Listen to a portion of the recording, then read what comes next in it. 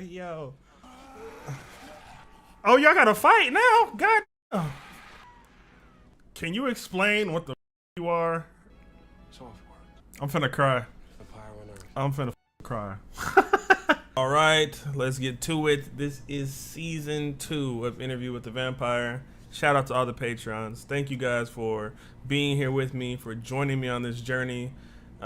We just left off with Claudia and Louis being liberated from their current situation with Lestat. Sorry, it's been like a week since I've watched that finale. But Louis being torn in between the two kind of did all that he could, got Claudia away from Lestat, and kind of set himself up to be on his own journey. I don't know how long that's gonna last, long at all. You know, I'm expecting we might see Lestat episode 1. You know, so I'm excited. I don't want to be too long-winded. I do just want to get straight into the video because I've missed the show. So shout out to you guys. Like I said, I'm excited. I'm ready to do it. I got my AMC Plus subscription. I just checked to make sure everything records properly on here. So let's get into season 2. I forgot to say that as well too. Like, we got to see a little bit of his name's not Rashid, Armand, and his kind of like, not his backstory, but the introduction of who he really is, which I kind of figured because they had the books set up on that shelf, and I think I mentioned in episode 2, somebody's got to be flying up there to get those, and we just found out Louis can't fly, and he just seemed vampire-y, like. But I think people were telling me in the comment section on Patreon, like like he's a huge character in the books and stuff like that. So everybody was like excited to see him. But me not knowing about anything, I was like, all right, what's the big deal? But he's like 514 years old or something like that. So, and the sun doesn't affect him at all either. So he's like super. Well, I don't know if it affects him at all, but it has lost its potency on him. And then a little bit of like glimpses into Daniel's past with Louis, and I guess Armand. I thought Armand was kind of projecting himself into his dreams, like on some Inception shit, but I could be wrong because it just seemed like he was interacting weird in the dream. But then he even told him, "I saved you last time that y'all were together." So who knows? The tapes are an admitted performance. This is the premise. I'm gonna go out there and find other things. Like, I want to say so much and talk about so many things, but this is all stuff we've already kind of hashed out. But to see it all, like, just like on a timeline, it's like, damn, like we did see all these things happen.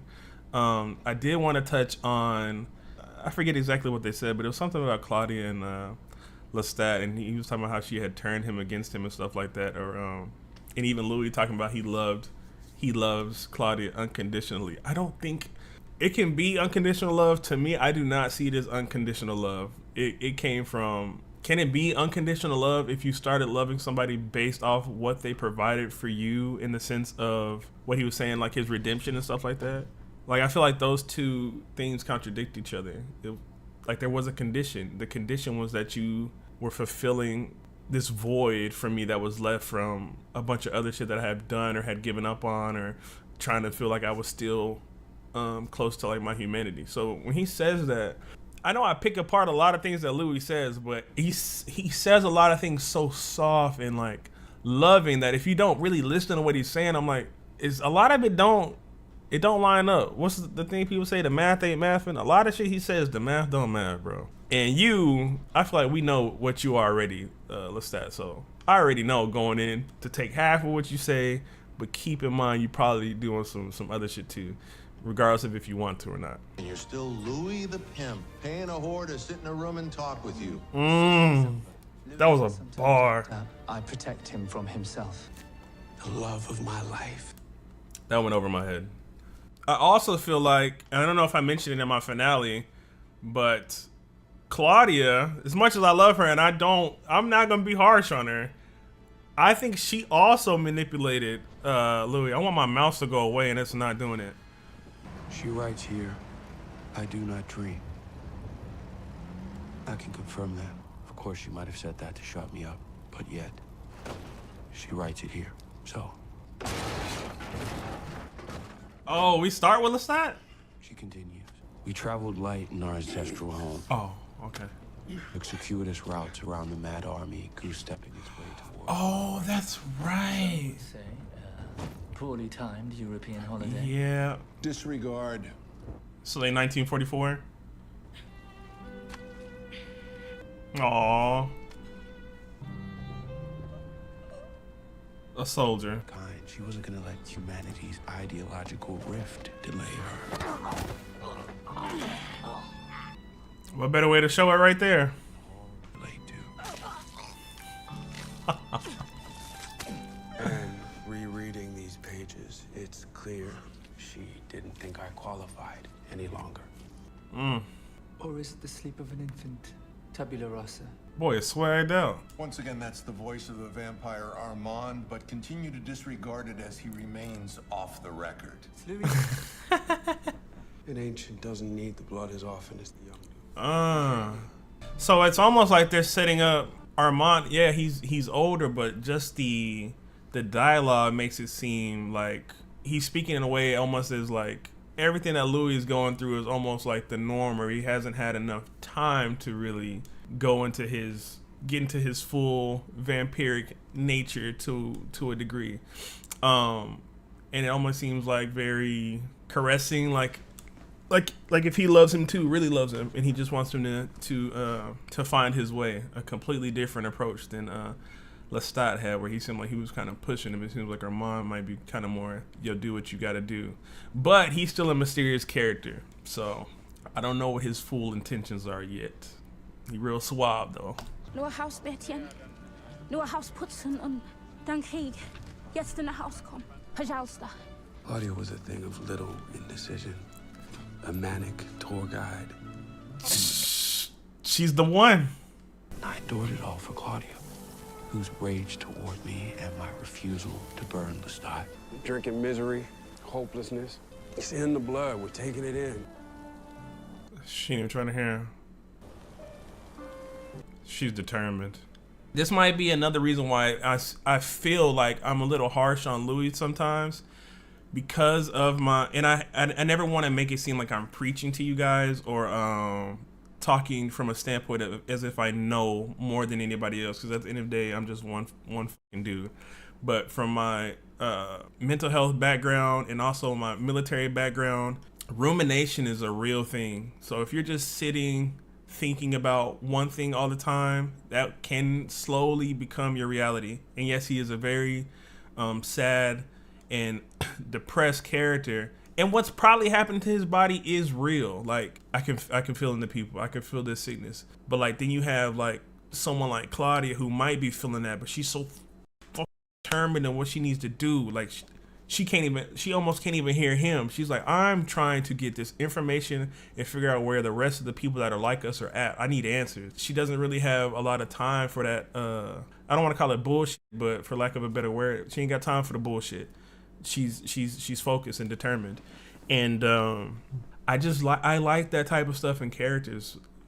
I guess just because that's kind of like the way I was exposed to a lot of that. Like I said, being in the military, being training for 3 weeks at a time, and all you got is a sleeping bag in a hole. Motherfuckers wasn't trying to listen to you, and that might be toxic behavior, but nobody was trying to listen to you complain about, oh, like my back hurts, and oh, like a bunch of other things. Like there was certain shit you just had to do. That's just kind of the mindset that I come from. So there's a not a disconnect with this character, but there's a want in me to want to like push back against that sitting stagnant in my despair. Like I can't jive with it just because it's been drained into my brain to not do that. I like this, Claudia. Just from that. All right. See, like there's other things you have to be aware of. Claudia was unassailable, like some deranged geographer. Woo! Maybe it's time we go home. Run back to New Orleans, pry up his bones. Louis de Pointe de Lac, dead weight. Oh! And just because I have one train of thought doesn't mean that Claudia's actions towards him are right. There is a way to speak to him in a way that is more you know, like I have your back and I'm willing to go through this stuff with you. But obviously she's not there because of what happened with Lestat. And these aren't even things that she's expressing to him. She's saying these all in her journal. So as bad as that is, it's not like she's straight up telling him how piss poor she thinks he is at things. She's just kind of letting all that sit inside herself. And I want to thank you, Louis, for yesterday's 8 hours on how to avoid the sun and torpedoes while cruising the Mediterranean War Theater. You ever read Moby Dick, Real Rashid? Yo. I'm sorry, this is so weird. Where did they send you when Shah Rukh Khan over here was playing you? Is there a panic room behind the stolen Rembrandt? My love ran a theater. Daniel is wild. Disregard. Why ain't say disregard? Bro, see, there's something up with motherfucking Armand, dude. There's something up with him. Because he said disregard like it was a command to Louis.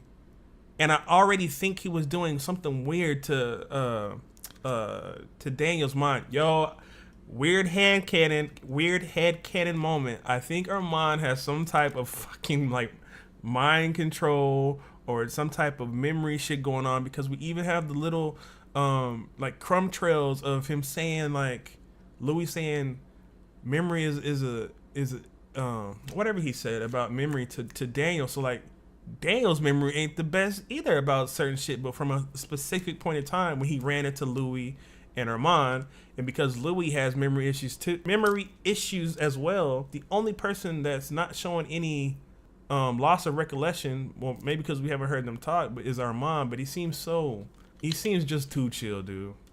And maybe I'm just so hyping him up because he's a new character, but he's ancient, so I would expect new abilities, new things to learn about vampires. And they even told us like the sun doesn't affect him as much and different things like that. And just like, I hate that I use it as an example, but anime works like that. When you get an older ancient person and they're like a little different, like it starts expanding on how things work and abilities and different stuff like that. So that's where I'm pulling that from. Disregard all that if I'm off. If I'm right, I'm keeping this in the video. If it's explained this episode. Oh, he dreaming about Lestat. Or did he go back for real? Go away. Or do you miss me? Claudia! 4 years of grim wayfaring, and still no sight of the benevolent vampire. I do. Aw. It was a perfect betrayal.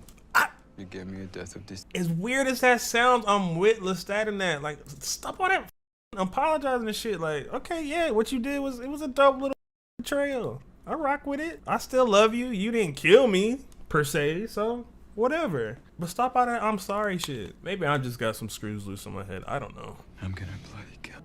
You were alive. You'd done it already. I'm merely waiting until you're happy. Ooh. So hurry up, mon cher. I had taken 7,000 souls by then. But Lestat was the only one that felt like murder. Nu heb dat nooit een blad pe drumri. Romania, și cautat. American?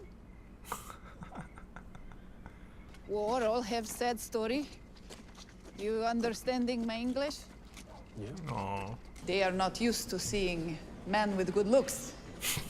And the rest of everyone? Most from town. Some can't go home. Home is gone. Soldiers with garlic around their necks. No. Oh. That's what they're thinking about. I haven't heard a word of English in half a year. Say something. Anything. Something, anything. Oh, you, darling, are taught broken English. Why are they shooting up graves outside? This is my daughter. She's pressed. I'm fine, sir. Thank you. Go ahead, Mary. Go meet the other children. I bet they know everything about this place. They might have some info. Claudia left, and then she said it. She would have heard it anyways. You know, Real Rashid, I'm pretty good at my job. A bright young reporter with a point of view. They always start with some kind of disguise. Not literally, not some dumb Halloween costume, gloves, contact lenses. Yo, Daniel is my mother spirit animal. We are the same. Daniel, I'm with you. I am Daniel Malloy. That's why I'm gonna name this. I am Daniel Malloy. Golly, I'm telling you, dude. And Armand did the same thing again. Why is it every time he says something, it's gospel for Louis? Maybe it's time to take a break. And Louis like, I guess it is time to take a break. Like, something's going on with him, dude. When's what? I like her southern accent, too. When's what? Claudia. Come on, girl. Why are they firing in the coffins here? Mad fog. In the dirt. Trees and rivers. I keep my trousers pinned at the ankle when I sleep for fear it'll get me. Maybe it's like the play they're thinking about or something? Old things in it. She's gonna find something, and I hate that I need to turn up the brightness to see what she's about to do, but I gotta do it. Oh!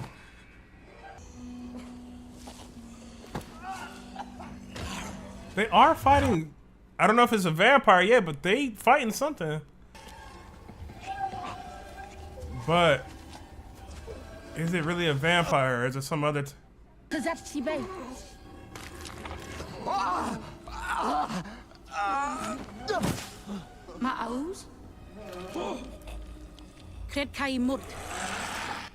might be something different than you, Claudia.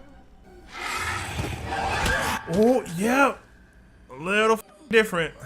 I'm confused now, because now my mind's everywhere. I almost want to use, like, canon from other vampire things I've seen. Like, maybe that's one that's so ancient that, like, it doesn't think the same way she thinks, or maybe it's a different type of thing in general. I don't know, but that was pretty fucking dope, but also confusing. It leaves me with questions. Are you a red? No judgment. Simple What the fuck is a red? Having the first all right night in quite a while. Come on, now. You're either a deserter or a Bolshevik.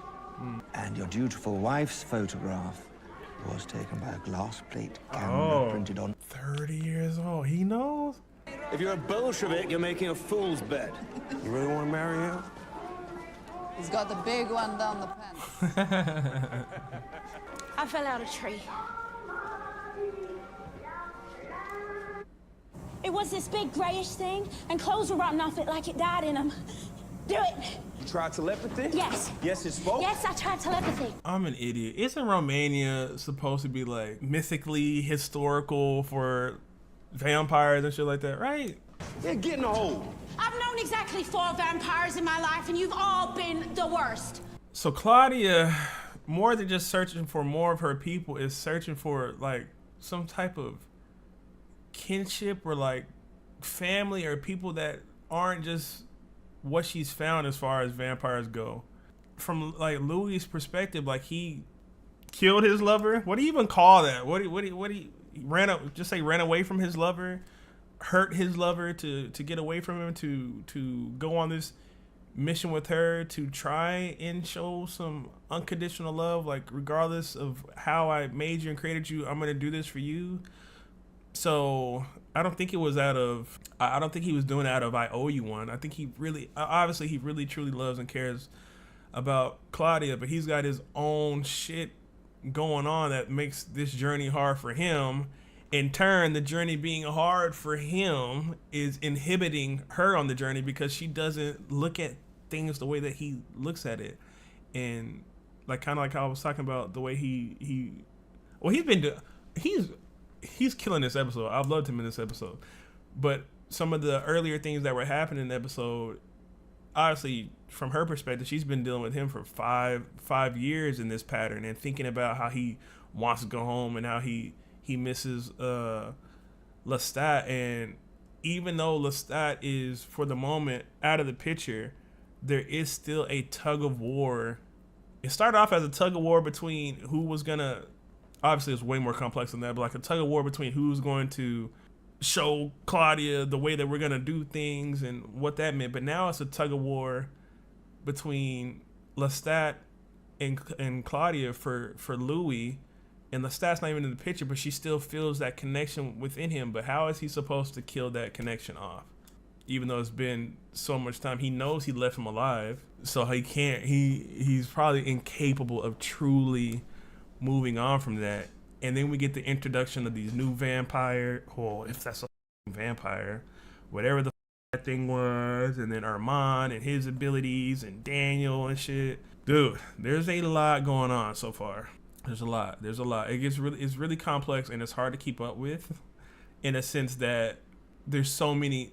It's just written so well. There's so many connecting pieces and so many things that are so cause and effect. But you can break down every cause and talk about two sides of those causes and the effect that it caused. But the effect isn't just like on one individual. It causes effects on all these different people, but all these different people have pros and cons to them each and all. But even within their pros and cons or how they view things, there's gray areas between each one of them as well too. So like, they feel real. Like it's really like sitting down talking to your friend about how they should move in their relationships. Like it's like, dude, like there's a lot going on. Shit. Claudia was, she was dreaming. Oh. Her head twitching like you would. Frosting the pie? No. I can feel her. She's having a nightmare. If your soul's projecting out its fears, at least it's up and running. It was just something she wrote. She could dream. Thank you.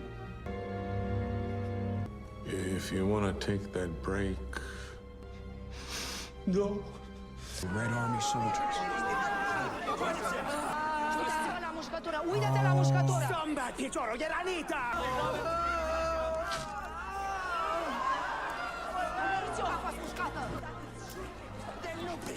Human affairs. Help it, for God's sake! Death and how to... Am I missing something? Does he know? Does he understand that Louis is one of those things? Because just asking him to do something would be wild as if you don't get that. Maybe those are the dots he was connecting when he was saying this picture must be 30 years old and all this different shit. I thought he was just saying he was lying, because I don't know what he necessarily meant when he said he was a red. I thought he just meant he was a soldier from a different area. But if he's telling Louis to help him in this moment, that's a big ask for somebody you would think is a normal human. So maybe he thinks, or he's inclined to believe that Louis is a... Well, Louis told him he was a vampire, so maybe he believed him when he told him. If he did, I kind of missed facial expressions or something showing that he acknowledged that. And Claudia, impactful ass moment going on with Emilia, even though she wasn't there for it. Louis kind of torn, thinking like, what should he do? Should he help, or should he kind of blow his cover, or should he just leave? Even though he hasn't even known these people for too long. And Claudia's so determined on her mission, she's not thinking about whatever's gonna happen to that lady. She don't give a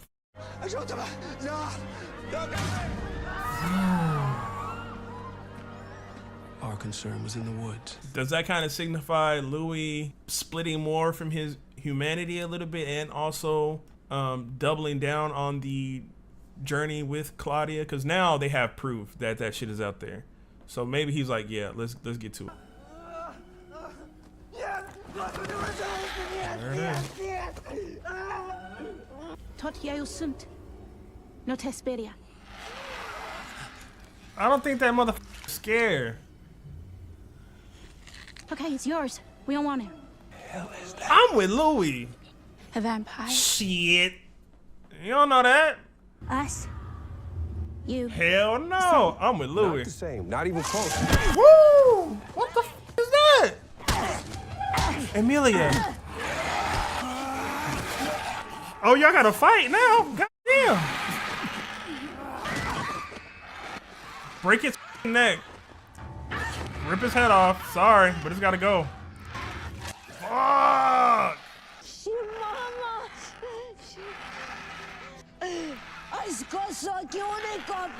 Well, stop at the scene. Can you explain what the you are after you get done doing that? A woman vampire. Mom, words, language. But even if we could get her to talk to us, what would she say?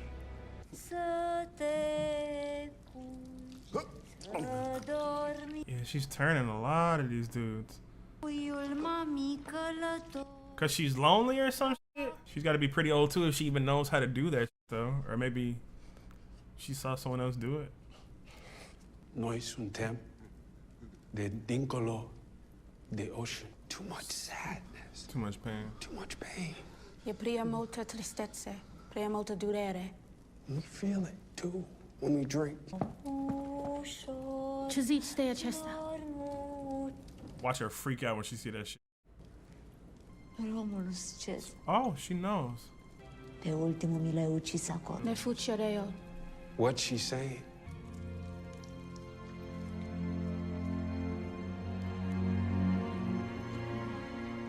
Și tu o să vii cu noi. O să mă luați cu voi. Vă spun povestea mea și voi să-mi spuneți povestea voastră. O să ucidem. Claudia, don't be so convinced. She might be wicked. Louis. Claudia. Okay. And that is how we met the old world vampire. She was done. I mean, we don't get to know how old she was. Claudia's gift to her was like made her. I would make her think almost like, oh, like so that's what good blood again like feels like. And she was just done forever. How long she's been alive, however long she's been alone, trying to recreate and make more vampires. She was done with it, and she even went as far as to dream about them escaping together and the breeze and her hair and all that stuff, like giving herself a good memory or like a good send-off before she ultimately deletes herself. And then for Claudia, you have to think like this entire journey, more than half of her life, because she was 14 when she got turned into a vampire. So for however many years she's been thinking about finding other vampires, trying to find her, not home, but like her people, and just feel unity and stuff like that. And what she found was not that, and she spent so much time looking for it. Not just the 5 years that they've been overseas, but the 5 years or the time she spent in going to school and reading and trying to learn different things. And you have to think in a moment like this, like in the back of her mind, all the shit Lestat, like certain things about like you can't do it, you can't figure this out or do such and such. Like that has to be probably like weighing in on her too a little bit. But now it's like, where does she go from here? Because it's easily relatable in life to a degree where like we all go on different journeys and different things that we're trying to accomplish. And once you kind of hit some dead ends or some things that aren't working, do you pivot or do you double down on what you're doing and believe in yourself and different things? Similar to what's going on with me and YouTube right now. Not to make it about YouTube too much, but for what it's worth, Interview is doing great for me. And it's we're only doing about 3K, 4K, but for me, that is fucking amazing. I can't imagine if we were doing bigger numbers. But as I put out other content or different things, and I put in the same amount of energy, I put in the same amount of care, the same amount of trying to pay attention to detail and different things and relating it to life. And I put the exact same amount of energy into everything I do. And then for it to see some things go out and it not to perform, you're like, like, do I stop? Do I pivot? Do I give up? What the do I actually do? Do I double down? Do I keep searching? And then obviously, like, we all have families that, like, she has Louis right there with her. For me, like, my mom and people, like, is this gonna work out for you? Is this something you should really be doing? Because I am EMT certified, 10 years military, surgical team, specialist training, all these different things I know how to do. Behavioral health technician, a few years away from getting whatever degree I want to get in college if I wanted to do that. But I feel like I want to do this. But it's like, should you be doing this, or should you just follow the path that's known, you know? So I kind of feel like a lot of that's going to be going on for Claudia too. And I think Louis is definitely the right person to be with Claudia in this moment, because I don't see Louis really throwing this in her face, you know, that shit didn't pan out. I feel like he's going to comfort her and try to figure out ways that they can make the best out of whatever they're doing here. And I'm being hopeful. I'm being hopeful. So I hopefully Louis doesn't come down on her hard. But like I said, I don't see that happening. I see him kind of trying to comfort her, but she might pull away. So I'm curious to see where Claudia is going to go from here. Does she double down on what she thinks her journey should be, or does she pivot and go into something completely different? You know. But at the end of the day, the only time you truly lose is when you give up. But for her, that she might have felt like that was the pot of gold at the end of the rainbow. I found it, and the pot of gold tells you this is all that's left out here. Like, I'm the last one, and you know what? I don't want to be here no more. I'm done.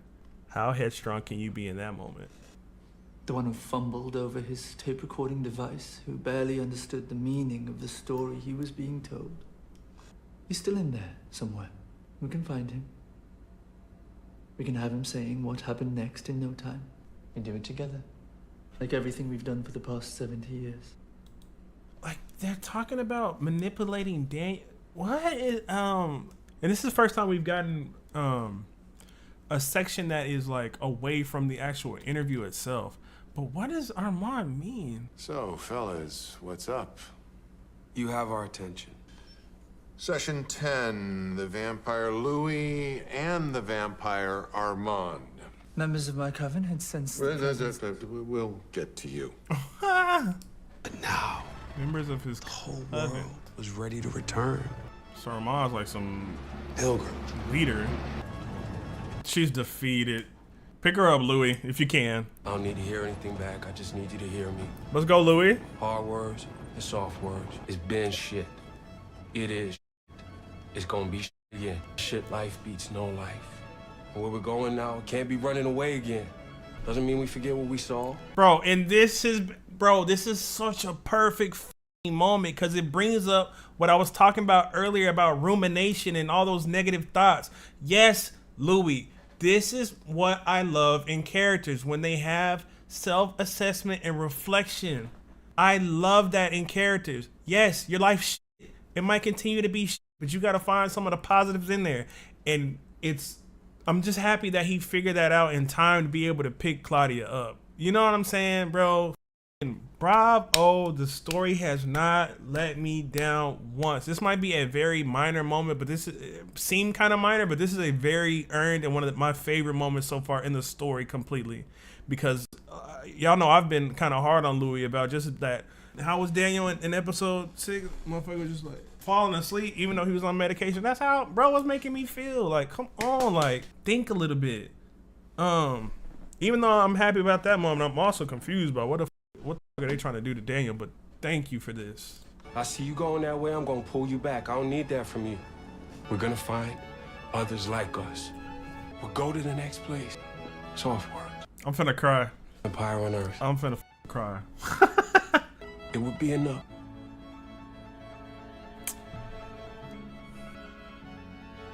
Oh, hell. Okay. Oh, a little snap back to reality will have stopped being there too. But at least he said the words to Claudia that she needed to hear. And he got a real tear out of me too. Oh, that's it. This is extra AMC shit, which I don't want to watch because I don't want any type of... I love the show enough that I'll watch these afterwards, but I don't want the opinion, not even the opinions, the straight knowledge of the writers or the cast to manipulate subconsciously my verbiage, what I say or what I think about certain characters. Even though it could shed light on certain situations, I like the blindness, you know, right or wrong. I like that. I like to be just myself, and then also be wrong if I'm wrong. A great episode, man. I feel so I feel like this was such an earned reaction because the show, like, it brought everything out of me this episode that I think I was supposed to feel the entire time. Like, I feel like you were supposed to feel some way about Louis to a degree. You were supposed to feel certain aspects about decisions he was making with like the not helping Emilia and all them and kind of pulling back from his humanity. And at the end, whenever he decides, you know, Louis decides, I'm going to give Claudia these words, soft and hard, in a way that's going to shape her mind in a way like we're going to push through. And then I'm going to end it with a soft message as well too. you ever give somebody advice, but like you speaking to them, but you know you also need the same advice. It felt like one of those type of moments for him, and it's something that he's just needed to. For me, I needed to hear him address some of those things. Cause like I'm like, bro, everybody is so good in this show. Every character needs to have some moments where there's like you feel something was gained with this character, something was added to this character, and that was a lot to add to him. Armand confuses the out of me still. I think rightfully so. I think he's supposed to. I don't know all that he's about, and I mean they're setting it up to make you a little bit confused, and that's okay. I just hope the payoff for like the reveal of what he's actually doing or how he's manipulating the situation, or him and Louis, or I honestly feel like he's manipulating Louis. I don't feel like Louis even playing much of the role in the manipulation, but I could be wrong. It could be Louis and Armand trying to manipulate Daniel. But I feel like, dude, I feel like Armand's a mastermind. He just said he had a coven, so he's been a leader before. He's ancient as Daniel was saying it, bro. You too cool, calm, collected, suave motherfucker. Like, I'm watching you. There's something there. The introduction of that other old vampire and how she was so alone and trying to make more of herself, but because of where she is, and during the war, the blood was just so bad that it was basically driving her insane to a point where she was like, I'm gonna. So it's almost a tale for everyone to be wary of, but I would like to say especially for Louis to be wary of, because he's so aware of his emotional spectrum and where he's at on it, that I feel like he's susceptible to what would have been susceptible to really falling into that pit if not being so determined on his journey with Claudia. I feel like I'm missing a lot of things. I could probably talk hours about it. I did like the inclusion of Lestat to like show you Louis making progression, but don't get it f***ed up for a second. Still, there's a sliver in his brain of Lestat that's just there that wants that, and I don't know if it was truly Lestat talking to him, because bro, that's so slick, because you know they can hear each other over great distances, but he probably ain't hearing that far. I think it's just Louis' subconscious really telling him, like, as soon as you get happy, as soon as you're finally over the situation, he's gonna come back and it's gonna fuck everything up for you. I'm so, and happily so, I'm so lost in the sauce about Armand's intentions. I'm happy that I don't know what's going on with his character. Like, I feel like I'm pretty good at piecing things together, and I don't know if I'm piecing together what I think about him right at all. I don't know if he's really able to influence or control, but that's always been a thing with vampires. Not necessarily mind control, but like heavily influenced. And the way that he talks to Louis sometimes seems so light but very stern. Let's end this for today. Like, and then Louis just cuts it off. Like, he's like, it feels like he's puppeting him in a way, and Louis is susceptible to being puppeted at some times, puppeteered at some times. I talked about the moment with Claudia, and if that how this was going to shape her, and if she was going to keep pushing through, and you know, she did need somebody to lean on in that moment. And I was just so happy that Louis was like, I'm not gonna let her be down and out and keep her head down. I'm here for you, even though Lestat's in the corner of my eye and I'm trying not to look at that motherfucker. I'm here for you. Dude, a great fucking episode. I like the new Claudia. I think it was seamless. I honestly think it was seamless. I don't know what else I want to say. There's probably a lot. Let's call that a wrap for now. Let's call that a wrap. And then y'all know I'm not great at replying to comments, but I see them. It's just the amount of eye power it takes to read the message. And I'm not telling y'all not to read them. Put the comments there for everybody else so that y'all can all communicate. But for me to read and go and type, that does like really focusing my eyes takes a lot out of me. But I be seeing what y'all saying. I do see it. That's it. Shout out to my patrons. I appreciate you guys so much. I'm gonna stop before I end up talking. Was there anything else? I don't know. I liked how Claudia's like that journey just mirrored kind of what I feel like I'm going through right now. I'm sure a lot of y'all feel like that about things that y'all try to pursue and do too. Try to pursue and do as well. Bro, I'm rambling. Let me shut up, man. I'm done. Y'all have a good one, man. I'm done. I'm turning it off. I'm done.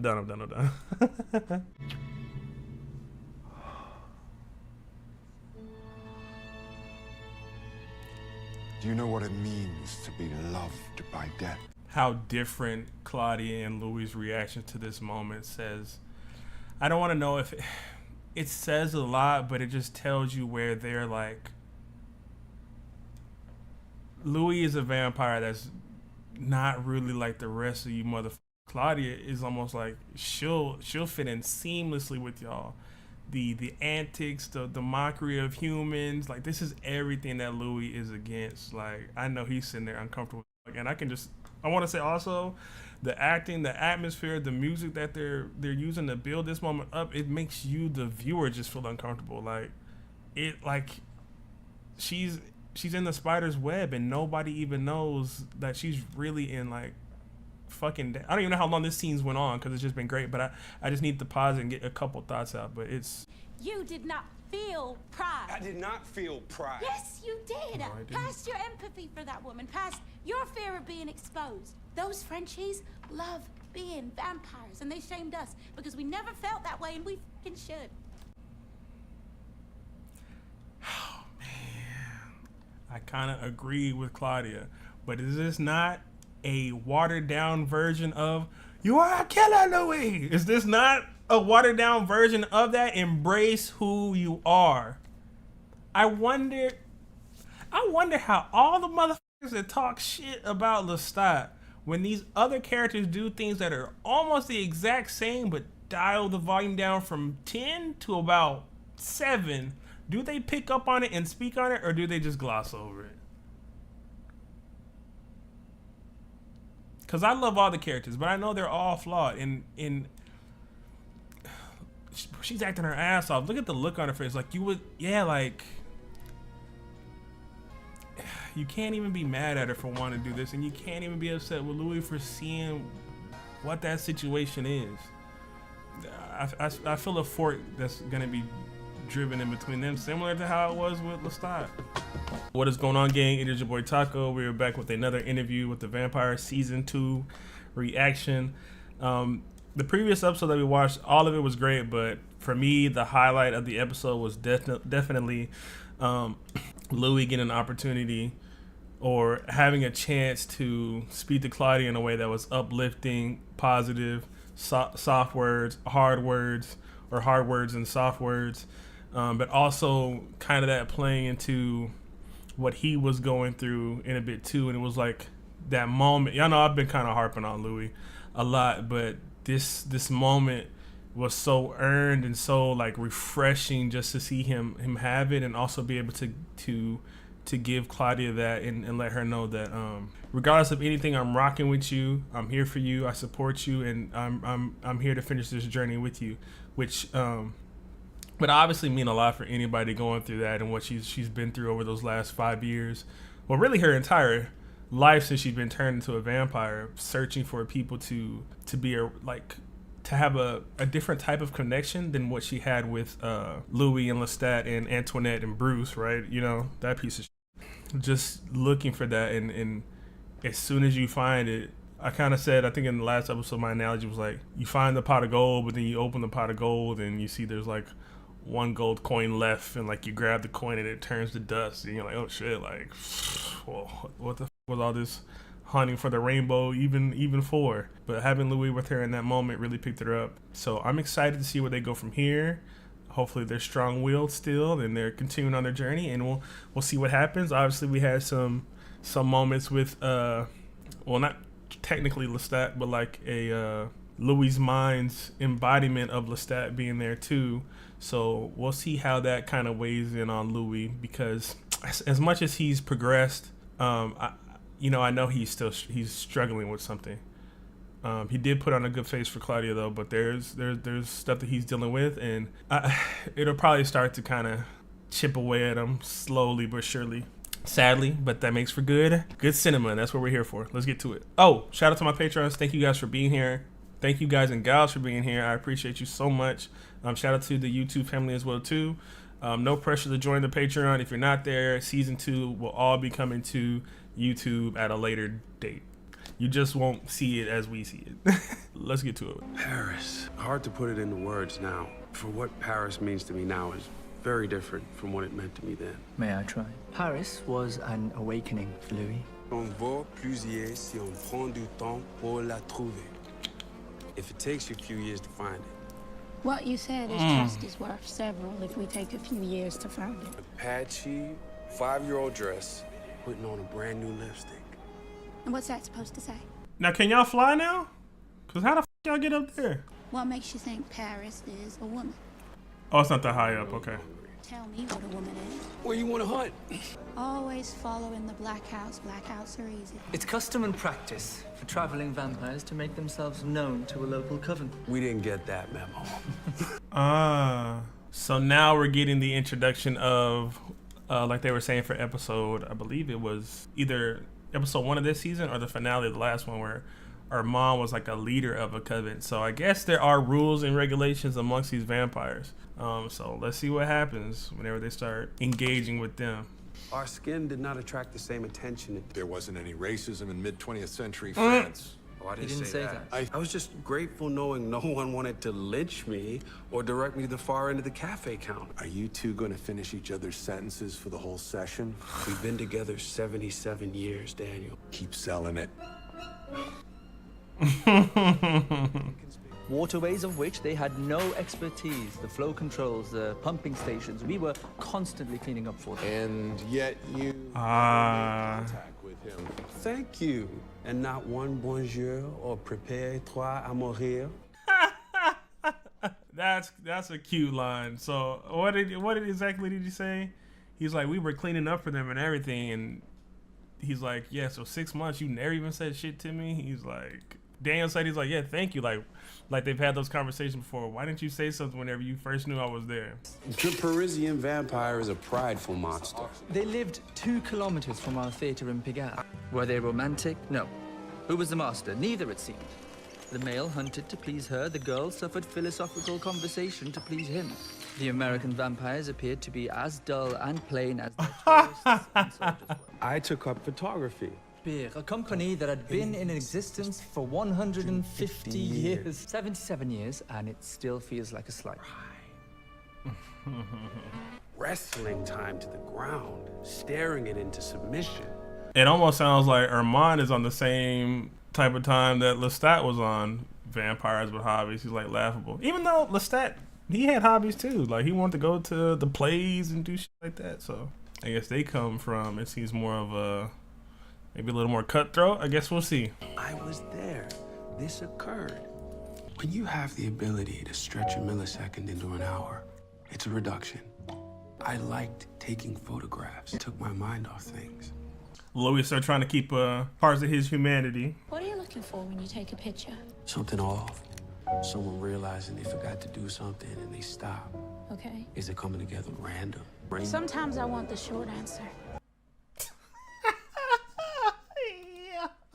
Claudia is saying what I always kind of allude to with Louis. Of, you know, my boy is sometimes long-winded, but it's still a cute conversation.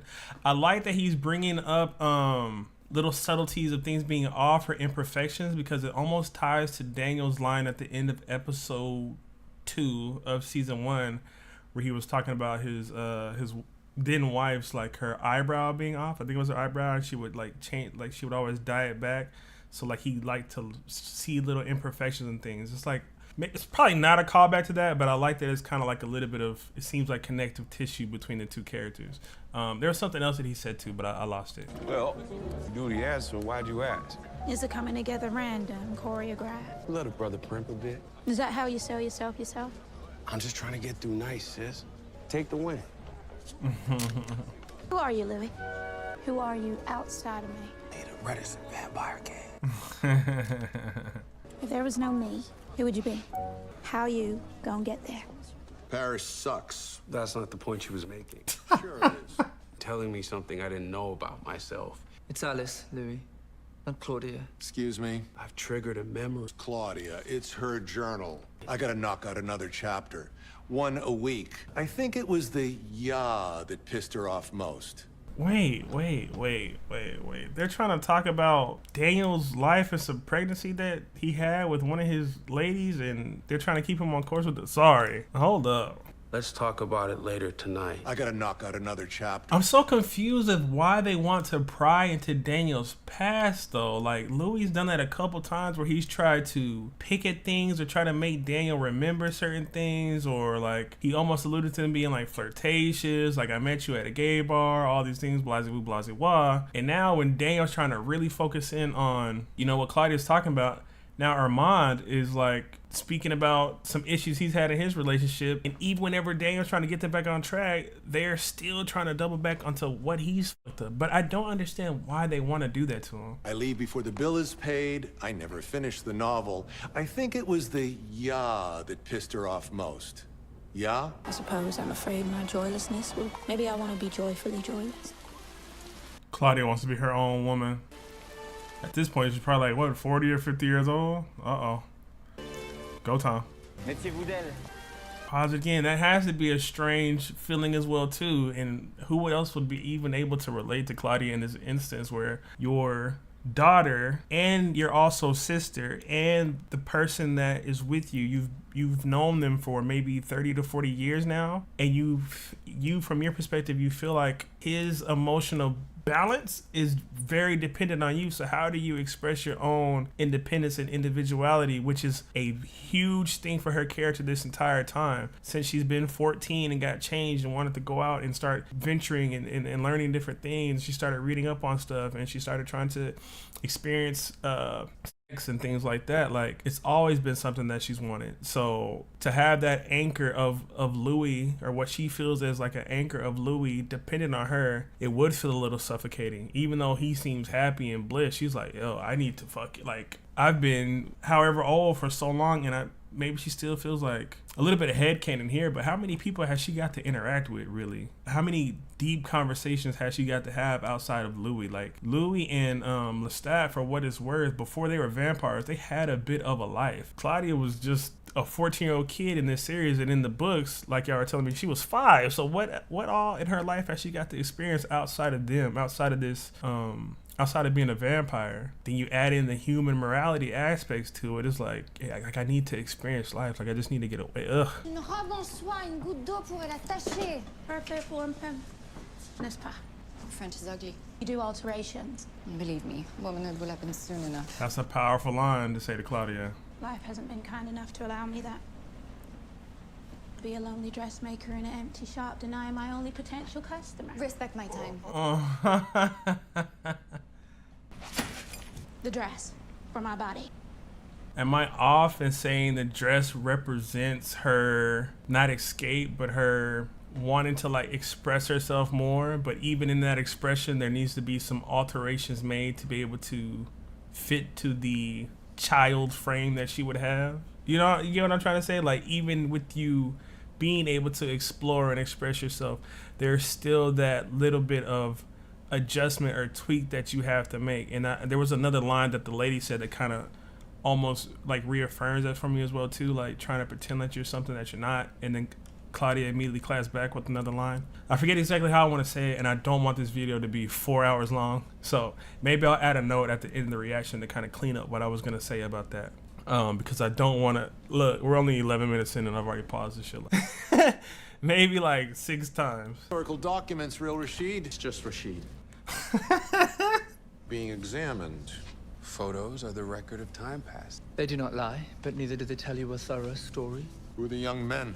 Vampires? Some are very old now, most are dead. And some we simply drained for sport. Well, generally me. Louis has his ways. There's a park I'd heard about. With a history of chasing the wrong kind of love. I'll describe it myself, thank you. Find the right kind of love than in a public park. There's something weird to me about Armand, dude. It's just something that's really in your head about him. Why does he know the exact things that he's about to say? Well, I guess because vampires can read each other's thoughts. I don't know, dude. It just gives me I can't put my finger on what exactly is going on with Armand, but there's something there, dude. I knew the park well myself. Knew what went on in the rambles there, so...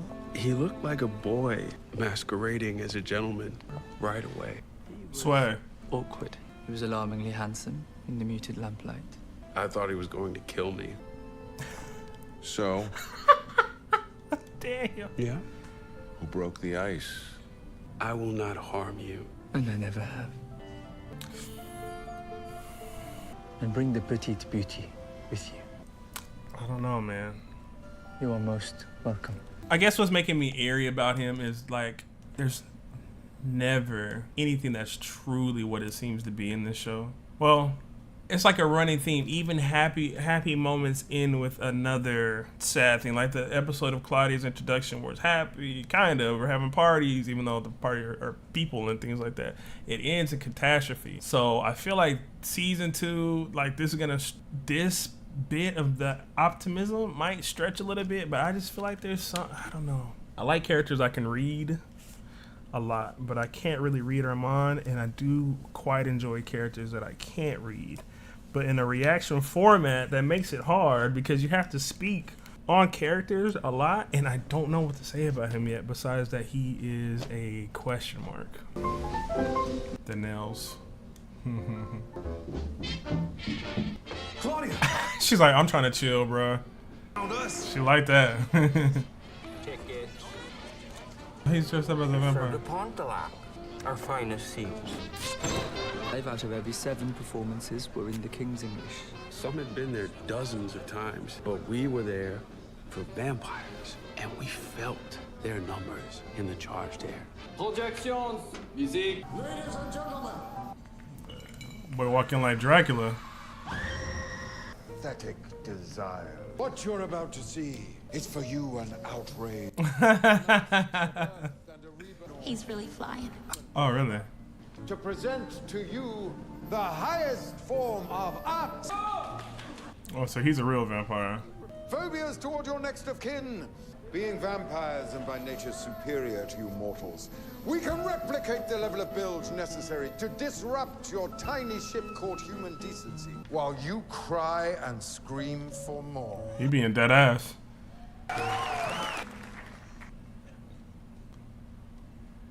Everything you're about to see is real. He breaking the fourth wall. Complicit. And appalling! Nah. I love you for disgust me. I like that. Interacting with animations and bits of film in near perfect synchronicity. Awesome. Oh, that's clean. And always ended in death or some kind of cruel, barely motivated. Claudia absolutely loved it. And it was the first time in Paris I had seen a smile. The trick rope. It was all a seduction. The only play that mattered was the last. Then let's see this last play. I am what you think I am. The gears have stopped meshing.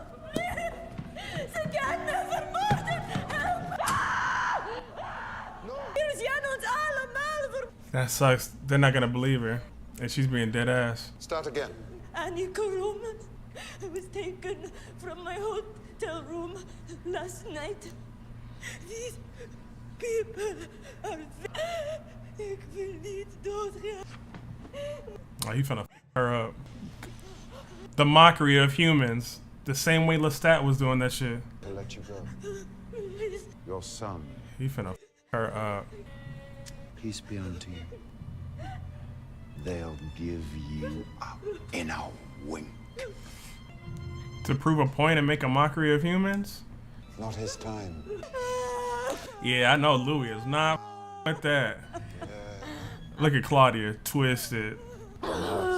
He's gonna rip her heart out or some shit. Why not here? Conscious death. And a bride. How different Claudia and Louis' reaction to this moment says. I don't want to know if it says a lot, but it just tells you where they're like. Louis is a vampire that's not really like the rest of you. Claudia is almost like she'll fit in seamlessly with y'all. The antics, the mockery of humans, like this is everything that Louis is against. Like I know he's sitting there uncomfortable, and I can just I want to say also, the acting, the atmosphere, the music that they're using to build this moment up, it makes you, the viewer, just feel uncomfortable. Like, she's in the spider's web and nobody even knows that she's really in, like, I don't even know how long this scene's went on because it's just been great, but I just need to pause and get a couple thoughts out. But it's... Oh, shit. They're not playing. No. Oh, no. No. And what's so up about this moment is we were just talking about Claudia's like need to like separate from Louis and become her own and find people similar to her. And from what it's looking like, this group might be something that's right up her motherfucking alley, even though Louis is not, you know, the way this looks now, this might be where they split paths from each other. I might be being extreme, maybe that doesn't happen, but I wonder how Armand ends up with Louis if these are the people he was around. Our coven has been here since the reign of Charlemagne, but brava! 5 months of night, waiting for you to humble us with your appearance. They don't know y'all's customs. Was it worth the wait? I don't know. Louis and Claudia, the Théâtre des Vampires. Stage management, props, Luckenbaum, costumes. Stunning work. Celeste, Estelle, and Santiago. You were amazing. I was, wasn't I? Love the dress. Claudia's the only American vampirist, so I say that's a yes. And are all American vampires as alluring as you? Oh, they like Louis. No. Louis was expelled for his beauty. Who's your maker? My maker? You both have the same maker? We did. Uh-oh. His name was Bruce. Claudia's smart. Claudia's smart. That's that connivingness. Like, you gotta kind of lie sometimes. Oh, look at Anderson's face. He ain't even comfortable with the lie. He's acting his ass off. He's acting his ass off. But yeah, saying Lestat and knowing that Lestat comes from over, like, such a good quick lie. We met him on the road just outside of Chicago. We traveled a lot. They can read minds, can't they? We don't talk about him much. He threw himself into a fire in front of us. Who's that handsome man on the wall up there? Our co-founder and the finest actor ever to walk our stage.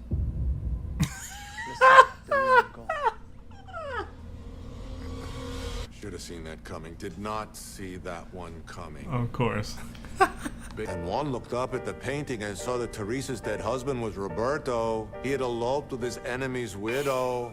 Yo. Yo, I mean, come on. Lestat's painting on the wall. Are you kidding me? That means you knew Lestat before he did. You both stopped. 100+ years apart. They were not compatible. He tasted like vermouth. Just not in the way you think it is, Daniel. I'm done thinking. Popcorn. I'm saying. Channel 300 something. It's a Univision night. Daniel is. Stupid face up there and had to think of something quick. But you can make up a name? Best Lie's got some truth to him, and that's the only other vampire I know. Can you turn off that music, please? Yeah, sure. It's gonna be.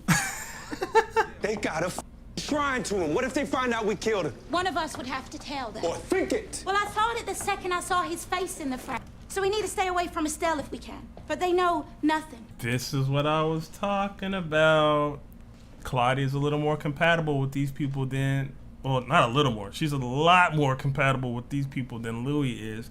But then there's the added caveat of all the shit that happened with Lestat. So in this moment, I gotta agree with Louis. We gotta get the away from these people. Obviously they don't, I think, because Louis ends up with Armand. So it's like, I'm still wondering how that plays out.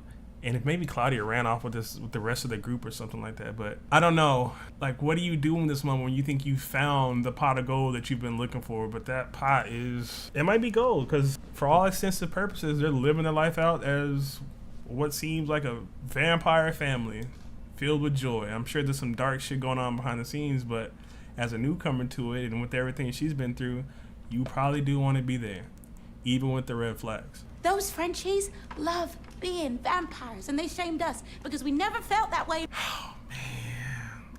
I kind of agree with Claudia, but is this not a watered down version of "You are a killer, Louis"? Is this not a watered down version of that. Embrace who you are. I wonder how all the motherfuckers that talk shit about Lestat, when these other characters do things that are almost the exact same but dial the volume down from 10 to about 7, do they pick up on it and speak on it, or do they just gloss over it? Because I love all the characters, but I know they're all flawed. And she's acting her ass off. Look at the look on her face. Like, you would, yeah, like, you can't even be mad at her for wanting to do this, and you can't even be upset with Louis for seeing what that situation is.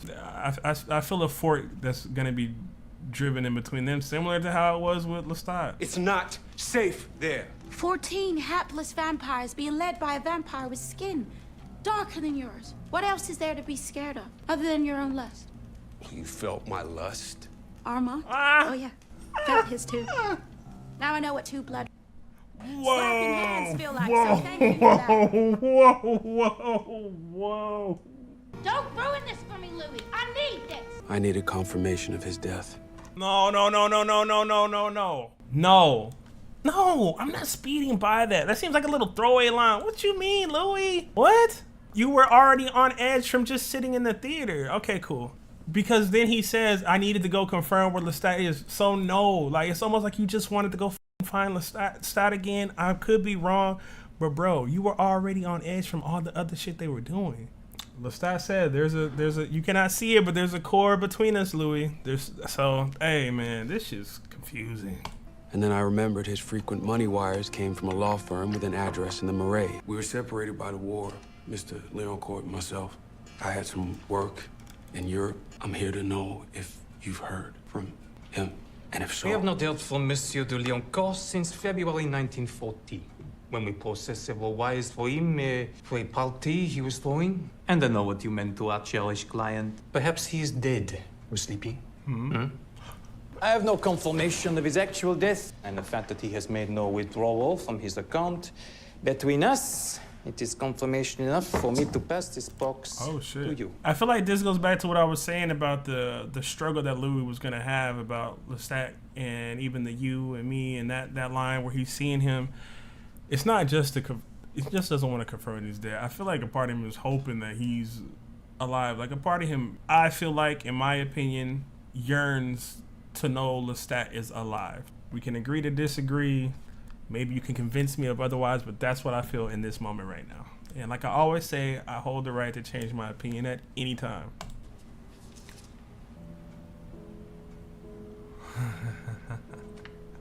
I'm glad Sam still gets to be around.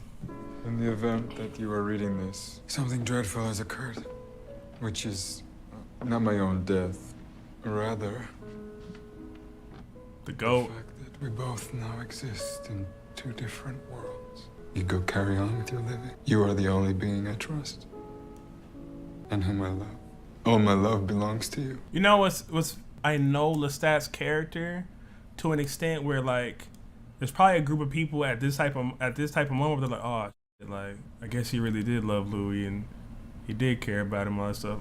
I ain't let him finish, so maybe he starts saying some wild shit, but I feel like I've called that from the beginning, so it's almost like not that I don't need this, but like, yeah, like I knew this. Yo, he loved Louis. He's even saying he loved him more than himself. His actions don't say that for the most part, even to me who loves the character. But to say that he trusted you and to have that somebody else would have killed him, that has to be a gut punch to Louis. Like, oh, like it was me who actually did it. Lestat couldn't even see himself doing it. And that makes me wonder, what did he mean if somebody came to kill him? And then it makes me think too, even whenever Louis was holding the sword to his neck, he said, I'm happy it was you with me in this last moment. I always thought he meant, I'm happy Claudia didn't kill me. But what if he was talking about some of these other motherfuckers? Lestat. Love of my life, or is it more rebound of my life with you two? It's a haunting memory Louis just shared with you. No. Cathartic. It's a joke. It's a joke. It's not a joke, bro. Look at Louis' face, dude. And we know Louis can hold on to certain emotions for extended amounts of time, bro. He misses this motherfucker. Look at his face. It's written all over it. She steps in gum on the corner of Rue Palatine and Servandoni. Purple dress you favor. I like the way she walked in it. She was confident. To hold her. All the crap. Have at it. Pull out the ring. The ring. Yeah, that's good. Just at the right moment to surprise her. Which I did. And what did she say when you finally asked her to marry you? In middle school, you stole your dad's Playboy magazines, sold them at recess. Danny, when you finally asked her to marry you. He said no. See, there's another side to him, but I don't understand why any of that is f***ing relevant right now. And I understand that's probably where I'm supposed to be as the viewer. But yo, every time he tries to ask you some shit, you want to pull up some shit from his past. If I'm Daniel, like, the interview's not, maybe it's that important to me, but I'm like, well, f you too then, I'll leave. Like, why? I don't understand the need to want to get into Daniel's mind and like, is he a bigger piece of this puzzle that I'm just not seeing yet? It's throwing me off. Obviously, he's not perfect, and they're bringing up some of his, but it's like I'm not able to connect the dot of why they want to do that to him and why they're showing like an incident of Armand had done that to him before. All the lines with Lestat and Louis on that letter that he wrote, they did serve as a double entendre though.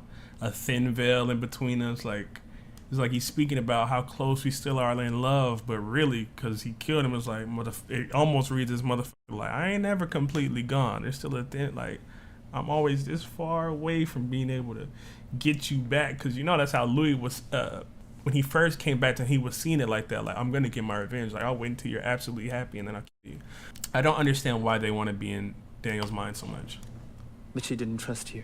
You hadn't given her a reason to. Would you like to know what she thinks of you now? What happened next? Bro, people act like Louis not a Anderson. You're doing a good job of making me want to slap you in the face, dude. His like. I nodded off one night while Santiago was hamming it up. Apparently, that made me persona non grata with the leading man. I don't know what persona non grata means. Played follow the leader, a slithering creature with multiple heads, rounding roundabouts with ravenous intent. I tried to make the call. The longer the ride, the more intense the craving.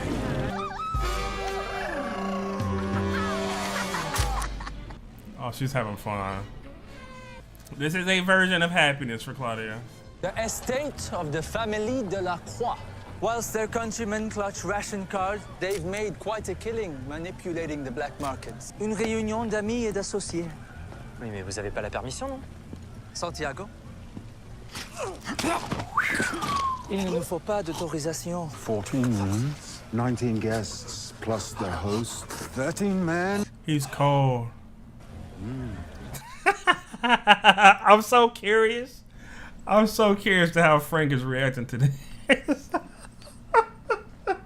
I always try to keep in mind when I was watching season 1, there's 2 seasons, and if we're going to get more people, and if Lestat's no longer with Louis, there's potential to have people that are even more up.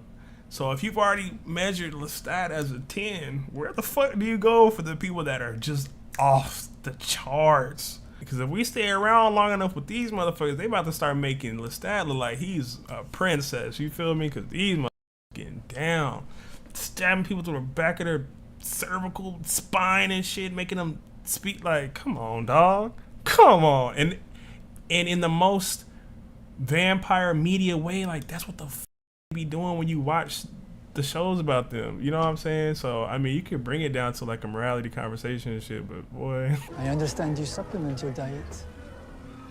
I feast human every other night. I am now where I most want to be. Oh. You carry yourself well. Merci. I like how you withhold. I don't know about that. Been thinking about you often. Louis got game though. She's something, your Claudia. Spark in the dark. Pity she was made so young. Particularly skilled at blocking her thoughts. You must work harder on that. I could help you hone that skill. That'd be great. Good, because I do believe I felt some trepidation when the name Lestat was uttered. Who? Don't. A few of the coven can be volatile and quite unforgiving when lied to. Uh-oh. It's different here. I love it. I never want to hunt alone again. I never want to leave. That's what they've been doing. They go to different places, tear shit up, then they come back to Paris with that person that's not from the area after they've done the whole play, and people start to believe that it's just for show, and then they destroy that person in front of all those people, and the news reports or whatever don't come out because they're probably so far away from Paris. Louis starting to come down from that. Well, he was never high with them, but Louis been struggling that since the beginning. Going somewhere or getting something and then putting on, I don't want to say like a facade, but having to like hide pieces of himself or different things or block himself out to different stuff. And Armand really kind of called him on it. If you're around some dangerous motherfuckers, now you're going to have to really hone that skill, or it might get dangerous, especially if you keep poking around trying to figure out stuff about Lestat, or when his name comes up, it's doing certain things to you. Armand is kind of showing that he can play the long game. I still don't trust him. I could be wrong, but he's shown that he's smart, he's calculated, he's ancient, he can help Louis. He speaks in a way like he can just help you hone your skills. He takes his time with things, man. He doesn't say a whole bunch of words. Like, he don't talk too long. The other main guy, I feel like you can kind of almost tell what he is, because he's so in his vampire ways that he wants to kill and destroy, so he could probably be more easily dealt with. But Armand, different animal. Claudia is going to be hard, dealing with Claudia. Not dealing in the sense of like where, if Louis wants to leave or do something else, like it's going to be so hard to pull her away from these people, because for all intents and purposes now she feels at home. Like she just said, I love everything. I love you guys. Like, this is what I've been looking for. Like, this is my family, as f***ed up as it is. For her, being a vampire, like, this is what it is. Like, this is what I've been wanting to do. I've wanted to have brothers and sisters and a family and feel like we're all on the same page and we're doing this to get, like, she's in there. Louis not. The great episode. I don't know what else there is for me to comment on. I feel like I kind of talked a lot throughout the episode. This is a great episode as well too. The acting was the introduction of the new characters and their acting abilities were off the charts. Anderson knocked it out of the park. Claudia was great as well too. I always give Sam Reed a lot of compliments on his ability to just tell you what his character is thinking just from his face. All these characters are doing that except for Armand's character, which is on purpose. Like, it's just so hard to, I can't pin him down yet. I don't like them with Daniel. I don't get it. I don't understand why it's important to. I don't even know why it's important to the story yet, or if it is important, or if they're just really just want him to feel like a piece of shit every time that he tries to almost veer off. Well, no, it has to be something, because then they showed Armand trying to go into his head, which was in a different room, it seemed like. So that probably happened years ago, the first time they met. So I don't understand the significance of that yet, and I don't think I'm supposed to, and I want to be able to connect the dots, and I can't. Until then, if I just kept talking about it, I would just be blabbering. So we'll leave it there for now. I appreciate you guys. Thank you for watching. Shout out to my patrons. You guys and gals. I gotta stop saying guys, because really majority of y'all in here are women. Shout out to you guys and girls for supporting. I appreciate each and every one of you, and shout out to the YouTube family as well too. And that's it.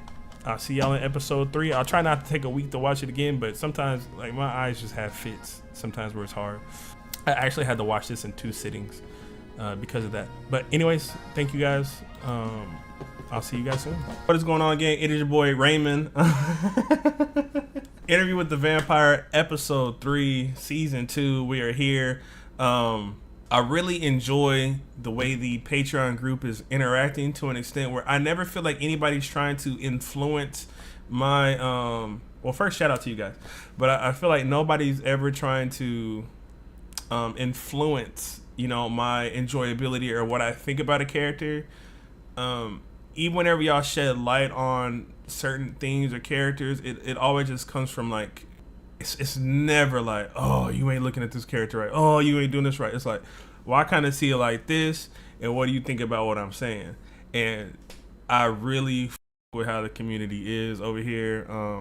A lot of y'all have given me some insight into Louis, or some things that like I did forget. His mom used to talk hella shit, and like that is like a connection or a trail that's kind of like connects them in that sense.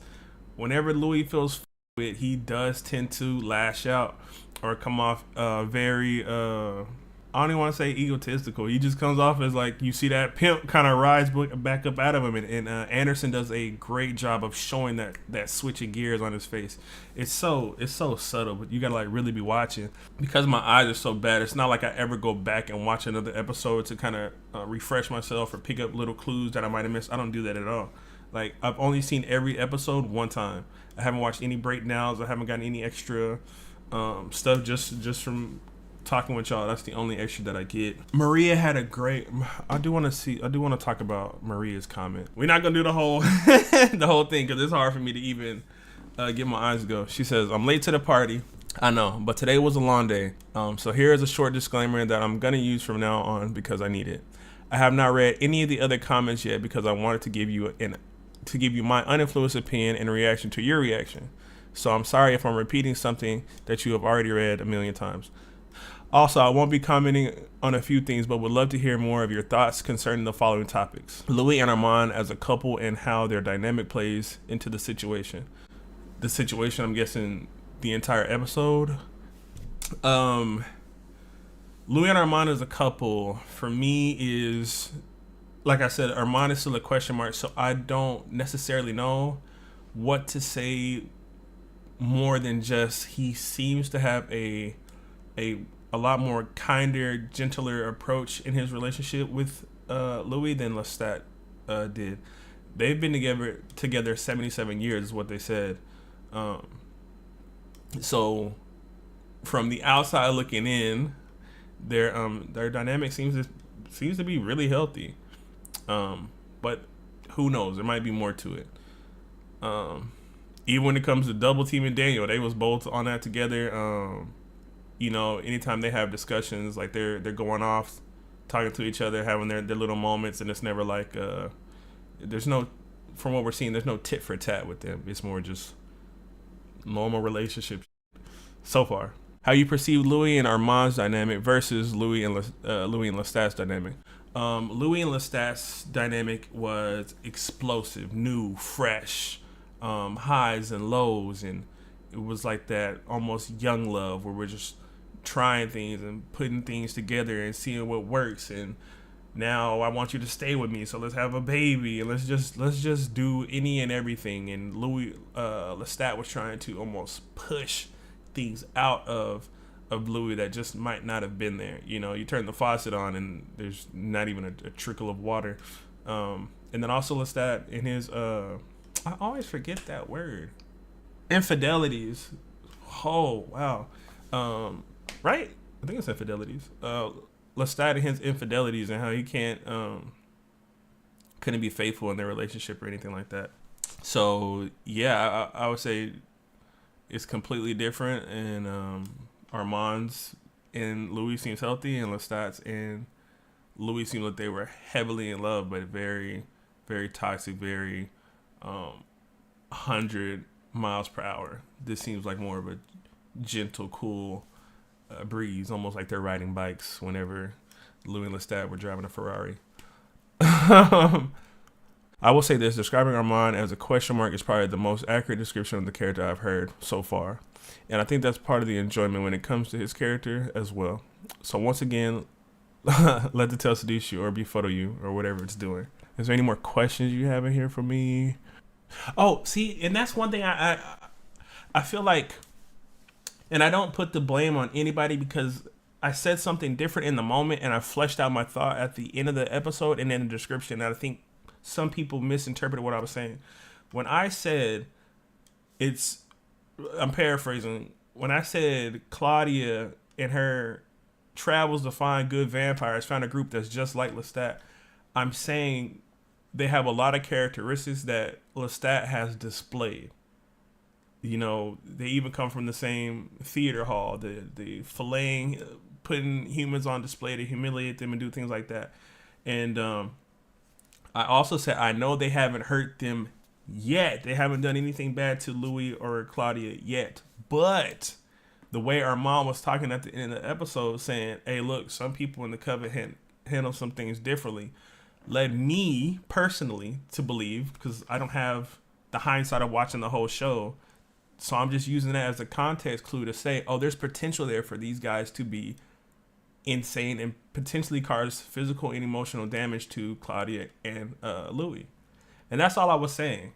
So I'm not saying, oh, they're perfect vampires and this is exactly what she wants, or I'm not saying that she was even scared or this isn't something that she wanted to be around. I'm saying there's just, I feel personally, there's more to be shown with these characters than just this and what they do to humans.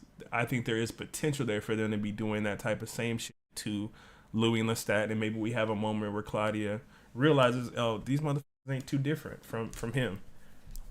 And like I said, you guys have seen the whole show. Y'all might have watched breakdowns. Y'all might have read the book, so y'all have all the knowledge. I don't. I'm just giving you what I think could be happening. Loved your reaction to the picture. Lestat. That was 10 out of 10. Would watch again. To Ben Daniels as Santiago was, he provided that scene. Like, there was no way to not feel uncomfortable with that. The way he was uncomfortable in a good way. Like he that transfer of emotion of what he was trying to make you feel was crazy. His voice inflections and the way that he was really into that role, and even the little wink at the end, everything that he was doing with his role was sick. And I don't feel like I commented on him enough, just because I was trying to keep up with the scene itself, as far as like the emotion that it was trying to give out of you. But it was dope. It was clean as too. Let's get into this episode, guys. Oh, we're getting Daniel outside of the interview. Partial to the non-wriggling items. I should have said that. We cede power to the chef, submit to his whims, to his eye at the fish markets, a series of risks. Pause already. I think it's really interesting that Daniel says he's partial to the things that aren't wiggling. But if we think back to, I forget what episode it was, he was telling him and Louis were kind of reminiscing on a past conversation they had. And he told him, make me a vampire. I feel like you're wasting the gift. But now today he's real squeamish around things that could be moving on his plate. And maybe that plays into watching, Louis suck on Armand's neck and Real Rashid. on Real Rashid's neck and things like that. So I'm going to run it back because I didn't hear what this character is saying. But I thought that was, I don't know if it's an intentional callback, but it does kind of flesh out Daniel's character. And what's up with his attitude? The Perils of Omakase. Right. Under the Burning Sky. The one about Enron. A reader. Well, prepare yourself for disappointment. Sorry. Although that could be very Mossad. I wish I'd be better funded. No. I work for another watchful shop. A stake in the story I'm writing. You have me bugged. Or you want me to think you do? We were tracking 900 of them a month ago. We're tracking 1,600 now. It's real. It's happening. They're moving. Well, then you have a more immediate problem than a book being researched. Got a name? What's about to go on? I'm thinking, okay, whenever the vampires start moving or whenever we start getting outside like entities, like it's gonna really start happening with Louis and Armand and them first, but we got like some type of agent coming and speaking to Daniel about the situation and letting him know that winter is coming. Letting him know that things are about to change. Like, I like that. And I think the show's done a really good job of, once you start to kind of expect some beats, it changes. Like the first 3 episodes is, Louis, Lestat and their dynamic, and then we have the introduction of Claudia, which kind of just changes everything. So the story's like, it's just constantly evolving and introducing ways in a way that feels real and earned, and it's just, dude. So who knows where we're about to go. I'm excited. I could give you the names of 4 others you have, and they're all dead. The name's Raglan James. That your infamous friends in Anyone the here a fan penthouse of intelligence officers? We got a live one. He's blowing his spot up. How many Rashids, Rashid? I suspect just enough to help them stay hidden. No, that's how billionaire vampires do it. He could kill us both now, but he doesn't. They are peaceful beings. They drain and disappear us. They have a biological imperative that is in conflict with human morality. And here is, bro, we're pausing again. Here is the conundrum that's not played, but been a thorn the entire show. People want to label them as vampires. People want to label them as human. I see it as more, y'all know those graphs that it's like two circles that intersect and you have shared things. Imagine instead of that graph, you take one circle. This is going to be so hard to imagine, but I don't have anything to show it to y'all. You have one circle and the other circle is just bigger than the other one. They both contain all the human elements, but the bigger circle on the outside of it has like feeding on blood, levitating, not being able to go out of the sun. So yes, they are human, but they transcend human completely. There are things that we can't fathom or do that is also part of them. So they are human, but they are above that to me. A romantic answer to your question. When exposed, they feed or run. And I'd say we're multimillionaires. Not quite a billion. It was wrong of Louis to enter your memories yesterday. In the cloud. We should probably wait for him. He trying to do the same thing to him. Your cell phones make you slaves to your fetishes. And data retrieval is primarily about profit, so I suspect no one at Amazon is trying to sell us blenders. You kill nightly. And sometimes you've watched that kill on the local news. You've never been easier to distract. You're at the height of willful ignorance.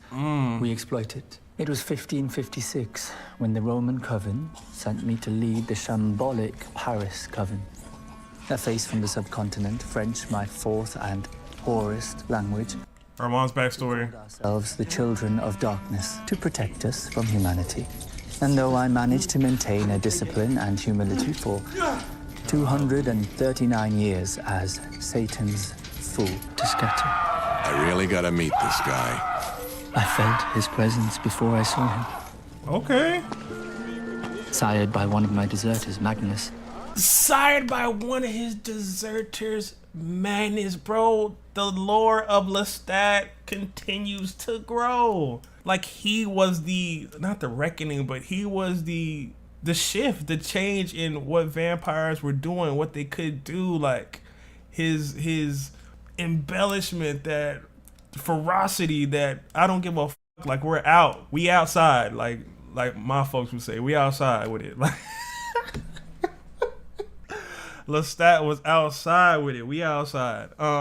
I really do like to get some more information on Armand as well too, and understanding like the times that he comes from and how different things were just by.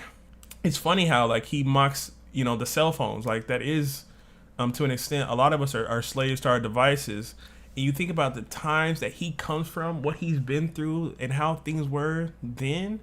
You know how much change has just happened from. When was I born? 93 till 2024. There's been so much change. So can you imagine all the shit that, I mean, he said it for us, but I never really stopped just besides him being ancient. Like there were rules and regulations and different ways that he had to do things. And obviously like they didn't have the tools we had. There wasn't anyone, this is headcanon, but like speaking to you about mental health or what you're going through or being like traumatized or like trying to really they weren't talking like that back then. I'm sure they still communicated and expressed themselves, but it was a completely different way of going about things. All right, Armand. Okay. Something I hadn't felt before. No pain? The fourth of our great laws was writ, no vampire shall ever reveal his true nature to a mortal and let that mortal live. The goat! We tell it, Lestat becoming a vampire was a horror show. That may be. But he made a remarkable recovery shortly thereafter. He had that effect on everyone. He was a natural? Entirely unnatural. Using the dark gift for what? Je sais que tu peux m'entendre, mon enfant. Qui m'appelle enfant? Il est mort, n'est-ce pas? Je peux t'apprendre ce qu'il ne t'a pas appris. Viens à moi. Bro, another come to me moment. Oh, this has been my favorite opening of an episode by far. Like, this is dope. Just understanding Lestat's trauma and the things that he went through, but then him also being able to come into his own and like just embellish and being the what we would consider the vampires of our age, how they are. Like, and it was so perfect in episode 4 when he leans that girl over and does like the classic like vampire drain. Like, that's like, when I think of Lestat, that's what I think of. A true our age vampire.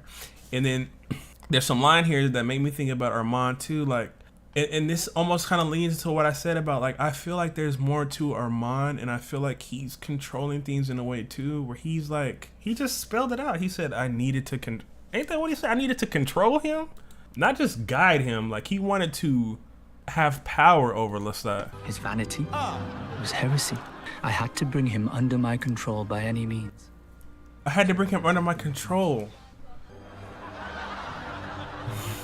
His rejections only inflamed me. They watched in secret, fascinated by his disregard for the laws I told them could never be broken. And is that what is drawing him to Louis in an extent? Like, he's just doing shit that's completely against the norm, like not following their rules, something different, something that breaks him from that mundane like life that he had before of always following things by the book. Gosh damn, this shit, dog. I'm not gonna finish this episode, yo. I'm not gonna finish this episode if we're gonna talk every 3 sentences. I'm sorry, bruh.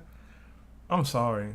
And obviously I think, you know, even though Lestat's going through stuff and that he is you know, happy and stuff right now, to an extent there's probably a little bit of a front or a facade to try to kind of cover that pain if what he was telling us was true about Magnus, who Armand just confirmed does truly exist.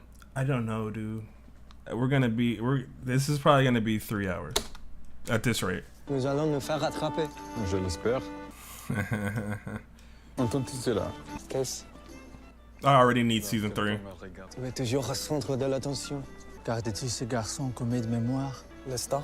La solitude que tu ressens, il ne l'atteindra jamais. Quand j'aborde comme un larve. Lestat, que se passe-t-il? Rien. It's nothing. Il n'y a rien. Lestat's asshole. I'm étrange. Strange. I tolerated his presence too long already.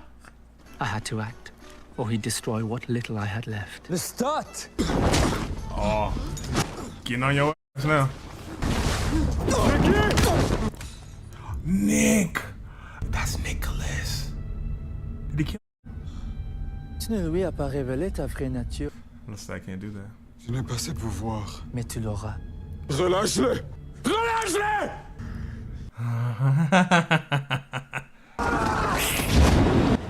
Oh, Armand's different. Je suis le chef de ton clan. Nicky? Did he kill Nicky? Ramène ton gilet chez les larves, veux-tu? This takes me back to, and this is why we don't get close to humans, and how Lestat talks about the other vampires and what they're capable of. He ran away from them. He didn't want to be close to these motherfuckers for what they... I'm jumping to huge conclusions, but from what they did to Nicky, or maybe because he was... Yo, this is my favorite episode. This is my favorite episode. Je suis heureux que tu sois venu. Il a saigné. Lestat.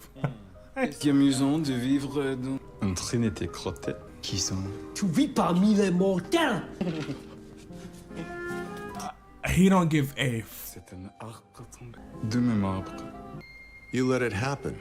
He liked it. He wanted that too. You led him there so he could destroy it. His words had been my thoughts for half a century. Armand. I love this mother dude. Vous êtes les dieux. He's their revolution. They roamed the streets of Paris, wreaking havoc with mortals. Some could not reconcile the life I had made for them with the life Lestat had told them was possible. They went mad. So which way was right? Thing that kept me from the fire. So why, Armand? Why did you not go out if you wanted all them free? Je pourrais parler jusqu'à la fin du monde. Comment transformes-tu l'air en feu? Demande-t-il tout en dansant dans les cendres. J'aurais pu te prévenir. Ow, my brain. My brain, because not only did Lestat try and give Nikki the gift, he knew that he wouldn't. Armand told him, I could have told you that Nikki wouldn't rise out of it. But then we think about Lestat going and giving Louis the gift and his battle with it after he's already, like, Lestat is so smart in some ways, but he wants, like, love so much in other ways that he was willing to try and turn Louis into a vampire.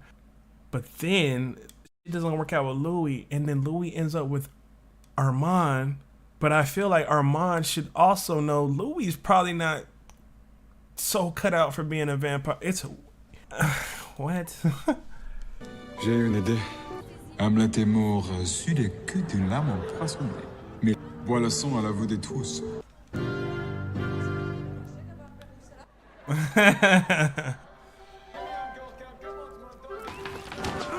Blood on the screen, nice touch.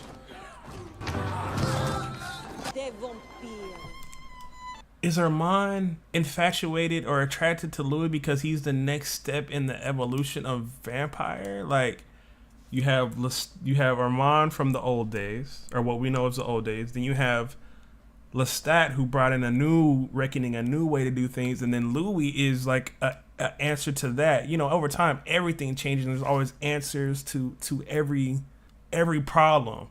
So is it because Louis has tackled being a vampire in a new way that's completely different to Lestat that Armand is invested in him as well too, or initially was invested in him? I'm asking questions to myself, dude, because it's just making my mind think. Like, that would make a lot of sense to me. But it's so weird. Oh, it's because Armand and Lestat are different people. Armand didn't really have any pushback for Lestat trying to bring up this new way for vampires to do things. And from what we've seen so far, he doesn't have any pushback on Louis' new way of doing things either. It's like he's so inquisitive or wanting to know what's going on, probably because he's 514 years old and it's like, dude, what's new? Like, whatever. We doing something new, I'm down. But when Lestat is around Louis and doing that, he couldn't do it because he's so in love with the way that he does things, because my boy is a narcissist and loves himself and thinks the way that he's going about things is probably the right way to do it. And wanted Louis to bend to the way that he does things. That's all headcanon. I could be wrong. Y'all don't have to tell me if I'm wrong or right. Just thoughts. Like I said, I don't know if I'm going to get through this episode anyways because I keep blabbering. Des clous sur une porte à Wittenberg. Tu as amené une réforme, Lestat. Nous l'avons fait ensemble. Costume design, set design, getting to see Lestat do his thing and how him and Armand are around each other, and what Lestat introduced to this whole coven is amazing. Le faux fait tout le travail. Après une centaine de nuits ici, tu t'ennuies déjà. You make a better death. That leads me to believe the shit about Louis too, because Louis then found a way to do it without even causing death. And Armand is there letting him drink his fucking blood and shit too. Bro, come on, dude. Il nous observe. Elle devrait regarder sa partition. Oh, it's Nikki. Je t'aime. Je t'aime aussi. Lestat is a bastard, bro. That's it? Armand taught Lestat the mind gift. Lestat was gone. The question was, how do vampires hide from Google? Not, how did Lestat break his heart? Because they were good listening, you got answers to both. He abandoned Nikki. He abandoned Armand. He abandoned the coven. Lestat is, was, and will always be for Lestat. Never say I love you to a raging narcissist. And Sorry. I have to weigh those words for another 150 years. This is what frightened me most about you. So it wasn't, or what it seems like, it wasn't because Lestat was going through any type of hell or what happened with Nikki or nothing like that. From what they're saying, Lestat really was just like, I'm on to the next. Okay. What the hell we know about Cincinnati? What do they know about Cincinnati? I'm finally working backstage tonight. I won't be late. You're the one who said he was our maker.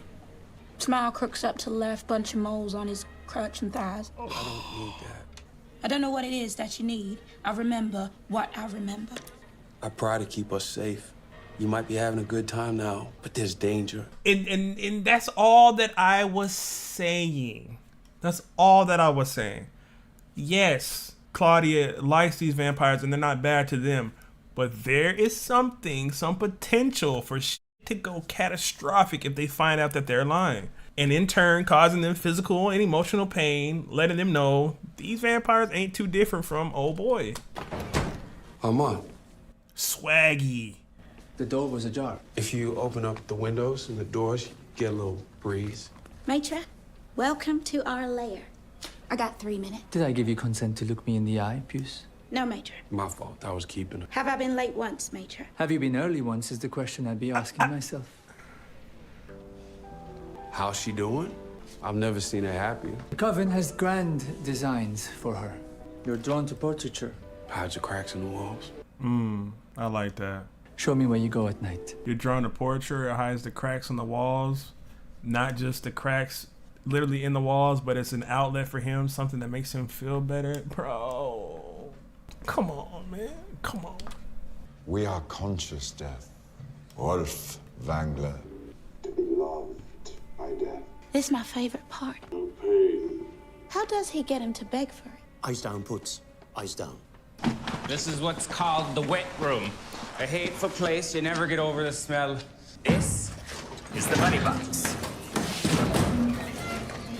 And this is the rat box. You put your freshie, Magora, the rats do the dirty for you. That's the buddy box. This is the rat box. Coven members past, mostly heretics and lawbreakers. What laws? Until the ceremony, please.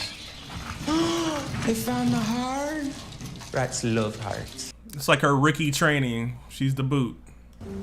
Try to get lost? The waters of the Seine, contained and beautiful.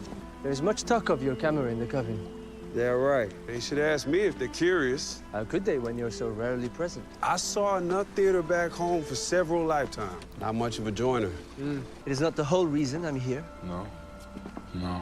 It's definitely not the whole reason he's here. I like you. I like you.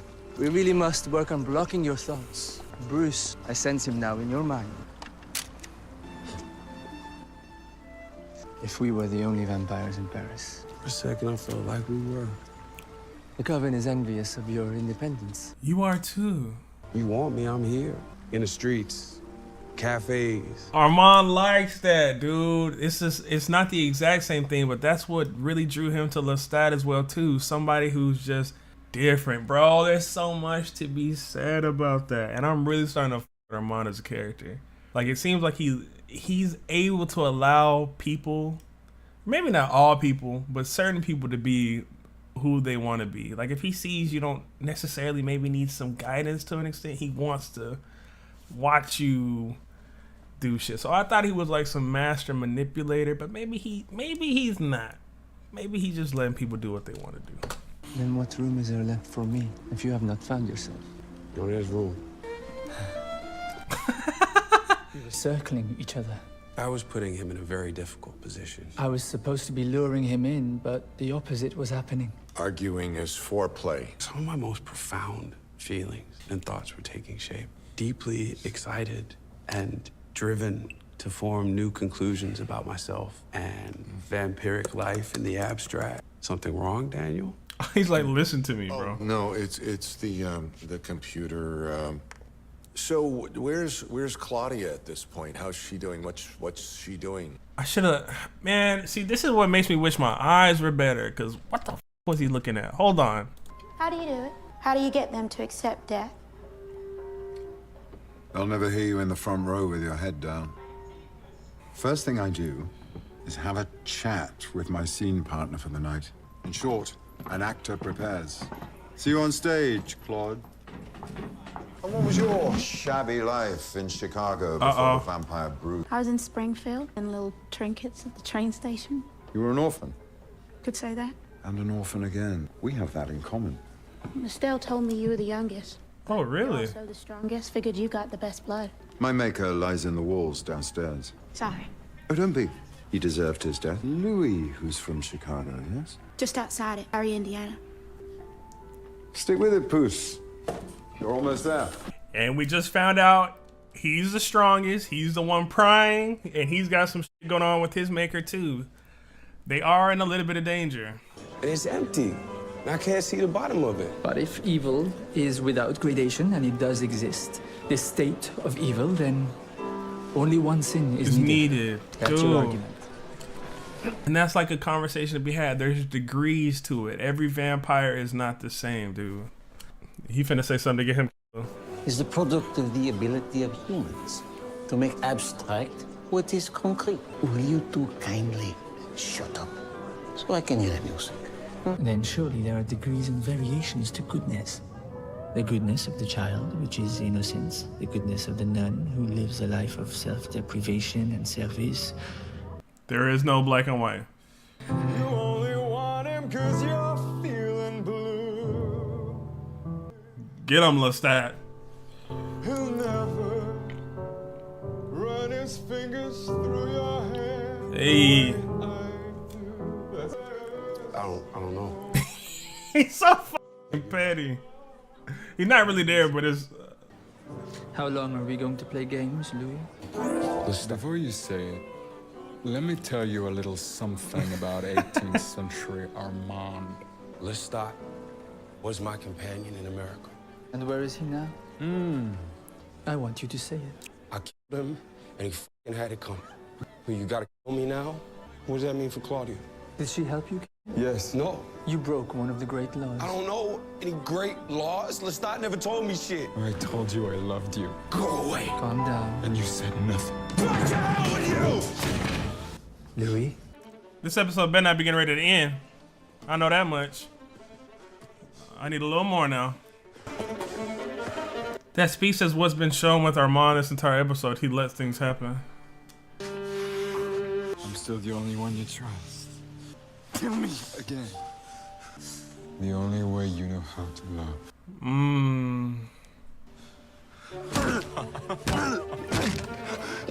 Built up to a rag hanging out his gas tank. Thought we'd be on that road for a long time. His last words were, "Had enough of your gloomy faces." Good. It was better when he broke my bones. That was fine. It was when he had me pinned. All right. You're gonna let me join the Coven end of this week. It'd be nice if you come. Super important moment for Claudia, right? She's held that for how many years and not been able to talk about it. And to have Louis there with her in this moment too. The way I look at trauma may be different than a lot of people. A lot of people say, you know, as time goes on, you forget about things. I don't believe that. As time goes on, you learn how to live with things. From my opinion, you learn how to live with things that you've went through and how to process them a little better and move forward, never forgetting what truly happened, but being able to manage it and understand that those moments don't define you as a person. And here she's you know, calling back to that, able to speak about it and talk to Louis about it, but also I don't want to say she's at peace with it, but or that she's accepted it, because that sounds crazy to say too, but she's able to move forward through what she's been through. Excuse me. And Louis saying that he's, you know, going to be there at her show and everything for her as well too, or first at her show, for being able to join the Coven is going to be great. But I feel like their time is running out as far as, well, Armand already knows, but I feel like the rest of the Coven is going to be finding out some shit soon, and I don't even think it's going to be of Armand's doing. I think Santiago's kind of on to some things, so we'll see what happens. The lawyer for the buyer is ready for the teleconference. The lawyer? It's about the Bacon triptych. Would you mind, Daniel? Mr. Bacon also referred to these as the Three Furies. The reverse on the right panel is inscribed Petersfield. Wood Carter. Who are you? I am who you think I am. Wood Carter. Go away. Look who's graced us with his presence. What an honor. He's here in support of the girl. Finish the performance. Kill you next. Why don't you tell us who you are? Why don't you tell us who you are is... he's straight up talking to Louis right now. This show is so fucking clean how that line is I don't know if it's not really a double entendre, but how it's speaking to two different people, the acting and also the Louis. Tell us who you are, honestly. Santiago's on this shit, and it's... You've had your time to recruit. It's not happening. He will be the ruin of us. Do what must be done. Are you making demands? And do you speak for the Coven? Uh-oh. You're in danger. See? After she's committed herself to us, then I'll do what must be done. Does that satisfy? Did in my maker for fathers. Does that satisfy? It does, maître. All respects. How did it feel? Like home. I have something for you. Sit. I was gonna say a second ago, it's the same soundtrack they played whenever Claudia told Louis, I know you want to kill him too. And they use it as a moment that was like, oh, so you know something is about to happen, or the next is gonna end on a crazy note, bro. What is it, Major? It's a flea circus. The 5 laws. Let the youngest read in the youngest. Shall we have a walk? Uh-oh. The 5 laws. Each coven must have its leader, and only he might order the working of the dark trick upon a mortal. The dark gifts must never be given to the crippled, the maimed, or to children. More reason I should leave. No vampire must commit to writing the history of the vampires. You exposed us. Oh, Louis. Should I allow the London Coven such exposure? No vampire shall ever reveal his or her true nature to a mortal and let the mortal live. Except that the Coven Master has the power of life and death over all his flock. I will not harm you. This motherfucker got fired. My maker was a vampire named Bruce. Where are we going? We're going to get lost and end up back by the river. I will. A flea no more. She won't be here very long. What? You made her at 14. That's what I'm thinking. A most turbulent chemistry. You don't know her? I don't have to. I've seen too much, Louis. I have questions, but I feel like I need to let this episode play out. But there's so many thoughts in my head, but I paused so much that I don't want to. You didn't think we were going to leave you in the wet room, did you? My baby loves windows. You'll be their little birdie for the next 50 years. A savage garden. Tell her she's beautiful. Tell her that every morning. He ain't even worried about himself in his last moments. We have to leave. You walk me home. That's my building over there. Are you broken? No, but I carry him. I did a century or so ago. But it's time to a vampire. You feel me? Armana's a goat too. Are you inviting me in? Are you gonna kill me? So my question is, like, I can't help but think about how things are. Like, we don't know anything about Claudia now. We don't know about the Coven. All we know is Armand and Louis are together. So is this Armand giving away his position as the leader and leaving Claudia with that group, and also Louis leaving? Like, I guess for that I'd have to wait. It seems like the plan was to get rid of Louis. So yeah, it looked like, I don't want to say I was right in my assumptions, but like, yeah, like they are to a degree, like in a sense they had the potential of being in some serious harm or danger. This was my favorite episode of the series so far. I think I love everything that Armand kind of stands for. Like, to an extent, he lets you figure things out. He'll wait. He'll play the long game because, kind of like he said at the end, he broke my heart over a century ago or yesterday. Like, what is time to a vampire? So he's been around so long. Like, what is waiting 3 months for you to tell me something really even for me, bro? I've been alive for 514 fucking years. Like, you know, I liked hearing about his not upbringing, but how it was in the old times, and then Lestat's era and what he kind of meant to Armand. Maybe not the first person, but from what we see, the first person that he told him that he loved them. And I think it has a lot to do with somebody being able to break up that break up the pace for him, something different, something that goes against like their laws or their codes, or it's just something that's it intrigues Armand to such an extent. Even hearing how Louis deals with being a vampire, like it's like he's had those thoughts, and it felt good to hear them come out of somebody else's mouth. Like, okay, I'm not alone in this train of thought. Somebody else is able to see what I'm seeing. Like, even when he let Lestat come in there and tell all his people to go, he knew he could have said it, but it was different coming from somebody else. Like, he's willing to let things play out and go on.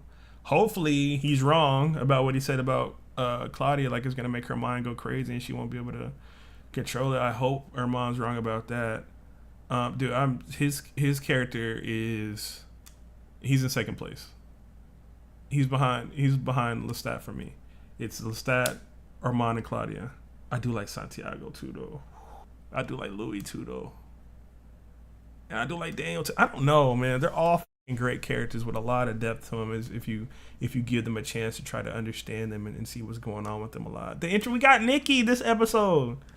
We got Nikki, and Lestat was dogging him out the same way that he's done.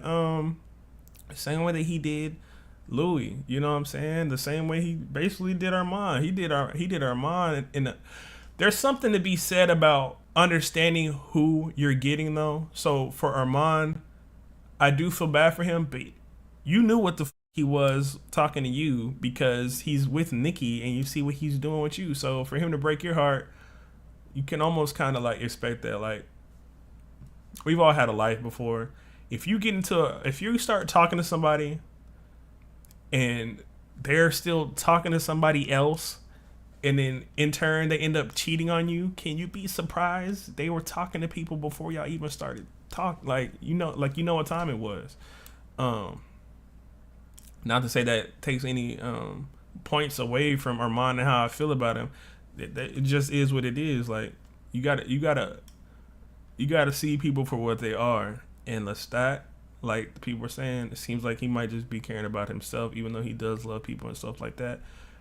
It was crazy to me that he just left on his own accord. Like, there wasn't anything from what we're seeing that really pushed him to do that. He just was ready to go and venture out and see new things and have new beginnings, I guess. Santiago is another, like, just...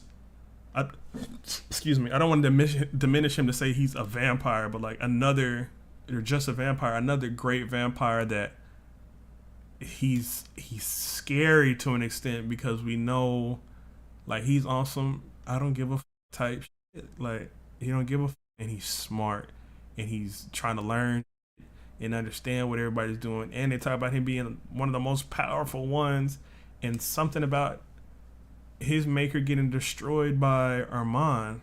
So I'm curious if we're ever gonna get answers to that. I might be missing some stuff, man. Y'all feel free to comment, talk, whatever, because I might have to make another video for this one, or I might add something at the end of when I start editing it for Patreon. I might add something else to it just to talk some more about this episode, because I'm honestly, this is my favorite episode so far, honestly. But I'm happy for Claudia right now. If everything is what it is, if she's gonna be able to have these people and be good with them, and I talked about how I loved her being able to, love is a strong word, and happy. Like, I think it's good for the character that she's able to express, to speak to somebody about the stuff that she went through with Bruce.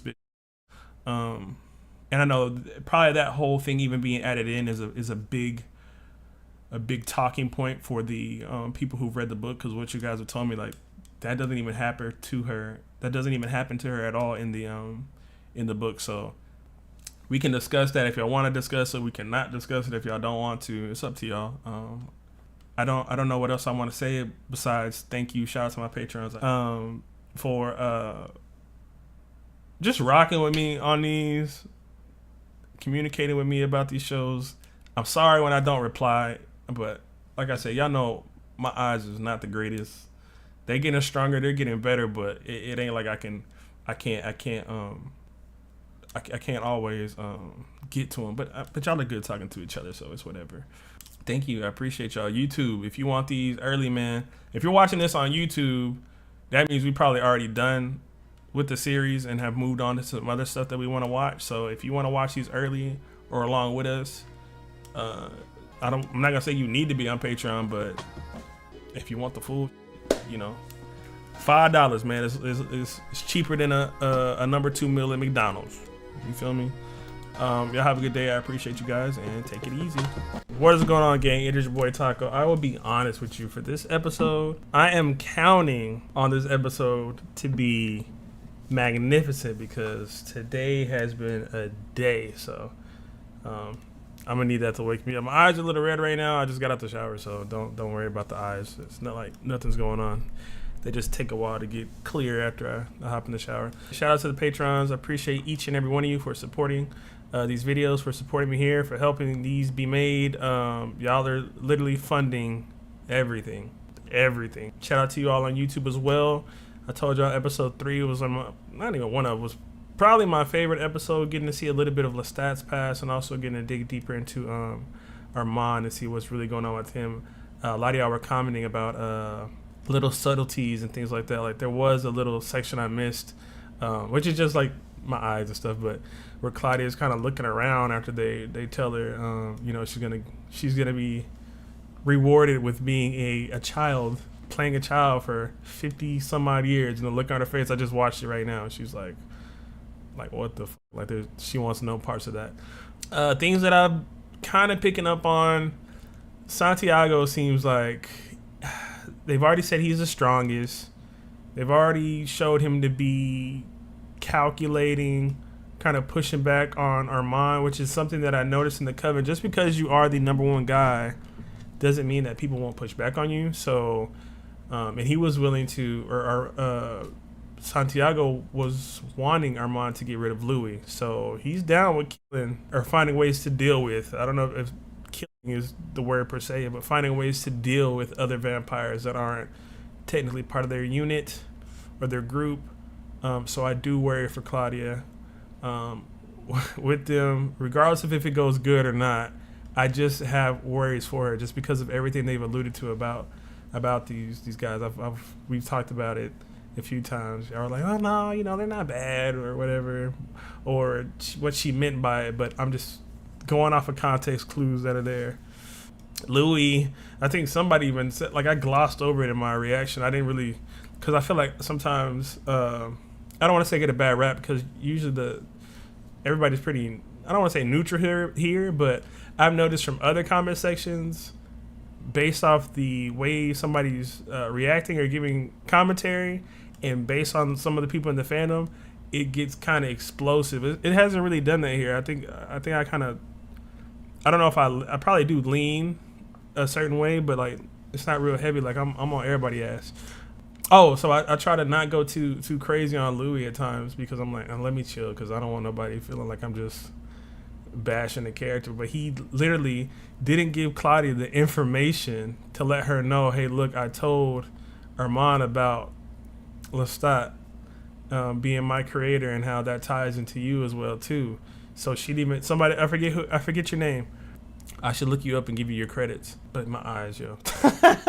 I just thought about that. That's a lot to try to get through to find that. I'm sorry. Needle in the haystack. I mean, you know who you are.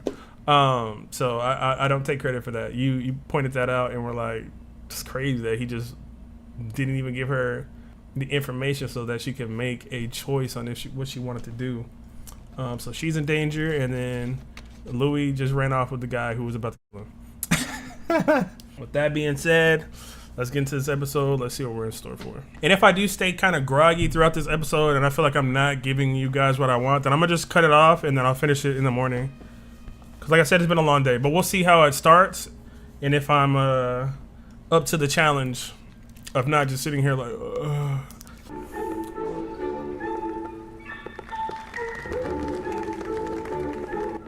aww. She got her roll down though. Oh, Louis still around too.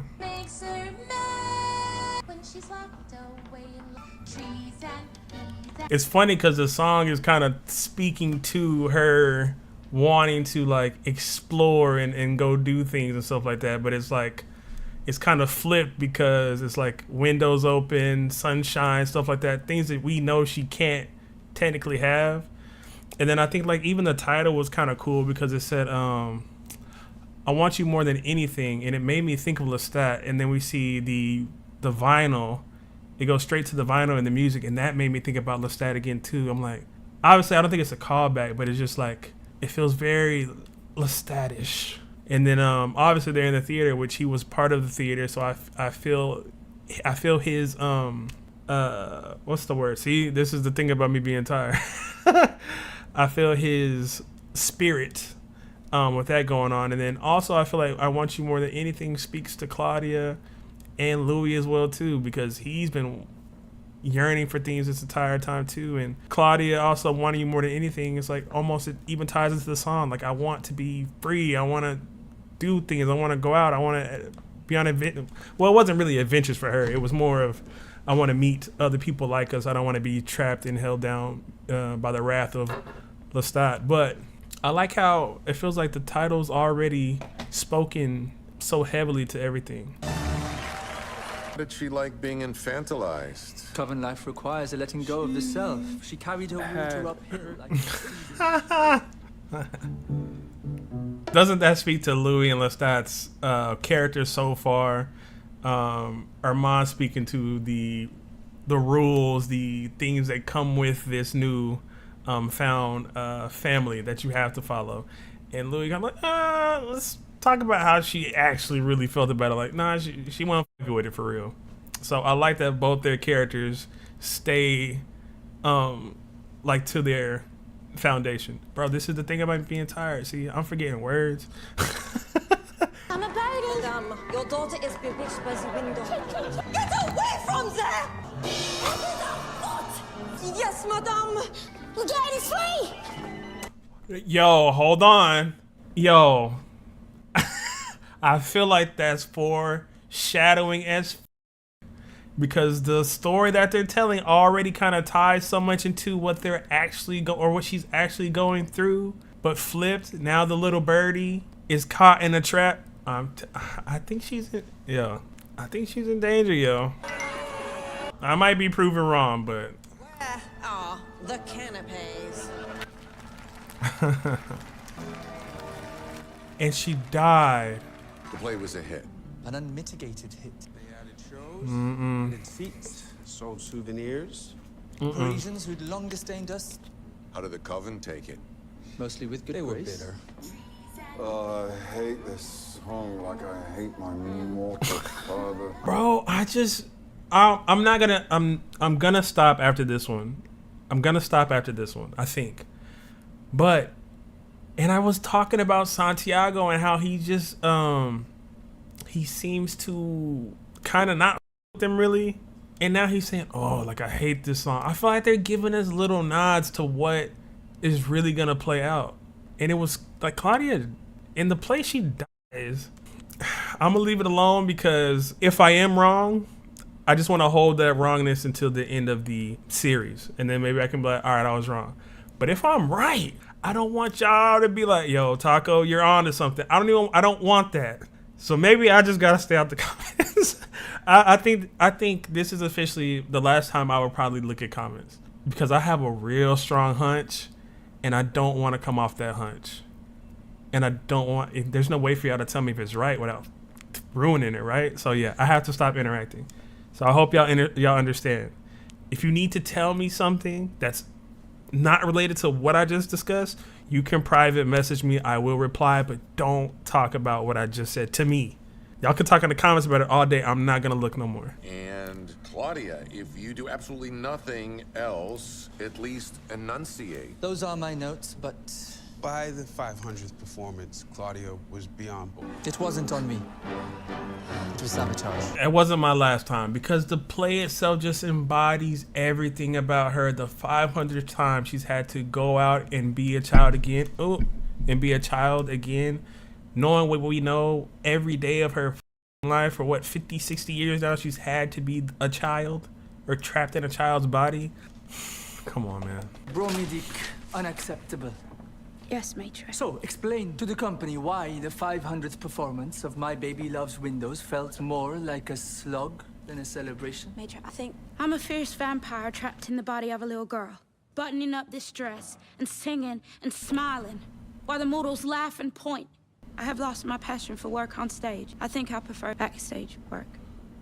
And why, as the author of My Baby Loves Windows, would you humble yourself thus? It's a privilege to work in this theater.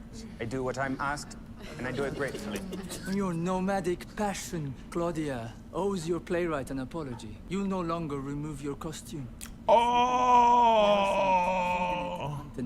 You live with Lulu off stage until she returns to you on stage. Now, hold on a minute. I understand the power dynamic going on here and how everybody here follows Armand, slightly pushing back sometimes, right?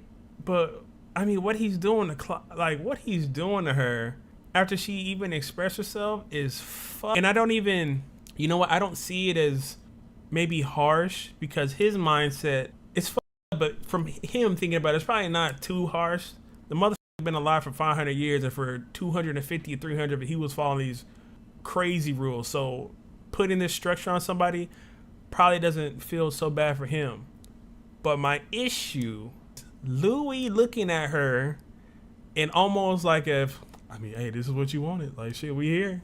This is what you wanted to get into, and gets right back into his book. I get it. There's, like I said, there's a power thing going on here in a like a chain of command, like a pecking order. So Louis isn't even really part of them, so he might even have the right to speak. But I almost feel like after this scene, he should probably, if him and Armand are alone, talk to him and be like, yo, bro, that's kind of up. Because that don't sit right with me, him just being, oh, whatever about it. They were. Your mugging and pandering would have a standing room only to the decade. Nicely volleyed, Matt. But why single out our sister when nomadic passion has infected the entire company? Has it? Maître might not have noticed, as he has been nomadically attending the Théâtre de Vampire. And the infection spread, what, year and a half ago? When a certain vampire was granted dispensation from coven membership. It's Louis, I got a name. He takes all the proper precautions. Reviews and stuff in the cafe, the salon, on the gallery. I keep my business tight, thank you. Maybe he's human, friends. Is it thirst? Is it love? What is he exactly? Are you companions? Yes. No. It's whatever you want to call it. An affair? A romance?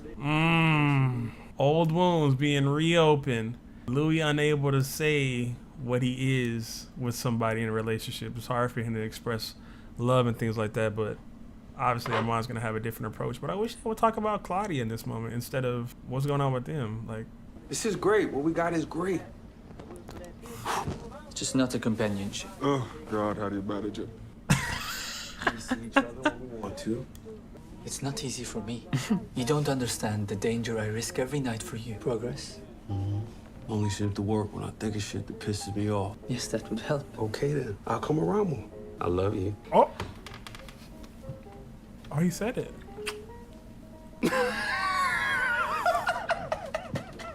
Yo. That is my guy, dude. Are you schizophrenic, Louis? Yourself schizophrenic at the time? I'm not sure the term applies to a vampire. Would you like to know what it felt like? Yeah. The movement of air, breath on the back of my neck. I wouldn't say it was his hand. It was not his hand. Oh, okay. And you weren't feeling Lestat in the room? No. Were you two the only ones who survived the fire at the theater? You weren't provided any information about the fire in our archives. He looked it up.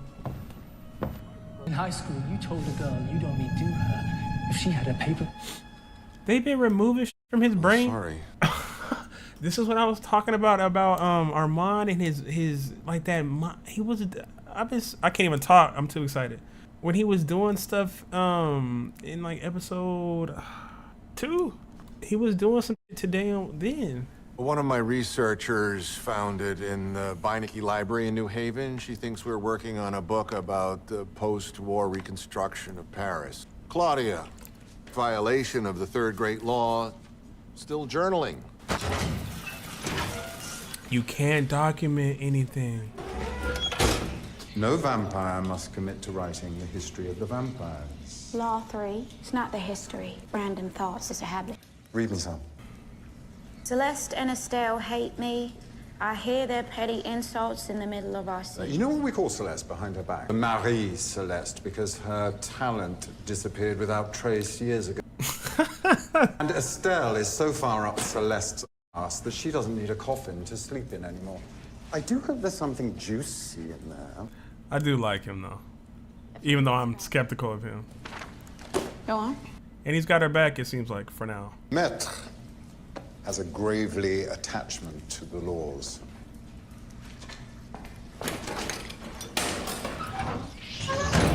Had I been Estelle or Celeste lurking in the shadows... Oh! I read it just now, right in front of you. Did he do that shit where he slows down time or something and she couldn't see it? I should speak about Santiago for a second. So I like that he's basically telling Claudia, like, you got to be a little more sneaky with your stuff. So maybe my hunch about him is off. Maybe so. We'll see. I hope so. Your French is still ugly. Like your Dowell outfit. I agree. I just wouldn't say it because it's rude and obvious. Artist types. Some showing work, some just there to be there. Painters, poets. Photographers? Me, okay. I show a little work. Got some love back. I don't know what he sees in him. He's not that attractive. And the waterfall of pretension bursting forth from his mouth and cavity. Read my mind. Grab my melons. Already doing it. I am happy that Louis has found him. You know what I'm saying? Because I spoke up about so much in season 1 where I wanted him to get out, do his own thing, like find yourself. And I do like that he pushes back against this whole coven dynamic. Like, he's not a part of it. I'm cool. I'll chill and I'll hang out with y'all. But he's firmly planted in, I'm not joining y'all shit. I'm trying to find myself. 2 art forms into one, coming up with new ones. Meanwhile, everyone's spawning over Picasso, ripping apart the old mold, bursting into new ones. Not Louis do lot. What the fuck? Out in the streets on the barricade. Always pulled it on like a costume. You don't sound all that Chicago to me. Outside Chicago. We roam.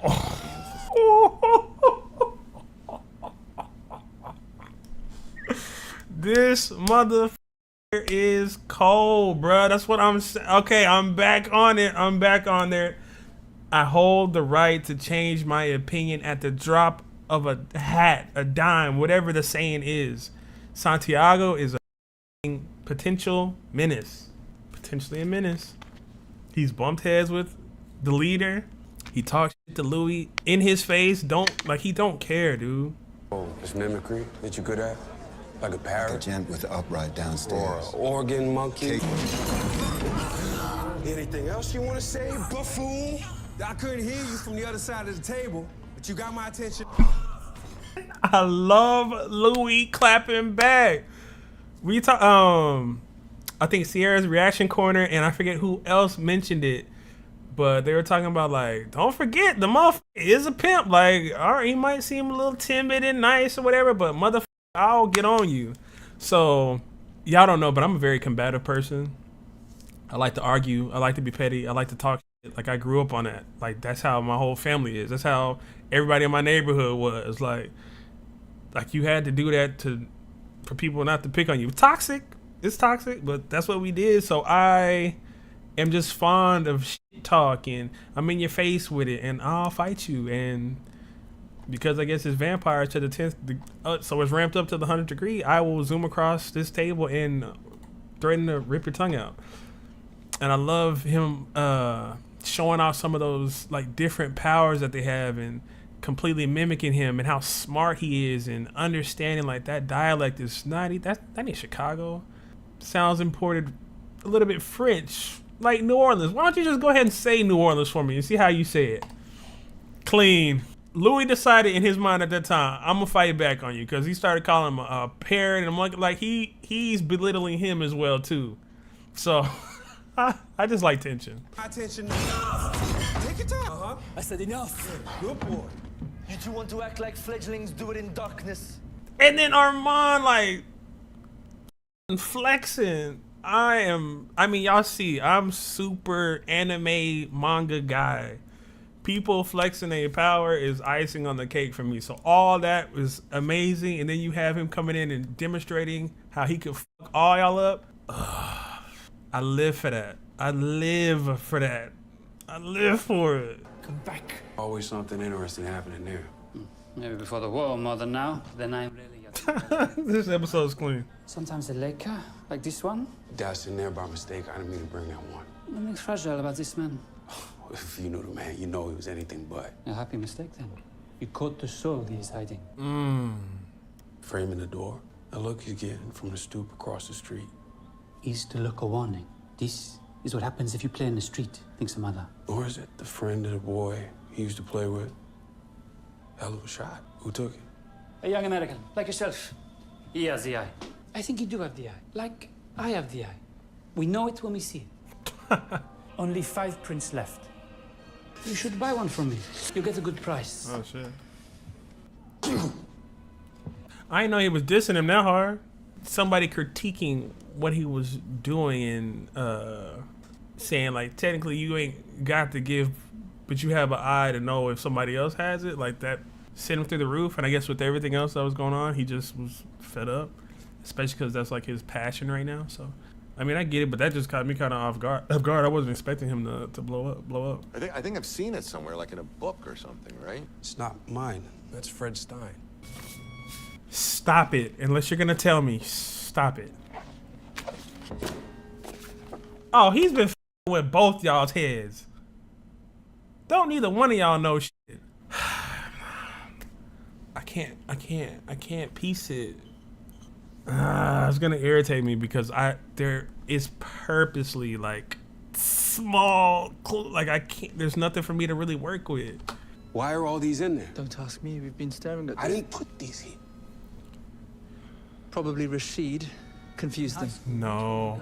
You'd only do her if she had a paper bag over her head. She agreed and you did. This is embarrassing. I don't know what you think. Wait, what the? What's that? A body? I'm sorry. I'm screaming in the mic. I don't know what you thinking. I was trying to pass them off as mine. Yeah. I was an adequate photographer. Can I get some aspirins? Migraines today. It's Armand. Merci. And I was gonna say this earlier, but I was gonna let it rot because obviously they didn't really talk on it too much.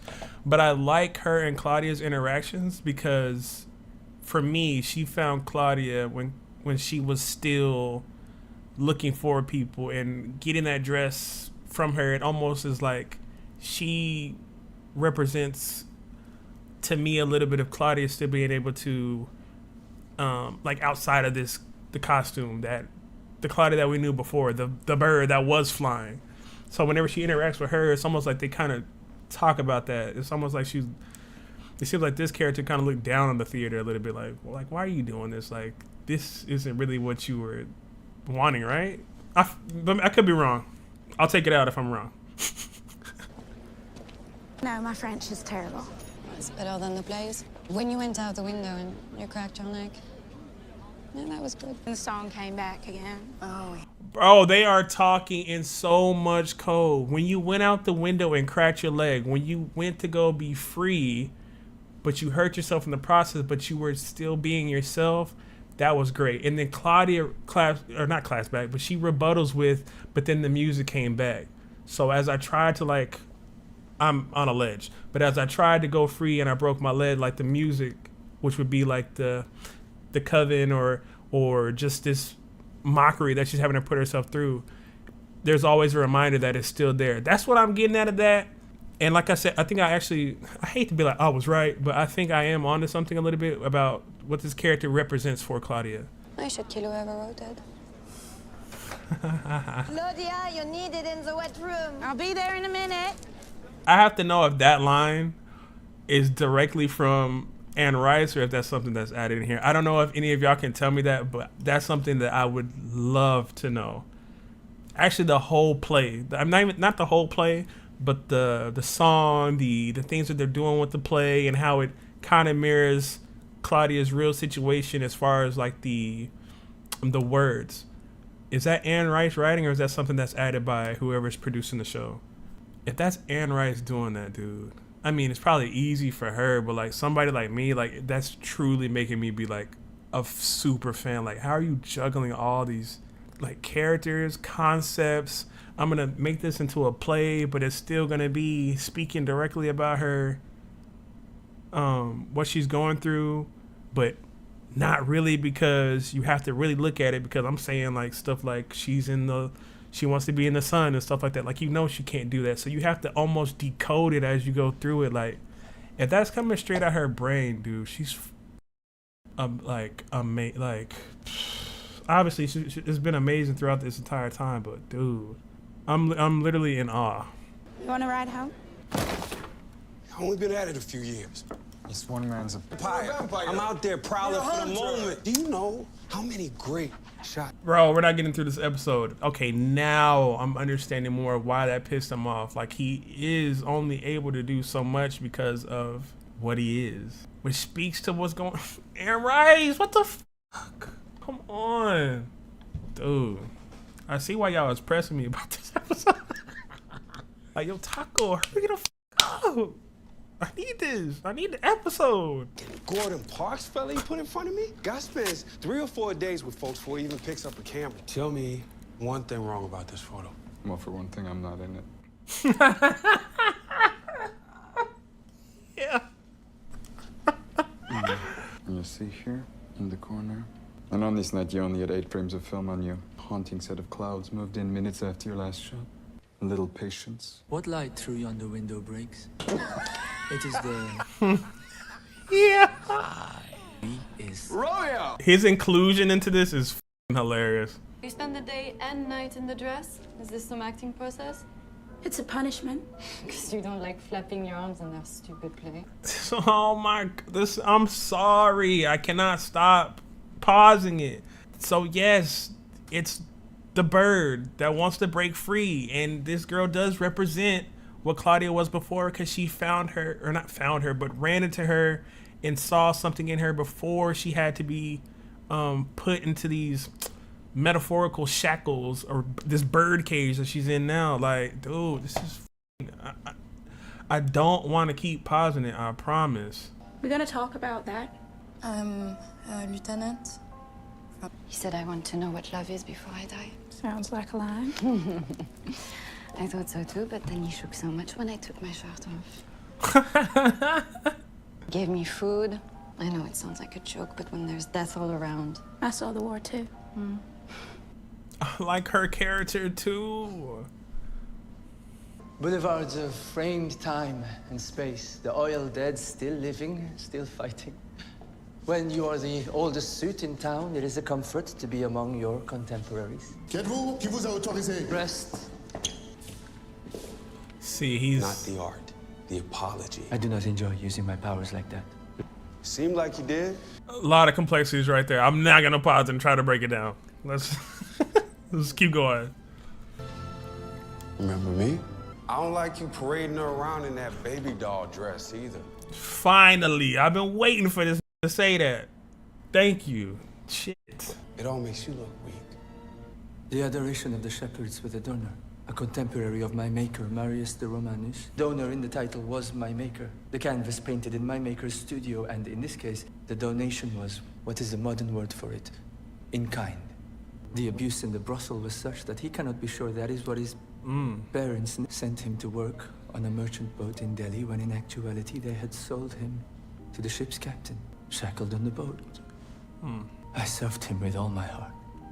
Amadeo. Basked in his mercy. The name the coven in Rome gave me after they set fire to the studio and sent me to Paris. Wait. All this breaking down, and then I be missing simple shit. Is Armand saying that he was the dude? That's what he's saying. Now I'm starting to crash. 340.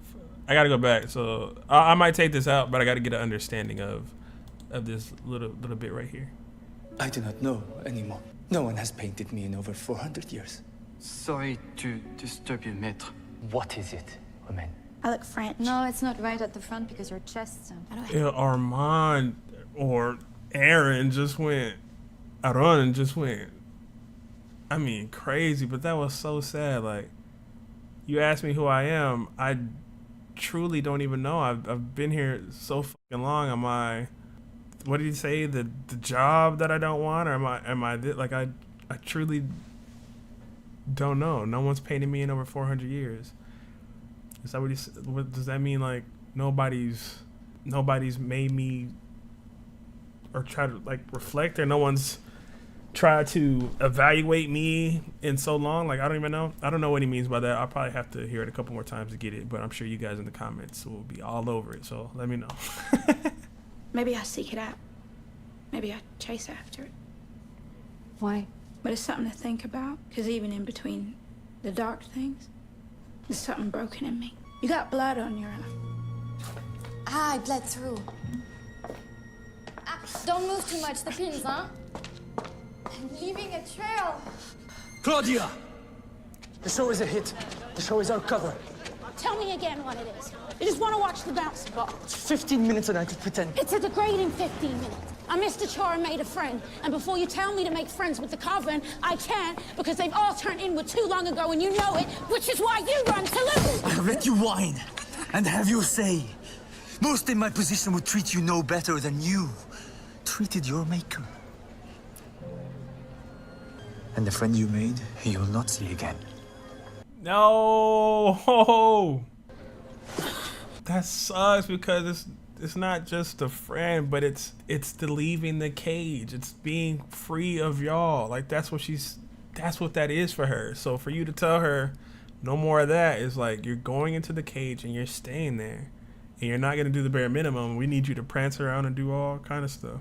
But like I said, not that I take Armand's side in this at all.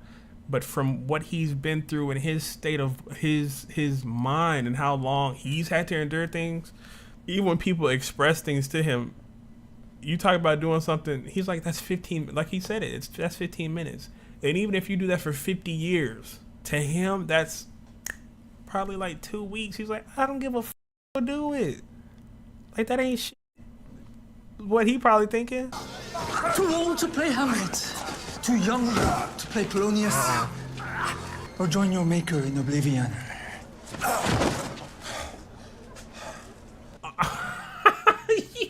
What Santiago? Louis! Speaking of poor decisions. Louis! Come on, Lestat. Armand knows all about Lestat. Whole time. Read our minds. First night at the theater. You and me and you! New Orleans. Paris. Unhappy. Comes to Coven, you're beaming like the whole world went Technicolor. Except he just threatened me with it. Yeah. Oh, I forgot. Love makes you stupid. Woo!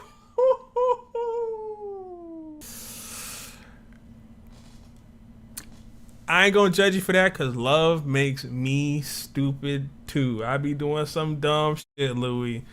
You got a track record, brother. I got a track record too. No judgment. You do gotta let Claudia know though. You gotta tell her, dog.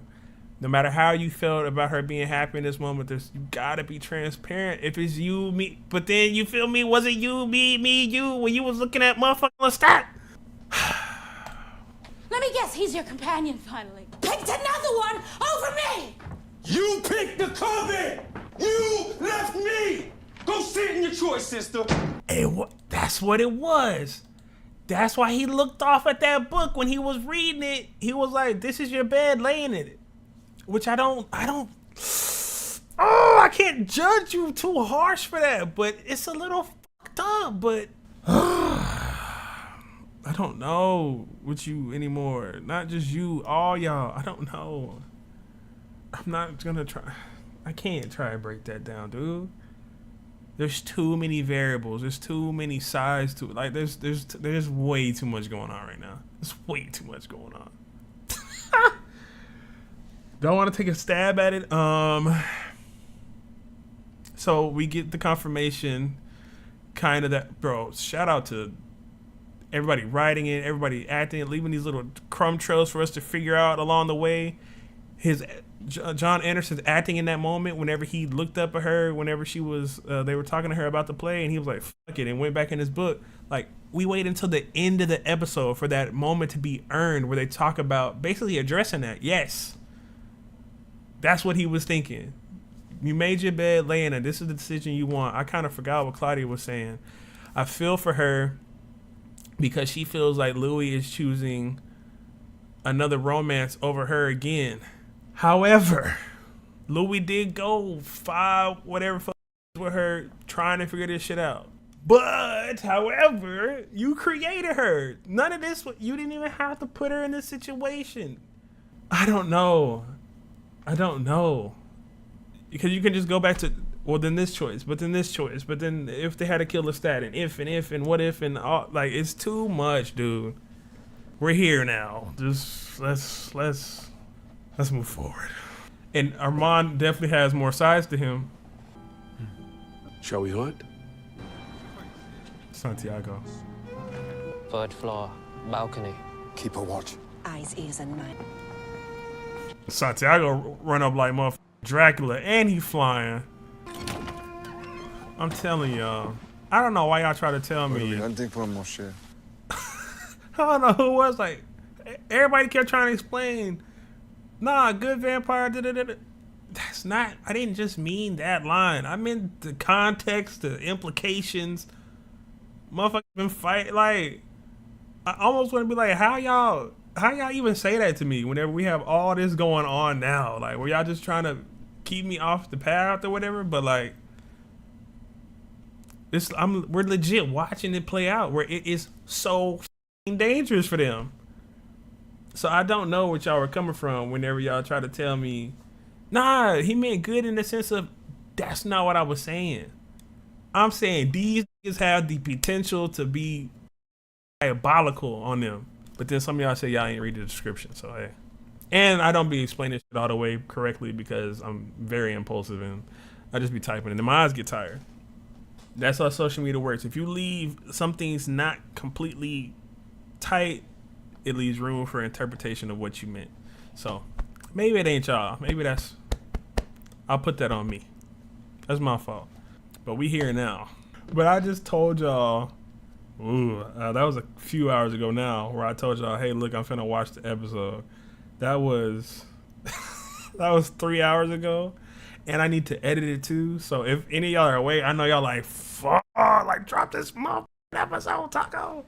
And here I am pausing it, making it take longer. I'm sorry. Wanka. You summoned him. You gonna break it off with him, aren't you? Yeah. It had to happen. No, you're not. Do you wanted me to say? Then you say what I want you to say now. There isn't gonna be a hunt, is there? Why this suit? It's my favorite on you. I didn't know that. You might not know this, but I have the tailor inscribe your initials. The backside of the ticket pocket, right here. Would always great. Got him out of his head. You summoned me. The center isn't holding. You should think to leave. No. I'm staying in Paris. Yeah, you should go. With you. But I used to be real good at running things. Throw him a bone at least. Let him feel like he's your heir apparent. Whoa! Oh, no.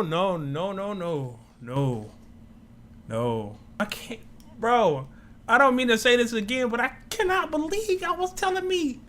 Well, y'all were saying what Claudia meant, but I said they're in danger. Like, the implications are they're in danger. Like, why the f would they mention Santiago is strong? Why would they keep showing him trying to figure shit out? Why is he in their house reading the motherfucking books right now?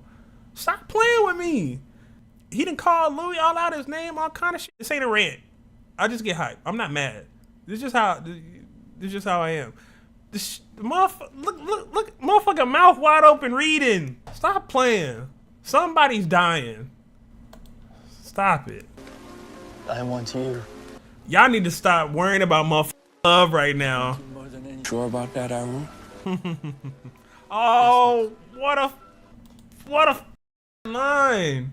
I want you more than anything. Nobody's painted me. Nobody's seen me over some amount of years. They bring all that back with Louis, you a pimp, you a cold. He brought all that back and calling him by his actual, well, what he believes is his actual name. Man, they tied that up nice. Gosh, damn. I say y'all don't need to be worried about love, but as soon as y'all start doing some lovey-dovey shit, I'm invested. That was clean, but bro, y'all are in danger. Meet back at the theater and stagger your arrivals. It was probably an honest mistake from the start. You think I need to be coddled? Hyped up, lied to? A splinter of coldness in you. Is that what makes you fascinating? Yeah, come on, Daniel. Don't be afraid. Just start the tape. You weren't always a vampire, were you? And how did it come about? This is getting insane. You go ahead, have your fun. Give me the information. He doesn't remember any of this. Play it.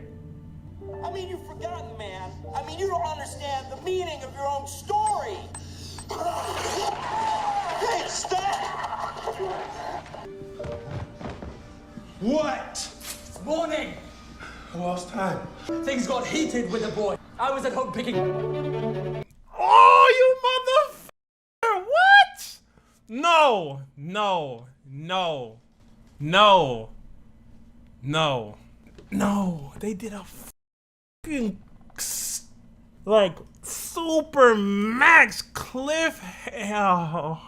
Oh, I can't even think, bro. Come on. Oh my God, what? Just so y'all can get into my head space. Usually at the end of the episode, it comes to me easy. Like I can start putting my thoughts together about what I want to say about the episode. But to end like that, how the fuck am I supposed to think about anything else? What? I don't want to talk about the episode. It was amazing. It was probably better than 3. But I don't want to talk right now. I want to watch the next one. Fuck. All right, let's go. Gosh damn it. Let's go character by character. Let's start with Claudia. I love this. I don't want to do this right now. I don't, dude. And I don't mean because I don't like doing it or like talking about it, but there's like, look how they ended this episode, bruh. Like, what do you mean? Like, what do you mean? Give a recap of the fucking episode. I loved everything that happened with Claudia. I didn't love it for her that she had to go through it, but what it meant for the story of her being on stage, having to, I mean, I talked about it throughout the entire episode. I paused a gajillion times of what it meant to get out that cage and to be free. And I love the, not introduction, but the character that she met a few episodes ago coming back and almost being like her safe haven, the person for her to speak to that is away from that coven, which is, it's so odd. Like, she wanted to be in that coven so bad, and it's just not turning out to be anything for her. And then you add in the elements of, I don't want to call what Louis did a portrayal, but him not giving her certain information to make decisions is going to end up over. And there's never been a throwaway line in this show. So the laws are going to end up starting to be huge. And, you know, Santiago was even cool talking to her like, you know, I've broken some laws and we've done this and that, but you kill another vampire, that law? And it was Lestat that you killed? She's dying. She's dying. And I would say Louis dying too, but he's telling the interview, so he's not, but she's not making it through the end of this. I'm 99.9% sure because we haven't seen her current day yet. And then in the theater, the play kind of talks to you. Not kind of, it speaks exactly what's going on. And then you end with her fucking soul leaving her body. Why are we talking about her dying? There's never been anything in this show that has been throwaway. So stop.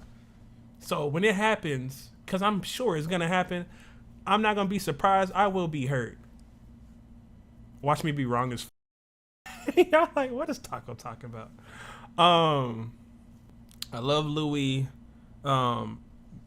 being himself, fighting back against Santiago. I even love him being wrong in the sense of everything's gonna be cool when he's talking to Armand about, you know, let him run it. I've run shit before when he fucks up, like trying to plan it out, but they don't know Santiago. Well, Armand knows because Santiago, he have to choke him out of nowhere from random walls and shit. Like, why are you here, bro? So Armand knows. Like, he was telling Louis, like, my time is up here. Like, I don't have much time left. I can't keep this coven together. There's mutiny. It's coming. And with them finding the journal, it's a wrap. It's a wrap. And even Santiago was talking about, like, they just give you little crumbs. I was like, oh, like, I hate this play. And now that he has that information, dude. I talked about Claudia. There was more with Louis. I love the moment with Louis calling Armand by what we believe is his actual name. I love that. It speaks to who he is as a character, how thoughtful he is, and how suave the motherfucker is too. He's suave. You know what I'm saying? So he's just charming the pants off Armand. I like what we're getting with Armand this episode. And I don't know what to think about the 5 is going to be crazy. 5 is going to be crazy. 5 is going to be crazy. I don't know what to think about the recordings and Armand playing with Daniel's mind and stuff. I feel like he's fucking with Louis and Armand's. I felt like that for a long time, but they're finally like giving me a little bit of it, and I'm fucking salivating. Like, tell me, how does they win no motherfucking award? Like, they ain't playing, bro. This is a top, so far, top 5, top 10 show I've ever seen. It's fucking insane. Who was I on? Armand, right? The mind game shit that he's doing. I don't understand that yet. I do like the aspects of how he looks at things different than most people. He understands a lot. Like, he already knows he's losing the coven. He knew immediately what Louis was doing whenever Louis tried to, you're weak. He was like, bro, I'm not gonna stop. Like, that's not gonna stop. Nigga, pipe down. That don't work on Big Armand. All right. I love his character overall, even though there's things that I don't know about him, and I feel like something possibly dark is about to happen with him, but I'm already invested in his character. There's not much that will take me off the Armand hype train right now. I really like his character. A character that I didn't say that I've talked about, but don't say she's actually ranking really high for me too, is the girl that Claudia's talking to. I love her character. This Claudia, well, I believe her name is Delaney. She's fucking killing it. She ain't missed a beat. Santiago, I love him. Just every scene, he's just pressing. He's pressing, or he's slick, or he's witty. He's grimy. He's talking shit back to Louis. He's a detective. He's trying to figure things out. Like, he's making things fall into motion for me. Or not even for me, for the story. Like, he's actively progressing things. But we have we have that storyline. Then we have the storyline of what's going on with Daniel and all that shit. I don't know. I'm done. We're done. I'm rambling. I probably could go another 45 minutes rambling. But y'all ain't got time for that, right? Because eventually I just start repeating the same thing over in a different way. Okay. I'm going to upload it. We're done. I'm going to be in the comment section. Please don't confirm what I am 99.9% sure about. It's probably best not to even discuss Claudia. It's probably best not to discuss Claudia at all. If I'm on or off about that hunch, I don't want to know. We can talk about anything else besides Claudia. I want to be able to think that, and I'm okay with being right, and I'm okay with being wrong. If we make it to the end of the season and she's alive, cool. If she dies, fuck. But I just feel it. All right, we're done. I'm off. What is going on, gang? It is your boy Taco. We are back with episode 5 of season 2 of Interview with the Vampire. Now, y'all have hyped this episode up, so I'm expecting it to deliver. I even took the liberty of grabbing a notepad and a pen for today, just in case there's some questions when I pause that I want to come back to at the end of the reaction. Y'all are saying this is probably going to be a long one, so we'll see. I mean, usually I try not to be too long-winded, but if y'all say it's going to be one of them ones, it's going to be one of them ones. Some things that were brought up in the last episode. So people had questions for me about like Armand and like the like that painting of him not actually portraying him. So I don't know if any of y'all saw the comment, but what I actually have on my computer is like an orange filter for my eyes to help them not get so irritated when I'm watching stuff. So he almost looked almost the same color when I was watching it, so I really didn't see that much of a difference. I kind of noticed it, but it wasn't jarring, like as I'm sure it is without brightness feature that I have installed on my computer. And people were there was another thing people were talking about that they wanted to know my opinion about. It was like that conversational piece, like that line about what Louis had called Armand. All you guys know, like I don't go back and watch the episodes afterwards because just I need to. If I'm not recording, I'm literally not on my phone. I'm not doing nothing. I'm trying to save my eyes for opportunities when I do record. But I loved. It was Valentine and a few other y'all. Like the whole thread that y'all had on that was so awesome. Not just like to read, but see how this community in particular interacts with each other. And obviously all of y'all are just respectable people, but I'm saying I've seen it in other communities. I've seen it on YouTube. People are unable, not everyone, so if this doesn't speak to you, let it fly, you know what I'm saying? But there's groups of people within every fandom that can't express themselves without almost like condemning or starting an argument or trying to belittle somebody else's opinion. And I just love how everyone addressed it from different sides, and everybody kind of almost seems like even if we didn't come to the same page, I understand where you're coming from and I respect that. So I just love seeing that. There was something else I wanted to say too. Something else you guys have brought up. It probably really don't matter. I'm sure y'all are ready for me to get into this episode. I don't like doing hour or some intro. Like I don't want to do that to y'all. I know everybody want to get to this episode. More than likely half of y'all that skipped whatever I'm even talking about trying to get into this episode, right? Yeah. I just want to let's get that feeling back. Look at my eyes barely working. Aw. I never watch my own reactions. I never watch these. Things got a little heated. With the boy. Things got heated with the boy. Oh, you mother! What? No. No. Yeah. There's nothing else to say. Don't be afraid. Just start the tape. We needed from the other our proper roles, a dreamy kind of balance. July 1949, the reading room. We broke into the same library every night that month, hypnotized. Hot. Iron pillars holding up terracotta domes.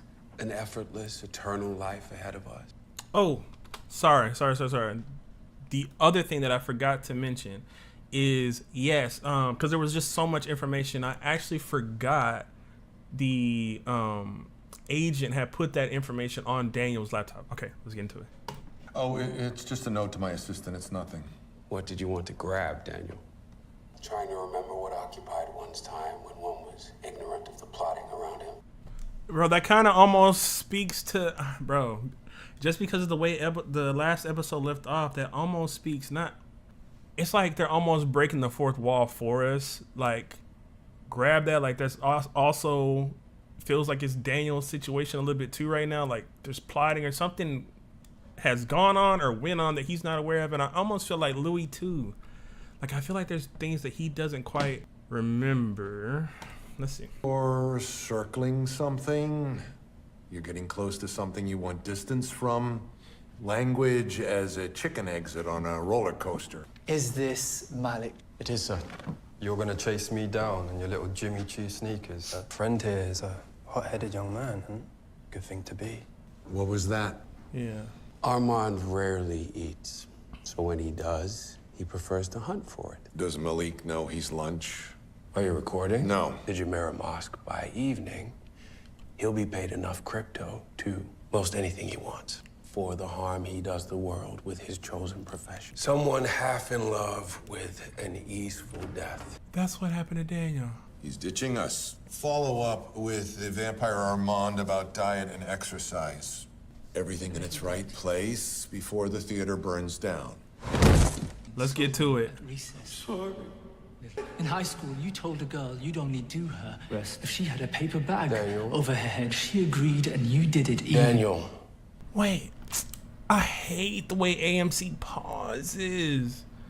Like, I can't read what I want to read, bruh. Let's change it up. This time I won't save your life. Yes.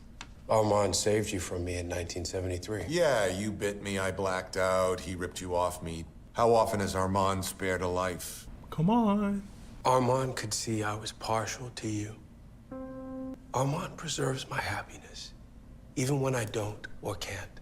Bro, I might be doing too much. But what do you mean by preserves your happiness? If your mind's always slipping, what does he have to do to preserve your happiness? If this doesn't end up being relevant, I'll delete these type of sections out of the reaction. He had a hunch you might prove fruitful in later times.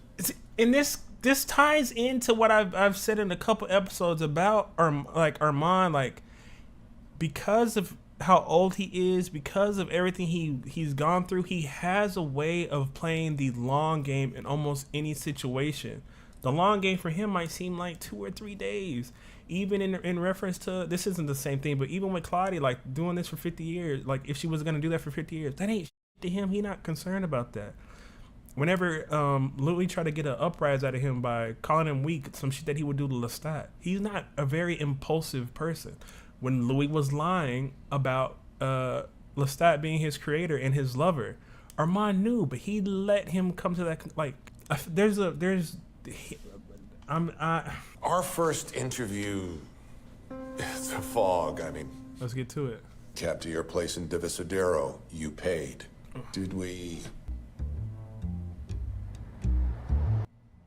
Why he look at him like that, bro? Done with the place. I own a few of these places. Are you a real estate mogul? I own a lot of things. He really does have a thing for Daniel. The show always does a really good job of trying to trick you into the emotion they want you to feel. Playing this light music with the flutes and recorders in the back. No, motherfucker. Close the lid and bang? He has his cadence down and his, like, pitch. It's hilarious. Well, that's wholesome. Old-timey fun from the Sasanian Empire. All of your slickness at the bar. A veteran of many wars. I like that line. A veteran of many wars. Drug. I'm not fun. All right, suit yourself. Just slow down. What?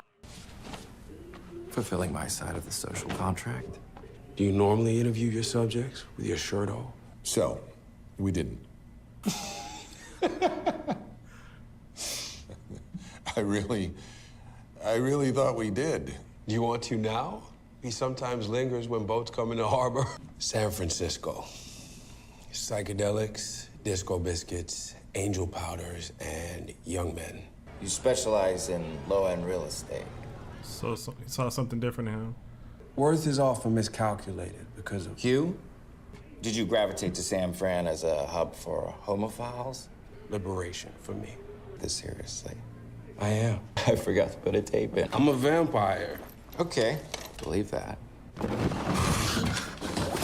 That'd be why. Are those fangs? Are you the Zodiac Killer? Oh, wow. I actually wasn't fond of that movie when that movie came out. Don't be afraid Here it is. Just start the tape. Done now. I was a 33-year-old man when I became a vampire. You smoked shaky cigarette after shaky cigarette. You shook more then than you do now. It was gratifying to tell you what I was after mingling with humans for so long. You weren't thrill-seeking. Tape after tape of emotional upchuck. Where's this leading, Daniel? Why you talked to me in the first place? Yes. Curiosity, swagger. Nah. I would chat for a few hours, and then who would come looking if another drug-addled homophile disappeared? Malik will be dead in 2 hours. You've made me an accessory to murder, and you've had 13 sessions. I want 20 minutes. For me. Fair. What happened between us? That is very fair, and it almost goes back to where he was just in Daniel references too, where he was just using her for things, using her to talk about his stuff, and he's always wanted to be able to just to unload everything that goes on with him to somebody else. But yeah, y'all have a history in the past, and he's I want to say the word tormented by it. So yeah, motherfucker, let's cut this shit and let's get to some realness.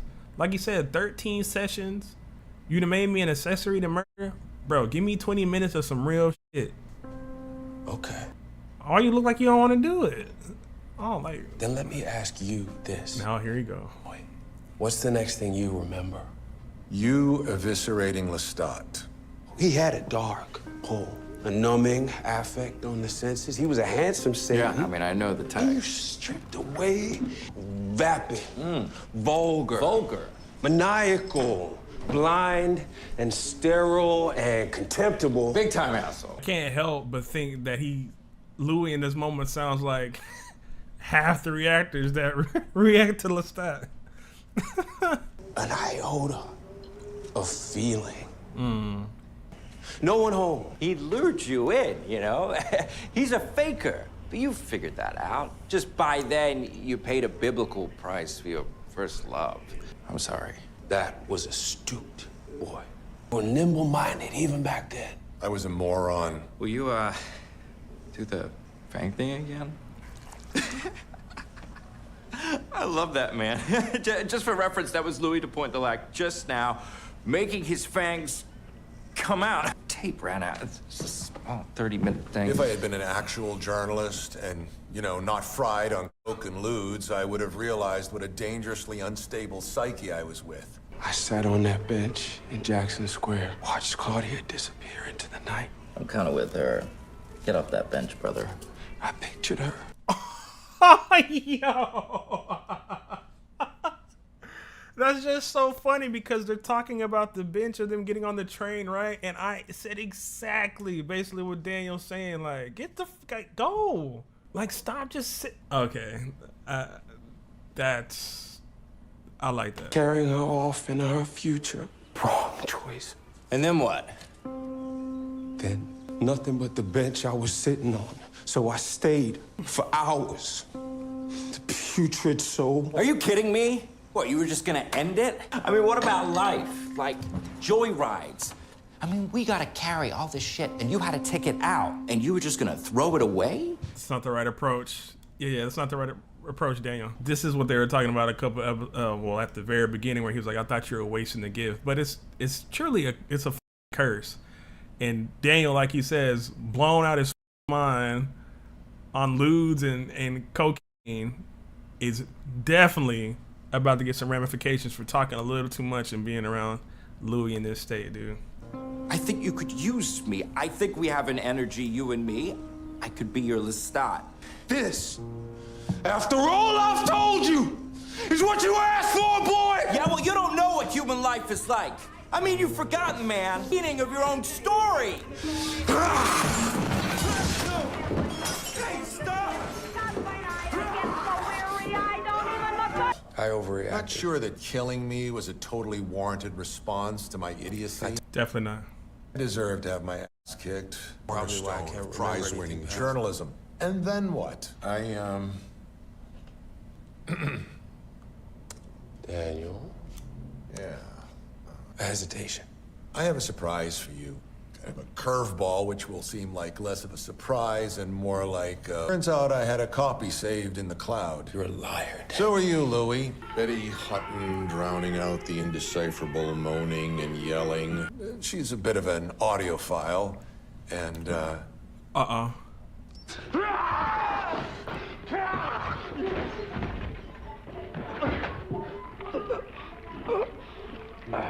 Yeah, he was finna kill that motherfucker. That's Armand saving me.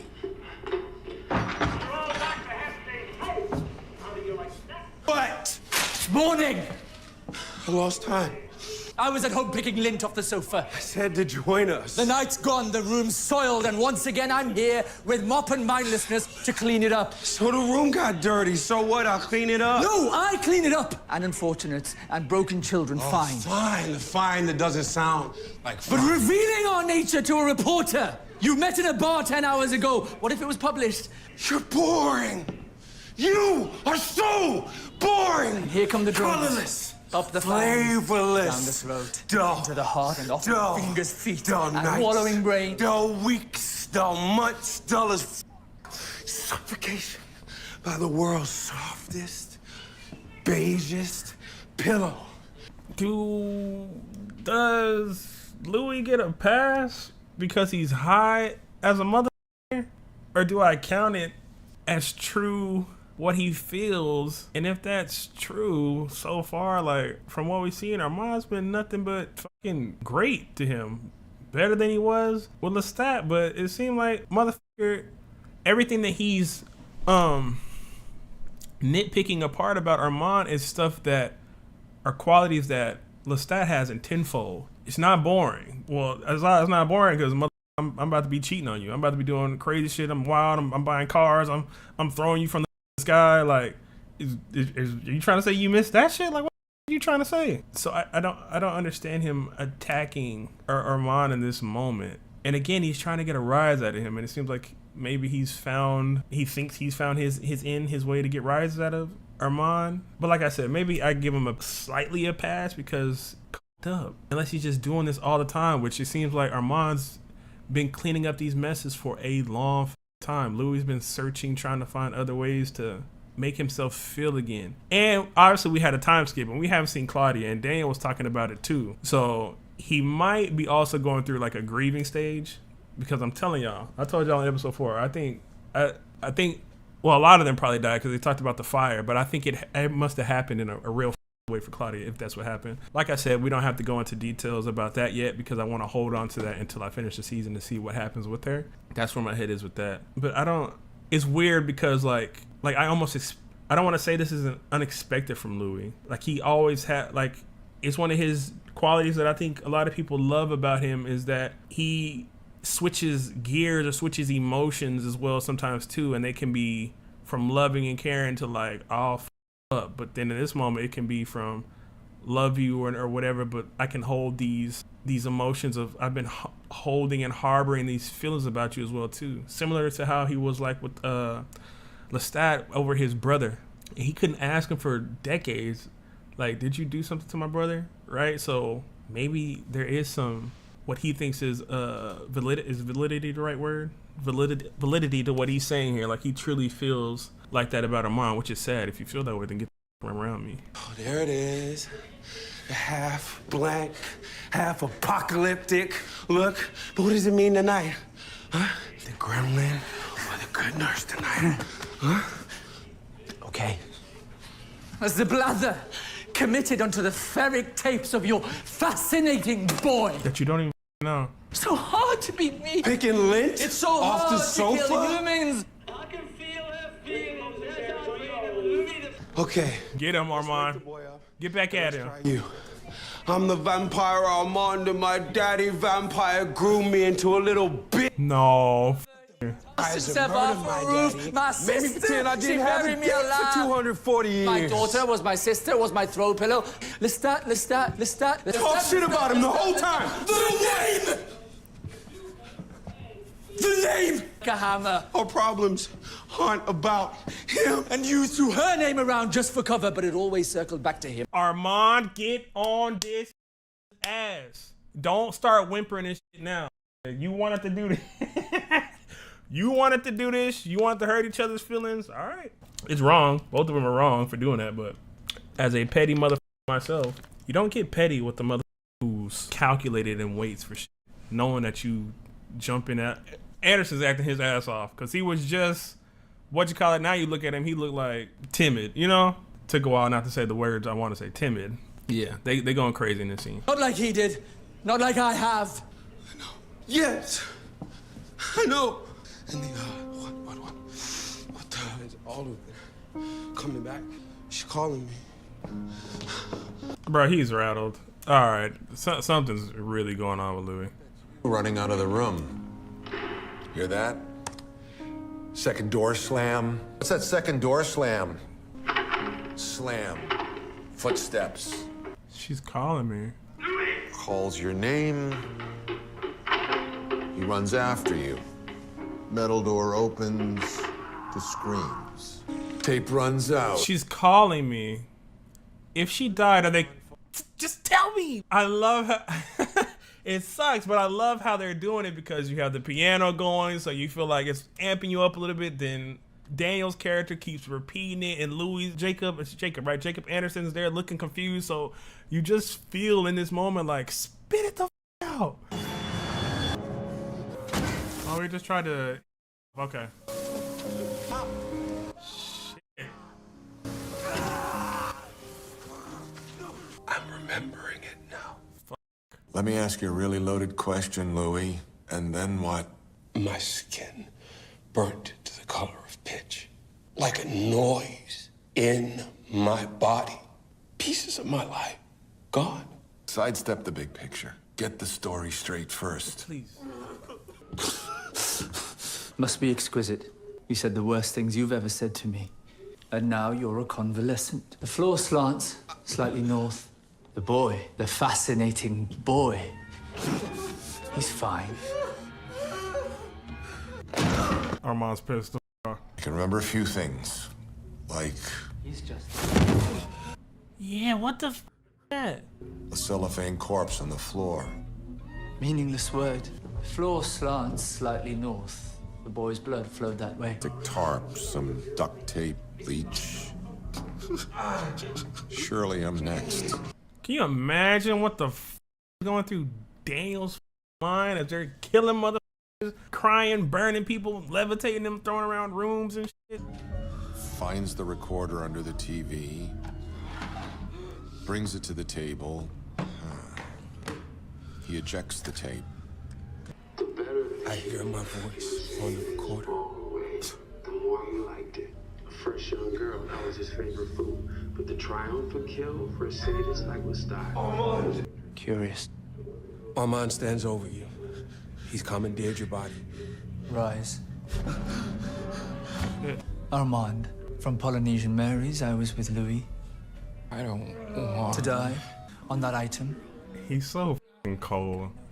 I'm told you've lived a fascinating life. So Louis trying to find, like, almost not mirror what Lestat was doing, but find people that would, like, it's like he's still trying to connect to Lestat in a type of way. Like, even it seems like from what he said, Daniel represents that. Like, Daniel is somebody that would have been drawn to, or Lestat would have been drawn to somebody like him because you represent the, like with the plays and like how people were doing music. Like he loved people that excelled at certain things. Obviously, having to hear that Armand is, it seems like he ain't with that right now. He confessed his innermost secrets to you.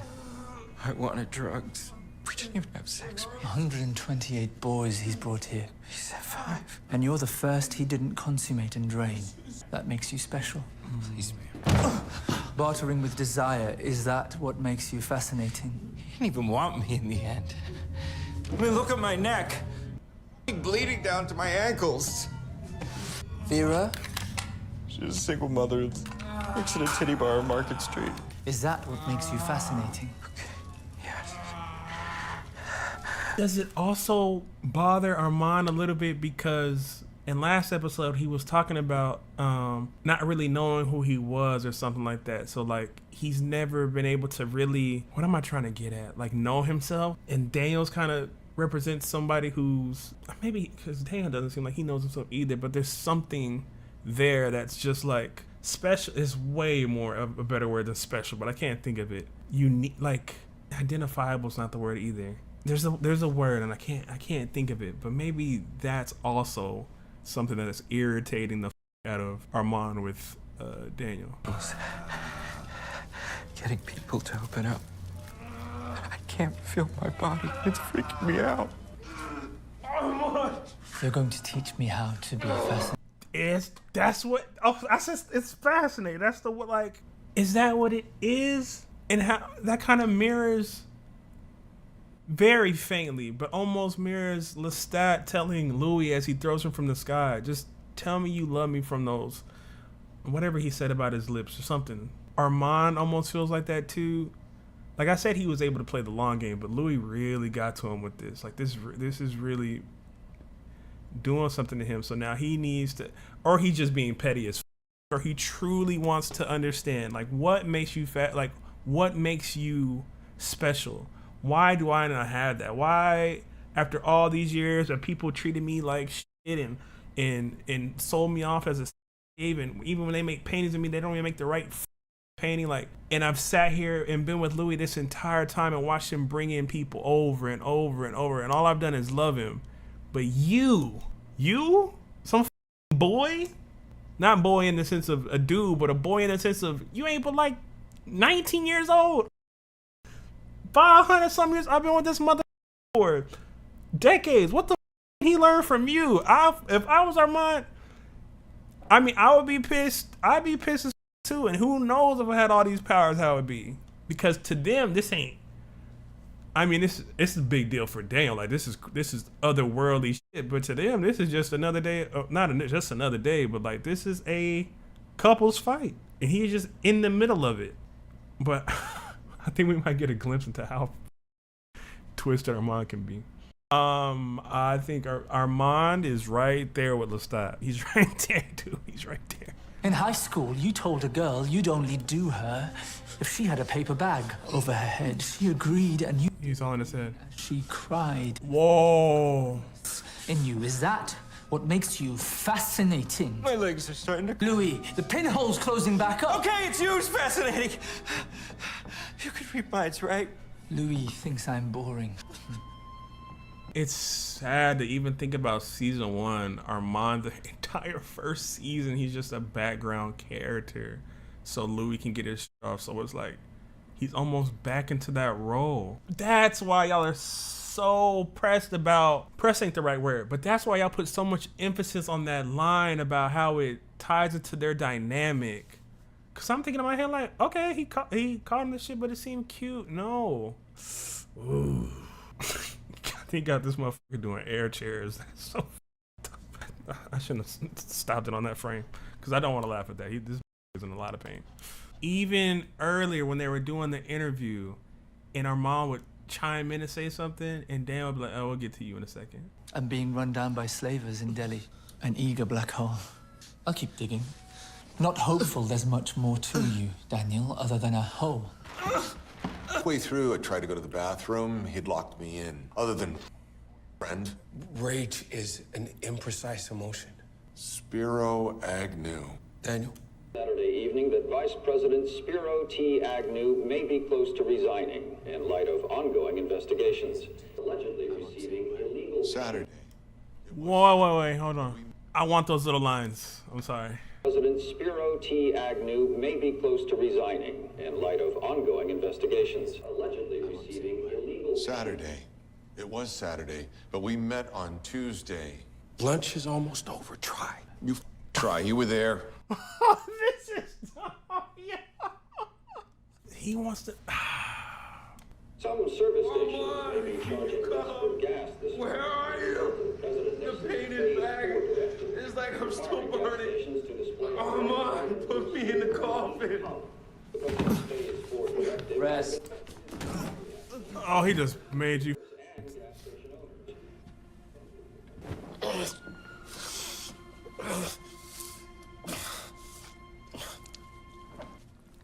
I listened to the tapes. The start. Let's start. All I talked about was trash. Yes, you said that. But why? Where the boy somehow fumbles his way to publication. Your book displayed in the shop window while he buys himself a copy. Prison of empathy. All you had to do was ask, Louis. I leave you to yourself. I know where he is. I found his voice among the many. Ain't no way Louis stopped being in f***ing pain immediately. That was like, yo, what? My he was like, I know where the stats at. Like, I'm listening. I hate how my brain works sometimes. I don't want to notice that type of shit. Act of service I'd like to perform before I...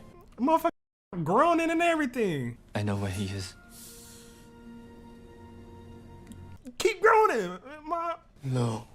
I told him you were thinking of him again. Oh, he's gonna love that. No. Oh, that's who he was talking to. I'm here. Ooh. Waiting for you. He cannot hear you. He has injured himself. Louis. No. This is your chance, Louis. I am your maker's voice. Louis. Louis. Mon cher. Mon cher. You wanted to say something to me. What's happened to you? Why are you ill? What's happened to you? Tell him I love him, Armand. Why put yourself in that situation, Armand? You know. Tell him, Armand. Tell him, Louis. You was my mate. There's nothing more. Will I be on watch for the next 1,000 years? Paris, have I crawled an inch forward? Or am I a reminder of the worst of it? Armand wants to be seen. He wants to be loved. He wants all the things. I can kind of. He wants all the things that he's doing. I've been good to you. So good, I'll even let you speak to your ex. Say what the you need to say to him if you need to say something. It's because it always brings me back to that line at the end of the finale. There is a core between us that you can't see, Louis. So even if he tries to move on and do well, like in relationships, he's not, I mean, the way he handles relationships is not great. And the way he's compromised mental health issues doesn't help as well either. And a person like Armand, obviously can't strip away all the vampire things, but at his heart, I dare to say he's a pretty genuine person. So all this back and forth tug of war shit, it's not good for him. He's been with you for a minute, dude. They literally, like, can you imagine? I mean, obviously y'all can't because y'all watched it. Going back and watching this on a second viewing from season 1 and seeing how long he played the wall. Like, motherfucker just played the wall for 6 episodes, bro. Because he feels like Louis is that person that can see him, that wants him. The first person he's loved since Lestat, the only person he's been able to say those words to. I hate to say, I think you need to get no disrespect to Louis. I think you just need to get away from him. But you like to play the long game and wait and try to. I mean, I'll finish cleaning up. Even going to go clean up everything, bro. Armand. You said that to me too. Rest. But it started with rest. And then? Oh shit. I've been calling to you for some time. From every bad fix, from the unnamed malaise you feel Sunday afternoons.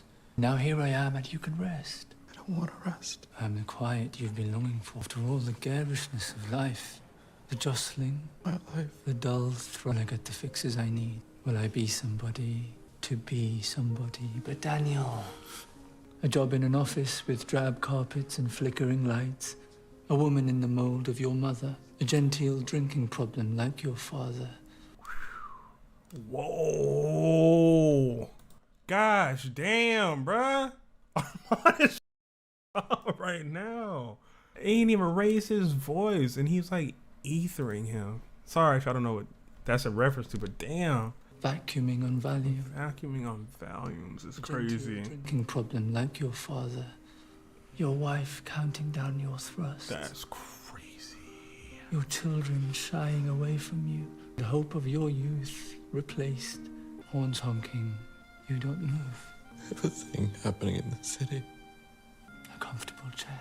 Now fight back, Daniel. A room that slants to the north. Don't let him tell you what you are. An easeful death.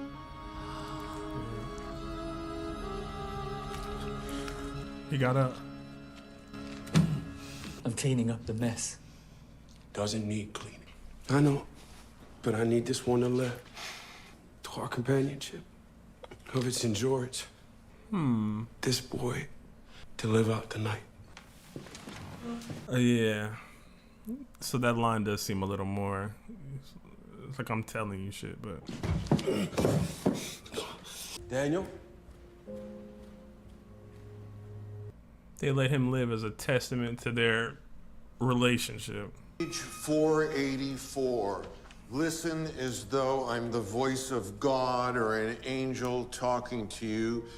You're not inconsequential or a junkie. You're a bright young reporter with a point of view. These are the words you'll hear in your mind like a tape playing over and over and carry you. They are your lifeline. That's a freebaser I befriended for a few days at the drug den. You know, he said those words to me. Figured I'd conflated the two events. I destroyed 2 marriages, but I stayed a journalist. I was never so lost I couldn't hold down a job. Got him involved in their bullshit, took him through a crazy night, gave him his own version of a gift curse. In one hand, he was blessed with being great at his job. In the other hand, like he's saying, 2 failed marriages, couldn't keep his shit together, because I think it's like such a running theme within this is all these individuals are trying to put stuff together or make stuff good for other people, and in the long run, it's just it up. And that's like what the curse of being a vampire is in general. Like, you get all these powers and gifts and things like that, but you're like condemned to live forever, to anywhere you go. It's almost like you're eventually going to f something up. Lestat going to America, f***ing up Louis. Louis giving the gift to Claudia, f***ing up her life. She would have passed, and that would have been the end of it. Well, even though some of his events led to that fire. If none of these people interact with each other, who knows what there would be. There's probably something bigger there just about life in general, about choices and things like that, but my brain's thinking way too much to try and dive into that right now. I guess I didn't really need all the notes that I thought I needed. I think, distorted it all in your mind. You woke up in a drug den. Fed you a truncated version. He bit you. He bit me. You blacked out. I blacked out. You blacked out. I blacked out. You woke up in a drug den. Armand fogged my brain, and I remember right up until when you bit me. It was, Armand did it. And then both our memories cut out. Same precise edit on 2 brains. Armand did that. He tries to keep you happy. And here he is. Let's get to it. Don't you dare start another episode. He made it all the way to Burj Khalifa. But we paused Paris, reminisced about San Francisco. It started with Daniel. He asked why you saved him in 1973. I could see you were partial to him. I preserve your happiness even when you don't or can't. That's the same line. Daniel might prove fruitful in later times. It's to keep us together. Am I reading that wrong, or is that basically what he's saying about Daniel? Like, Daniel, they're almost using Daniel as like, or Armand's kind of using Daniel like their version of a Claudia. Like, it's a different type of attachment thing that we're gonna have, but we're gonna do it this way. He represents this, and maybe Armand knew eventually if he ever figures this stuff out, like, as long as he's alive or whatever, it's like a representation of our relationship. I don't think that was 2 hours. I mean, it was a good ass episode. I mean, I don't think it was, it definitely wasn't overhyped. It lived up. What did I even write down? Armand keeps my happiness. How and why? Well, I guess we did get the answers about the happiness. Armand plays the long game, and Armand does play the long game. So, I mean, I didn't get much notes, but those were definitely both things that were huge themes in this episode. I really liked everybody's performance in this episode. Even young Daniel was amazing. And it's like a couple, well, the whole thing is a couples, plural, more than one couple's feuds, but vampires into that and having just the different type of levels they can take it up to. Like, you're involved in a dispute amongst 2 people that are in love with each other and been together for 10 years. But the thing is, they have mind controlling abilities and can erase things from your mind and fly and demand you to do different things and stuff like that. I'm really, really, really loving Armand. really loving Armand as a character. When I say that, it doesn't mean all your actions are validated. You know what I'm saying? I feel like I don't have to explain that to people on Patreon, but YouTube, y'all be getting out of hand sometimes. Everything that he's brought to the show, everything that happened in season 1 and how it ties into season 2 for him, and how he played the background, and now he's really getting his time to show like stretch his legs as far as like acting, his character,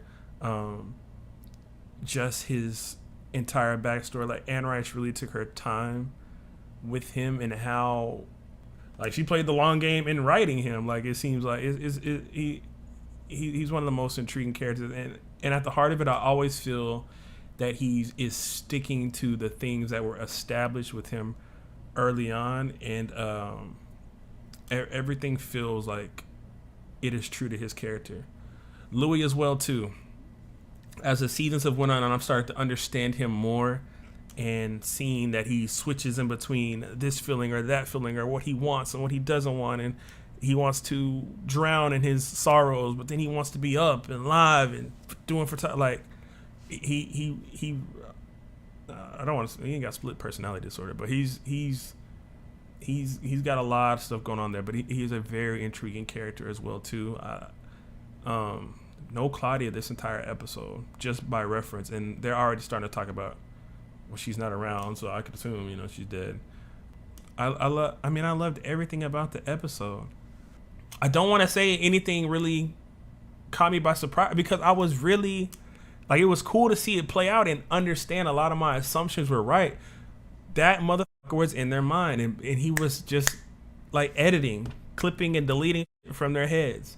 Obviously there were things that I couldn't piece together, like why was it, why is it, like what makes Daniel important, and how it kind of tied into like something similar to like Lestat's, like this is someone that he would see something special in, so he became special to Louis based off that.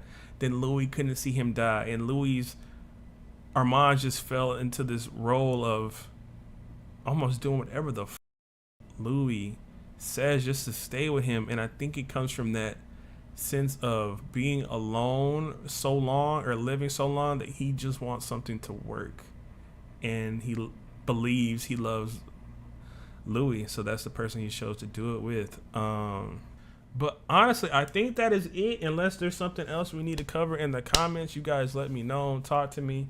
I love you guys. We are a few hours away from my birthday. I still got to drive into the city tonight, go meet up with my mom. She's got some plans for us to hang out and do some stuff. So happy birthday to myself. I appreciate each and every one of y'all. And there will be a small little break as I go and hang out with family and friends and things like that. But we'll be back soon.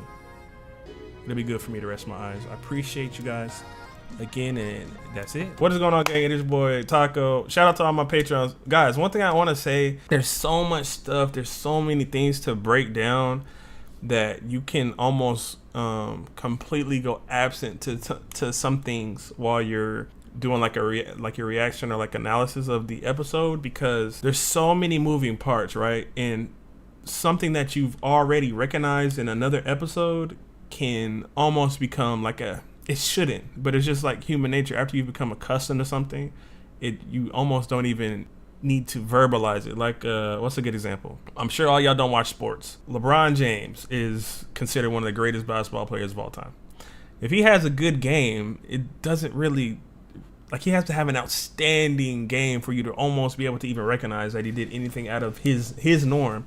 So going back, just looking at this, because I've seen people in the comments talking about like the acting and how it was amazing, and yeah, it was, but like in the moment, I'm not commenting on it because I'm trying to, and it's not like somebody called me out or something. I'm just so like I didn't really get a chance to, or not a chance isn't the right word. I didn't find the time in juggling everything to really appreciate like the guy who's playing young Daniel Malloy's acting in this scene, Armand's, like, and y'all know I don't usually go back and rewatch completely. I've started watching some people's reactions and stuff, so I catch things through their reactions and stuff like that, because it's a lot easier than me sitting down for a complete hour to to digest something when I could be making content for you guys. But it's become something that I haven't been talking about a lot, but I have to say the acting in episode 5 is insane. Like, I've been thinking about the episode so much. I'm ready to get into this one. I'm excited because I just saw Santiago. I just saw him. Y'all, if y'all stayed and watched the whole thing, y'all seen him kind of pop up too. Like, that's like, I loved last episode, but I'm trying to see what's going on real time now. Yes, we needed all those answers, and that was a fucking fantastic episode as well too. Him finding those letters. Something else I haven't talked about is Santiago's, I don't even want to call it a vendetta. Is vendetta the right word? Vendetta against Armand. I think he just wants Armand to be same with everything. Like, don't treat Louis special because you think he cool or he do different than us. The same way you brought that wrath down on my creator, you need to bring that down on Louis for not doing what he's supposed to be doing, for breaking all these rules, for creating this girl who's young and not supposed to be part of us, for now documenting our history, and I think exposing himself as a vampire, walking around in whatever places. I'm ready to see how this all pans out for them. There's been a lot of people I'm starting to notice. It almost makes me feel like I'm such a neutral person, but I'm really not. I feel like I have pretty strong opinions, but there are for every character there is a extreme group that loves them or an extreme group hates them, and it's so crazy like to see it in real time, because I'm like, I could just picture Anne Rice writing this like, I'm finna f minds up. I almost don't want to. I would never want to get like that, because I'm like, I think in my head, like, I'm not finna play into the little game the writer's trying to play, making me hate this character or love this one. Like, I want to look at them all equally and love you for every part of what you are. And then probably there's a part of or that might have been the true intention of the writer as well too. I'm gonna make these very complex, intricate characters, and I want somebody to be able to appreciate every aspect of them, because this show is heavily tied into humanity and how we are as humans. And it begs you just to ask the question, can you love somebody for all their flaws and all the beauties that they are? That's what love is, accepting somebody for what they truly are. Yes, you want people to kind of change and tweak things, but like, look at everything fully. There's so much hate out there for Lestat. If you hate him, love to hate him. He's eccentric. Love that he's, or maybe not, don't love the shit. That's crazy. That is crazy, but just be able to enjoy the character for what he is, because at the end of the day, if we're being real, he doesn't exist. It's okay to enjoy the character. Same for Armand. I feel like I felt like it was a mild take. I was like, yo, I understand where he's coming from with some of the shit he's been through. Like, we got the crumbs of why he would feel like that. I start seeing some of the buzz and other, not here, man, y'all is cool as I start seeing some of the talk around it, and it's, oh, I think he's this or that, and he's just blah. Which, I mean, yes, you can have your opinion, of course. Looking at a character that way, it's like book by the cover. Like, how the fuck? Okay, you look at this shit, you see a motherfucker. I almost said you see a motherfucker with a gun and a parrot on his head, and you almost want to judge what it should be without actually opening the pages and read through it, fully understand it, and just try to really. This experience, Interview with the Vampire, taught me so much about, honestly, myself, about other people in the community. I started babbling. Hopefully I didn't kill the vibe before we get into this episode. Because I am excited. I'm ready to see what's going on with these characters, what's going on with Claudia, the little seeds of deceit, and watching this hierarchy that's been built crumble. Shout out to everybody not spoiling me on it. I be playing with fire. I might be speaking too early too, because I still got 2 more episodes after this one. I want to talk about Louis really quick. Louis has been the character that has been the hardest for me to understand initially, because I just have a embedded in me, something turns me off to when I feel like someone is able to play both sides of something. If I can't pick up what you're putting down, I'm like, And if I see you weaponizing trauma or like playing a victim, but then you you switching up and you don't keep the same energy for everybody across the board, that drives me insane. Like, but I've grown to really enjoy his character, really be able to, like I said, not just stay on page 1 or 2 or 3 of Louis and actually start really reading the pages of his character, going deeper in there and trying to just really understand what makes him tick so that I can appreciate him more. And so a lot of my takes don't just seem like I'm hating on him. I say all that to come into this episode and probably do the same thing. Let's get into it. I'm talking too much. I'm rambling. I'm making no sense at all. Let's go. And I'll say why I don't be long-winded. That's why I don't be talking about a whole bunch of nothing. Like the light by which God made the world before he made the light. Okay. There was no postage on the package with the tapes, Rashid. Oh, he didn't call him Rashid. My co-ops say only the mailman can have the key that opens up all the mailboxes. So did you guys get to my mailman? I usually give him a little something for Christmas, but I mean, I'm thinking, do I still have that obligation? He being genuine with you. He ain't calling you real Rashid right now. I'm going to the bathroom. I'm gonna make a run for it. They're gonna turn you into broth bags because you couldn't hold it. Hello. Rashid?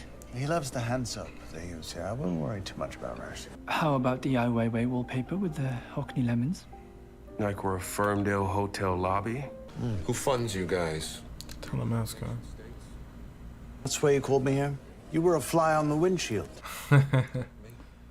We're particularly poor at keeping our assets alive. I'm not an asset. You messaged me, I showed up. I want to get out alive. I want both. You fear Armand. You should fear the other one. Better not to have so tangible a reminder of Paris up on our walls. An interview about Paris is a more tangible reminder of Paris than a few photographs. And bury it. You won't even see it galley proof. It's all going to come out soon enough, and there's a number of us in the Order who think better it happens with Daniel Malloy in paperback than the bumbling governments of the world. My superiors have a list, a few hundred questions they'd like you to weave into your interview, and I'm professionally charged to press you to include. Apart from your charge? I think it would be disastrous. I think you've been masterful. I think if I could swap bodies with you, I'd be running the Order by now. We should be returning now. Mr. Malloy would like to stay alive, Rashid. Then perhaps he should have thrown the tapes away when he found them in his mailbox. So now I'm confused. Are they trying to say that he said he shouldn't be worried about Rashid? Rashid's not one of the agents, right? They just know things about Rashid, right? He's completely connected to the vampires. But this agent guy is also kind of explaining some of his hierarchy as well too, and that leaves like so many more questions. So yeah, like obviously we only have 2 more episodes after this one, so I almost want to like not finish because then I'm gonna be stuck without season 3, and I want to know what's gonna happen with these things. Who knows how the season ends? But shit's gonna start hitting the wall, like hitting the fan. What else did I want to say about that? The little comment Daniel made about being an asset, like even especially after some of the revelations we got in the last episode about him technically just being a piece on the board for Armand and Louis to keep their like a symbol of their love, and then also the agent telling him to like, I mean, you're just a fly on the windshield, like you're just like it's not the same type of meaning, but it kind of makes Daniel seem like you're not the most integral piece here too. Tell me what a monster I am, what a vulgar fiend. I make no judgment of you. I am not interested in you. I'm interested in my own vampire nature now. What do you think a vampire is? Meditation on vampiric existence and enduring. Strange. I remember you racing back from rehearsals to tell me how ambitious the conceit was. Well, I was following your advice, wasn't I? Because of the machinations surrounding it. But glove instead of an iron gauntlet was the advice. Indulge the buffoon, were my words. Feed Santiago his own ego back to him. Right. And smother mutiny with praise. What is the end of the world, except a phrase? I have lived now in 2 centuries, seeing the illusions of one, in a way that made me picture a silver clock ticking in a void. I'm not gonna break down those lines, but that is a lot of fire in that. Let's stop there. Take the passage again, Santiago, and a foot forward downstage. It's quite lovely, Sam. Thank you, Maître. What does it mean to die when you can live until the end of the world? I thought I was being clever. Except a phrase. My eyes on him till curfew every night. I walked by the theater a fortnight ago. The theater is updating its repertoire. Isn't that exciting? Pierre Roger. Monsieur Leonco, the gentleman whose wealth has made our sacred art possible for the last 150 years. Maître wishes to invite him to attend the premiere. Lovely mission. What? The difficulty is communications with your esteemed patron occur only one way. Ask him when was the last time they were in communication. Maybe ask, when was the last time you spoke with him? Is this that same piano that they put in episode 4 and a few episodes again? Like it's just eerily starting to build up and build up again. So Santiago is still on his shit. Still, I guess maybe that's why they're not written in. Maybe he's kind of on to Armand a little bit too. In communication as there. On that point, The hour, the minute you last spoke with Lestat de Leoncourt. Telegram, New Orleans, Louisiana, early February 1940. Merci, Monsieur Roger. Illuminated by light. Was in the audience. Like the light by which God. Scribbling in the margins. Ticking, ticking. The precision of a clock. As vast as the universe. I buy that he'd been in power a long time. It was love. Okay. And love. He was loving in those days, sure. Did you and Mr. Malloy talk to anyone during dinner? Just the chef when ordering, sir. Were you with Mr. Malloy the entire dinner? He used the restroom for approximately 5 minutes. Had a piece of halibut that still wanted to swim. You were not to leave Mr. Malloy alone. He didn't. Stood by the hand dryer like a creep. Why do you ask? Love?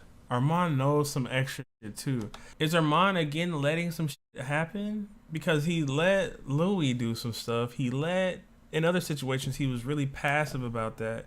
Is he, and then they bring up his telepathy and that he's super ancient. He could have done whatever he wanted to and read their minds. And he's saying it was love. Is it really that he just didn't want to read his mind? Or maybe he knew Santiago was doing shit. Maybe he didn't give a, I don't know. I have found one not made of paper and glue. These vampires. That's her last entry, unless you're sitting on more of those ripped out pages. Claudia's immortal beloved. Note to self, everything related to Claudia from this point forward is without written corroboration. The girl, they ended up getting together? Unless you're sitting on something behind your encrypted laptop. Madeline, Claudia's immortal beloved. Just our memories of her. That bugs the However porous they come. Daniel, stop, bruh. A little more vermouth next time, Rashid. I can make another. No, it's good. It's just his were better. I'm confused with what he even means. His.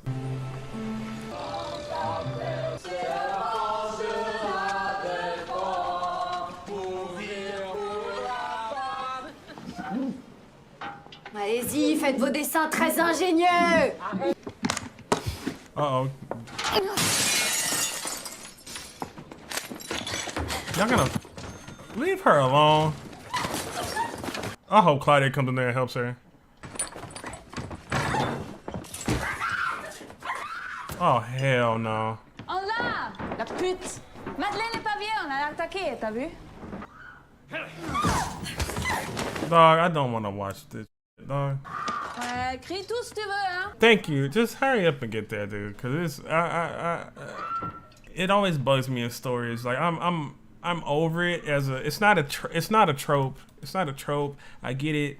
The shit happens in real life too, but I'm exhausted. Maybe it's just the stuff that I read and watch. Maybe I need to watch different things, but I'm tired of having to see this act perform so much. Like even in my anime and my manga, like it's like you can't read anything or have a female character without them using someone forcing themselves on them as a way to give them some type of growth. Like I really enjoy her character, and maybe I'm just upset because I don't want that to be part of her. I don't know, dude. It's just it's It's exhausting. It's exhausting. Why? Like, I don't feel good about it, because, like, what am I even supposed... Like, of course Claudia's gonna come there and help her. What, I'm supposed to cheer and array for that? Like, I don't know. I don't know.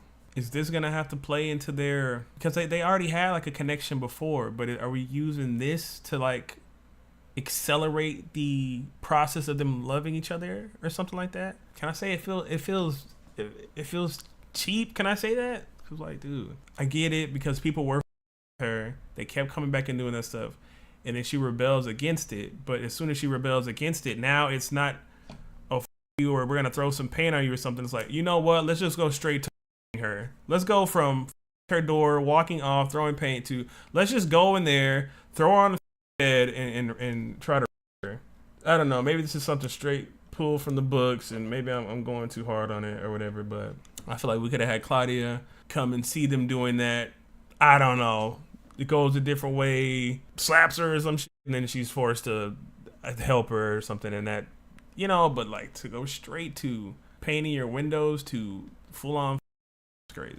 But I guess it is used as a way for her to be able to show her true self to her. You got though too.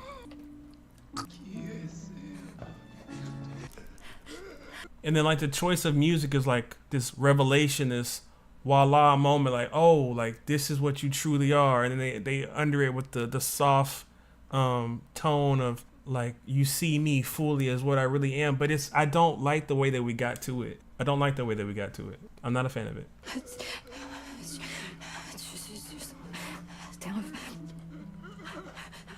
Don't run, because a lot of noise just happened. I can do it fast, I can do it right, but you could be in some trouble. It just with my head, because it's such an opportunity for all this. Besides them having to do that, is I love that. Like, I can show myself to you. This is who I really am. You've been talking to me all this time, getting to know me a little bit, and now I'm fully showing you myself, and you've represented me escaping from these other vampires, even in the sense of where they were like, her last entry was these vampires. She was over it. She's going back to the person that's made her feel like, I accept you for who you are. Chef's kiss. Do we need to throw in that? Am I harping on it? Maybe so, dude. It's just because it's like, I can't be too mad, man, because the show's been amazing the entire time through. There hasn't been another decision that a lot of y'all said y'all didn't the Bruce thing as well too, which that's another thing that kind of ties them together. They both were assaulted, right? Or she was about to be assaulted, and she was assaulted. So maybe that's kind of the vibe they're trying to go for too. I'm gonna stop commenting on it, because I feel like I'm just repeating myself over and over. Sit down. I'm gonna clean up, and then we can talk. There's the light switch. Hey, you seen Armand? In his office. Thank you. They are not a fan of Louis for real. Gestures of anxiety, but little cigar ends. I'll sell it for 5 times the price in a year. And what then? Reinvest. More vols? More Vols. More Mathieu, Solange. And who is going to fly your plane? I'll fly. The first vampire capitalist, the first vampire pilot. Why not? Take off your clothes. I am going through Sam's new pages. Clothes off, face down in the coffin. Can read them to me. Whoa. Whoa. Oh. Now see, what is this? Because it's out of fucking pocket, bruh. Or maybe Armand's that, but just based off what we saw from the last episode and how their dynamics kind of changed, unless that's something Armand in his head likes, because I guess Louis just taking his would kind of almost tie into Armand's passiveness, where he, like, maybe he's thinking about something else, but he likes to be just a part of almost being used or whatever's going on. But I don't know, bruh. I don't know. It comes off as like you're just a possession. And it also plays into that shit that was going on with Armand too. So, like, I don't like it. And maybe that's just part of his old self that like I think Anne Rice is intentionally blurred it so like it's hard to get a true read on what it is. You can play it from both sides. Is Armand truly wanting that, or does he have trauma from that and he should be left alone to that? And Louis being the pimp, being all these things he is playing along with that. But then we know Armand's plays a long game as well too. So is he truly okay with this? If I unpaused it, I would know, right? I don't know. That is a masterful curveball, because how are you supposed to make a truly hard judgment on it when it's not just Louis that's causing this? Armand plays his part in it as well too, so I can't just condemn Louis, but then you want to have some sadness for Armand in that situation because of his past of being a sex slave and not ever truly knowing himself. But he's had hundreds of years to try and figure some other stuff out, but he also likes to play into that. Like, he's not an idiot. Hey, let's go. Probably real shallow now, but not insightful. Human death and all its variety. What's blood taste like? You've bit your lip before. No, drinking life itself. Oh. It's not the answers to life's mystery, it's food. I need it. And me? Right now? I can't lie. I watch it slide along your veins. And you're not supposed to reveal your true nature to anybody. Oh. Take a sip. Oh no. Wait. I don't want them to die. I think Claudia is going to die. I do. Is this gonna be one of the causing reasons why? Because she also revealed her true nature to her and let her live. Well, killed her, technically. Or she's about to, it looks like. Unless she doesn't make her a vampire. I don't know, but I really love her character too, and I don't want her to die. Because once she starts, you can't stop her. Uh-oh. This the dressmaker? You supposed to run out of time? Yes, I'm the forbidden friend. Malin, this is Louis. Louis. She's reading one of your diaries in my coffin. Let's start again. A couple months Louis, where you don't tear things down this is or Malin. things up. I had you covered. This is why that brother-daughter relationship doesn't work. He bounces in, and Anne Rice sets it up to make it hard for you. It's like walking through a labyrinth of judgment. How do you, as soon as you judge, it's like, well, it's because of this reason. But this, well, because I set this up. She's put me in like the perfect trap to my thoughts. It's the perfect trap. It's calculated over decades. How am I, just simple reactor man, supposed to give a cutthroat critique of Louis? So my thing is with Louis, initially I don't like this because you can also say, motherfucker, you doing some wild shit with Armand you not supposed to be doing. You ain't even part of our our coven. You out here wilding, having flings, doing all this shit. So to hold up a mirror in front of me and tell me what I'm doing wrong coming from you is wild if you say you're my brother, but then you trying to play my dad too. So which one is it? And then is it just because you're tired of my antics, like what you're saying, what he was about to go into right here? Are you tired of my antics, or is it that you're trying to protect me? And then at the same time, bro, you're being a hypocrite. You could have told me a lot of this shit earlier and we wouldn't even be in a situation, bruh. And Claudia got a slick tongue, so I hope she get back at his ass. But yeah, it's I mean, they just feel so real. They feel so, there's way too many layers to these characters. Like, they are palpable. Like, I can feel like that's a person's mind. So I can only imagine when y'all are reading the books, the way that she's made these characters, like, they feel tangible. It's insane. She's funny, she's blunt, and it's a long story, but I killed in front of her. Of course you did. And she sat in the corner and watched while I bundled up bodies. Didn't cry, didn't get flustered. And since then, we've been talking. Wait, is that a jab? Is it romantic? No. No. Not yet. You were Lestat's, now you're Armand's. Or Armand is mine. Okay, so it isn't just that they're doing some role play shit. In Louis' mind, he may think that Armand is truly his. Like, he think he or at least that's what he's saying right now. He think he got some ownership over him at this point in time. I don't think Armand thinks that at all. I think Armand is just like, you want to ass, go ahead and me. But there's some other shit I got going on. But I'm surprised he said that. I get to pick one thing for myself. A weird white lady I met by happenstance. You want a companion? She does. Yes? Last time I tried those young boys. Back in... Don't even say New Orleans no more. Not Lestat's blood. I wouldn't want that for anyone. Good enough for us. Not good enough for her. To every vampire a dressmaker? They'll bitch at the moon, mock you in their coffins, but she never fit in. They won't miss her. Without the burden of her. Paris is yours, Maitre. I ask for this. Respectfully.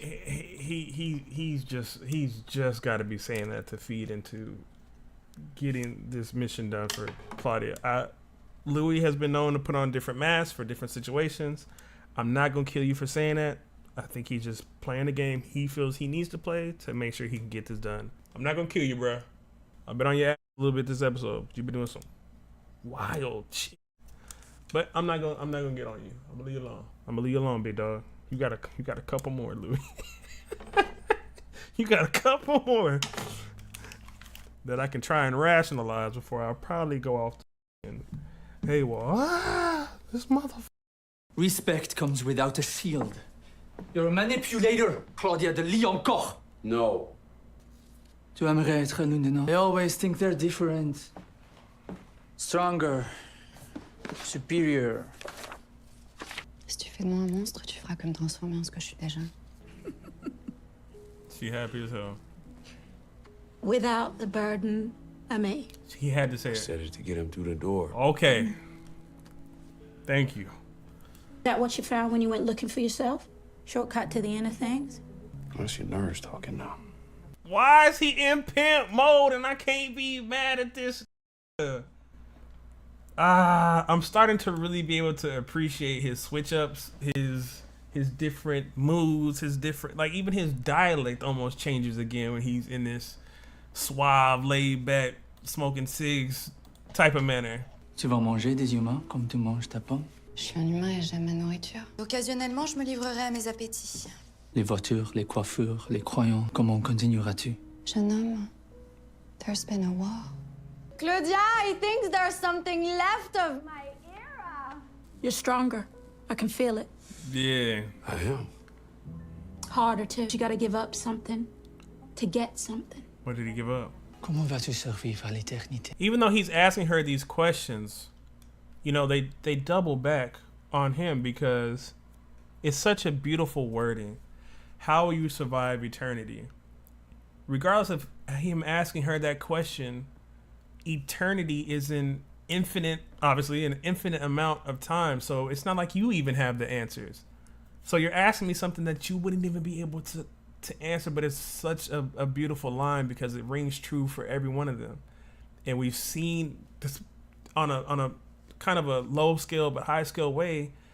The entire show has been, how will you survive eternity? How will you be able to move after you've been given this gift? Et la femme qui habitait plus bas, elle est morte de faim dans sa chambre.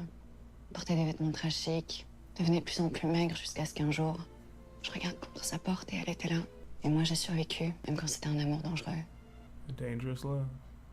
I have too many favorites. I love her too. Et que feras-tu dans quelques décennies quand elle se jettera dans le feu? Parce qu'elle le fera. Peut-être qu'elle le fera pas. Que je suis ce dont elle a besoin pour survivre.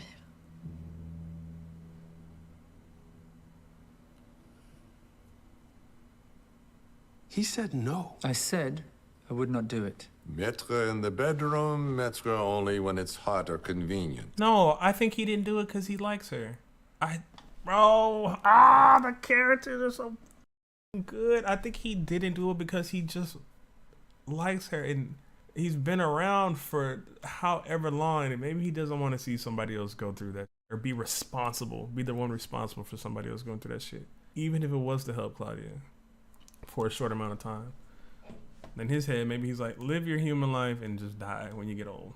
500-year-old vampire, you led the Parisian coven for 2 centuries. And he hadn't told me. I did once. He didn't hear it. The idea repulses me. Well, at least we can agree it was a disingenuous act. Louis' opinion. Claudia's opinion. When our maker Guido gets here, he'll tell you the same. What if Guido never shows? Santiago, where's your back to the audience? It doesn't work, turn around. But if we stage it in the round? And where shall we put the audience? Behind the projection screen? Ooh, what's up your ass tonight? Is your companion stuck up there chewing on your inner bits like a hamster? She likes that. Can you respectfully find another object to buff? Always a yes, Major. He always her, but Projections are our aesthetic. Is the script. And there are no mentions in this script of projections. That's your cue, Sam. It's a work in progress. Oh, I see. Pick it up where we left off. Well, if it is a work in progress, can I just ask, when the is Guido arriving on the stage, please? He doesn't. He can't. He mustn't. Where we left off, Santiago. Guido is hope. We perform plays on a stage. Is this you honoring the playwright? Not prose poems or maps. And plays require events, Sam. That can be remedied! Gustav! You're fangless! I love your work, Sam. Apologies. Well played, Maitre. You summoned me. There's a script on stage, it's yours for the moment. they're completely with them on because they got plans and they're using this play as a way to get around them. I mean, they were doing it earlier, but I didn't know they're still going with the bit, and he's the only one who's left out on the ledge, which he talked about a little bit earlier as well too. If you look in the filler, in the back pages, strange crimes reported. Telescopic lens stolen from the observatory at Meudon. The film company shooting the crime thriller Port d'Orient delayed when its inventory of color film stock is snatched. All muttering in unison. Crimes all left unsolved. Oh, they're trying to get Lestat. Arrive in Paris, each carried a suitcase. What's one more vampire? Why are we still talking about this? Why do they want him to be there? Satisfied with your answer. Those we make ourselves will always despise us for it. Celeste and Estelle. Oh, bro, I've been a step behind this whole episode, and they had spelled it out for us already. They're trying to, of course, like they're trying to get Lestat there, but are they trying to get Lestat there to show what though? I don't know. Because I feel like y'all already have the grounds to do something to them, but I guess if you can get Lestat there and he can tell y'all what happened, it's even more of an indictment on what you call it. But I don't feel like y'all are trying to play by the. Are y'all trying to play by the rules? You're going to do it? Yes. When? Tonight. Claudia does not want his blood. She doesn't have an alternative. We could fail. The woman could turn into one of those drooling revenants you saw back in. You shouldn't do it. You shouldn't. Tell me in my mind, I want you to witness. Why? Because it could be beautiful. Oh, that means it's finna be horrible. Bring one in a good way. Are you asking or making me? Okay. I'm sorry. It's okay. Make sure we're not bothered. Yeah? I feel like he's just playing that role though. Listen to my voice. I won't let anything go wrong. Don't worry about the blood. It's the blood that made you.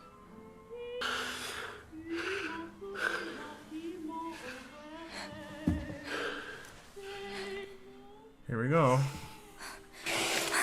Madeline welcomed my fangs. The lamb smiling up at the wolf. She watched the lamp while I fed on her. That's good. That's right. Down the dark path. Just hold on to my voice. Should she have done it too? I drank with obligation. Stop showing that light. Fragments of Madeline's life filled my head. On the warm current of her blood, sly coupling. Oh, it's beautiful. The joys of a sunny afternoon, of an unexpected death. Boy, you... Gosh damn it. But amongst the pastiche of war and desire, beauty and damage, I saw Claudia in an impossible afternoon light she could never survive in.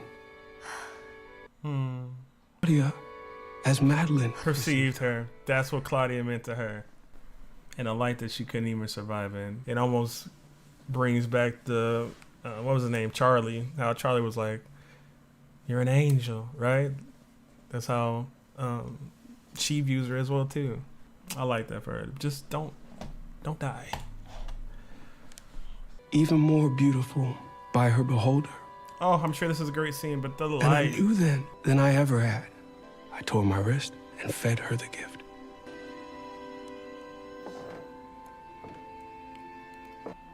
Did she take? Yeah. Oh, woo! Yeah, she is. Wait, why am I happy about that? But I told them to get out of town. They're out of town. I know that. Stranger, my fledgling. Gagged myself, tried to throw the blood back up. I did not care. That's the thing they gave up. Claudia took my hand. We said something about being even. She is a difficult one, but one worth having. What's in the suitcase? Some clothes, cutting from a magnolia tree I've been growing. Give it some time, you will feel like he's been alluding to it too. So I guess the connection that he lost was to Claudia. Like he felt I guess that obligation that he felt to her is completely gone, but that's weird to me. And then he brings up the fledgling line, and it's like almost like he has a connection to, well, he does. He said he had a connection to Madeline, but it's like almost as if that connection made him be able to forget Claudia, but I'm sure that's not what happened. But just the way it was kind of worded, it seemed like that. It's intriguing. I could have thought they might have killed me, hunted the three of you down. I don't know. If it will satisfy, there might be hostilities.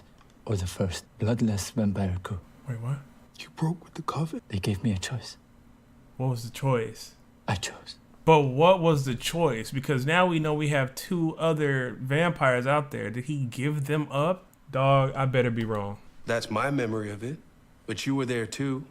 Maybe there's something I missed, or maybe there's something you put in there later. Stop it. This is too important a moment in our story for these games. Oh, is there a game being played? You've remembered what you did to yourself in San Francisco, and you're angry that I erased it. I am. I forgot that this is right after that. You asked me to do it. What? He's full of shit. I failed, Louis, once in my life. It wasn't in San Francisco. I would never ask you to do that. The pages I tore out of Claudia's diaries, we did most of those together. Not all of them. And the ones I did on my own were to protect me from you, Mr. Malloy. Why did I owe you my shame? Why did I owe you my one act of cowardice? The series of abhorrent consequences that followed. I spent the rest of my life trying to make up for it. I'll never make up for it. I didn't forgive you. You've a sharper mind as any human that walks. You want an apology? I'm sorry. He thought it was the right thing to do too. You were going to drain me, pal. Belated apology number 2.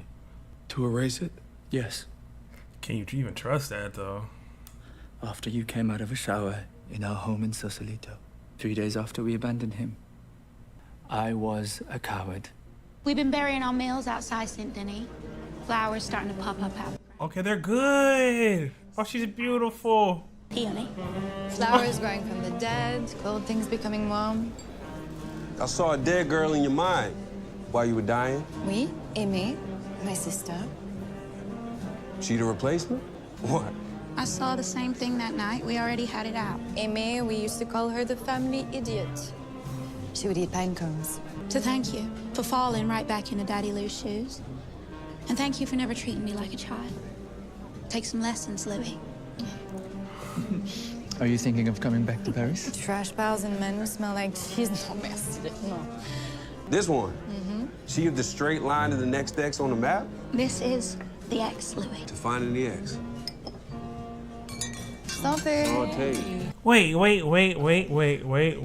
They shared a look, didn't they? Stop it. It's the fledgling connection. Wake up at night and the fans aren't trading insults. Estelle isn't smearing makeup all over herself or humming off key. Singing on key. It's bliss. Still. Is this another one of those, Louis, there's a string attached to us that you can't see? Maybe that's why Santiago's so upset about his like the person who turns you. Well, Claudia never demonstrated that with Lestat, did she? Or Lestat didn't demonstrate that with her. Unless they're just recalling of the stories off. So let's power through. I made you. That's just the way it is. Yes, but I feel you, Louis. I feel you too, Madeline. I told Claudia I can feel your love her. We should see him once more. I'm glad we did this. No, he's shaking. Through him. Yes, he loves you. Okay. Okay, well, let's get the hell out of my soul. I don't need his head getting too big to get out the door. Taking a stretch. Oh, then here another. Love. There he goes. There he goes. Will he get through the door with that big head?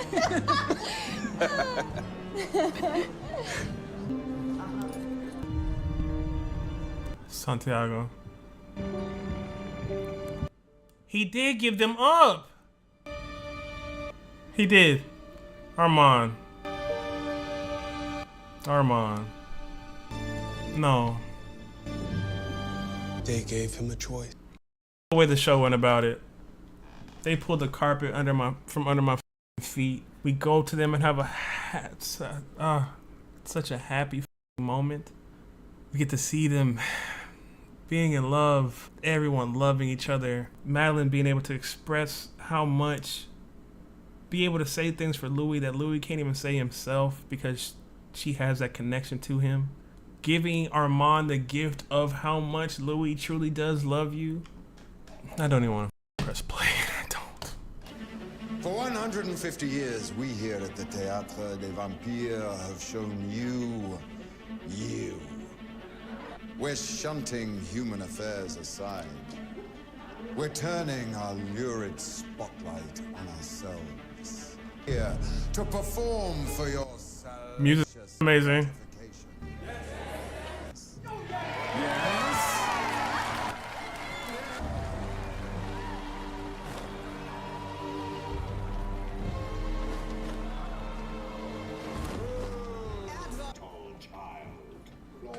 Ten minutes to your entrance, Monsieur Linker.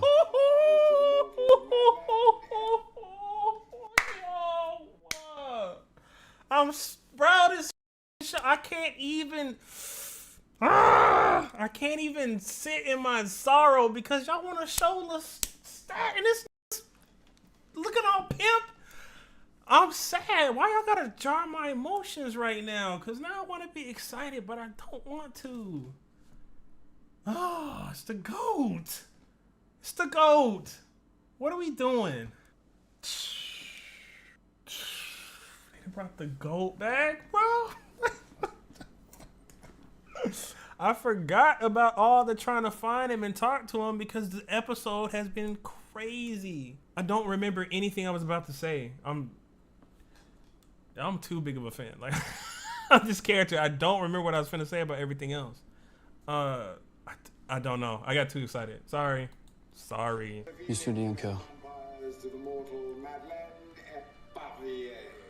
Monsieur Linker. Thank you. 10 minutes. And the vampire, Lestat de Lyoncourt. Almost ties back into that line that Ghost Lestat had about, you know, when you're at your oh my gosh, when you're at your happiest, I'll be back. Once you put everything back together, I'll be there. Yeah. Lestat. Can this be my favorite episode and also my episode that has one of the moments I disagree with the most out of the entire story? The answer is yes.